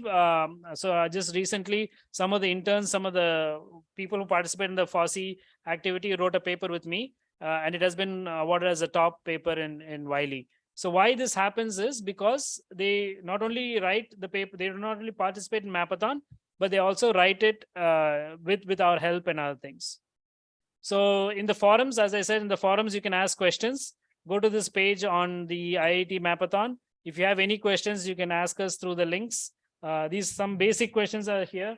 Can other data be used? Is mandatory to use only QGIS? It says you can use QGIS or any other open source software. And then limited knowledge, can I participate? Yes, this is for you to participate. You can learn and participate. So the Mapathon is not only about mapping, it is about learning the open source software, learning the data, and then mapping together. So this is the initial phase, how it looks like. You have policymakers, you have a problem, and scientists work, and then the people get the output. But there's no interlinking because the capacity is not built. What we're trying to do through FOSSEE is we're trying to make a two-way connection between the public and the policymaker and the scientists, where they also take part in these kind of decisions because it is crowdsourcing. As I said in the morning, the Mapathon is about crowdsourcing and citizen science. You create data, you create mapping, and then you help the community. Ways forward, there's a lot of free and open source software, archiving maps, hosting in different names.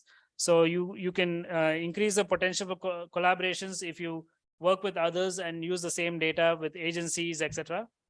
And then local administration, for example, your Panchayat officer needs a map about the land use land cover. He cannot go and get it from ISRO. So you can produce those kind of maps and then building capacity for better mapping. So this is our thanks to FOSSEE partners, we are expanding. So with this, I conclude. I thank all the organizers, GIS developers and community, and all the data platforms that we use for this activity. Thank you. Any questions, let me know, or online if there's any, we can take.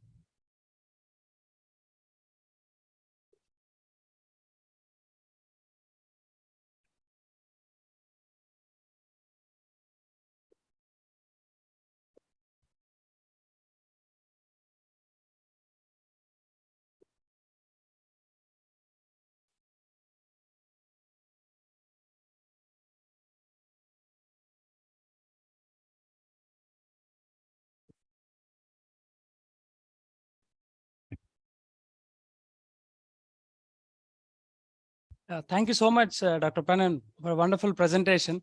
I hope you guys got more clarity on this. Now it's time to hear feedback from few participants. If anybody wanted to come here and share your feedback, you're free to do it.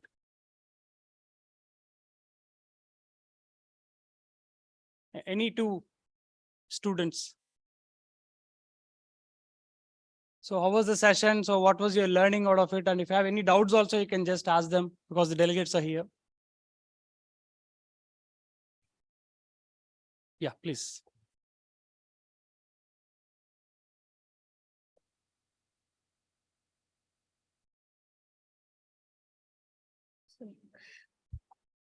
Good afternoon, everyone. I'm Monica. I'm a PhD scholar working in remote sensing and GIS.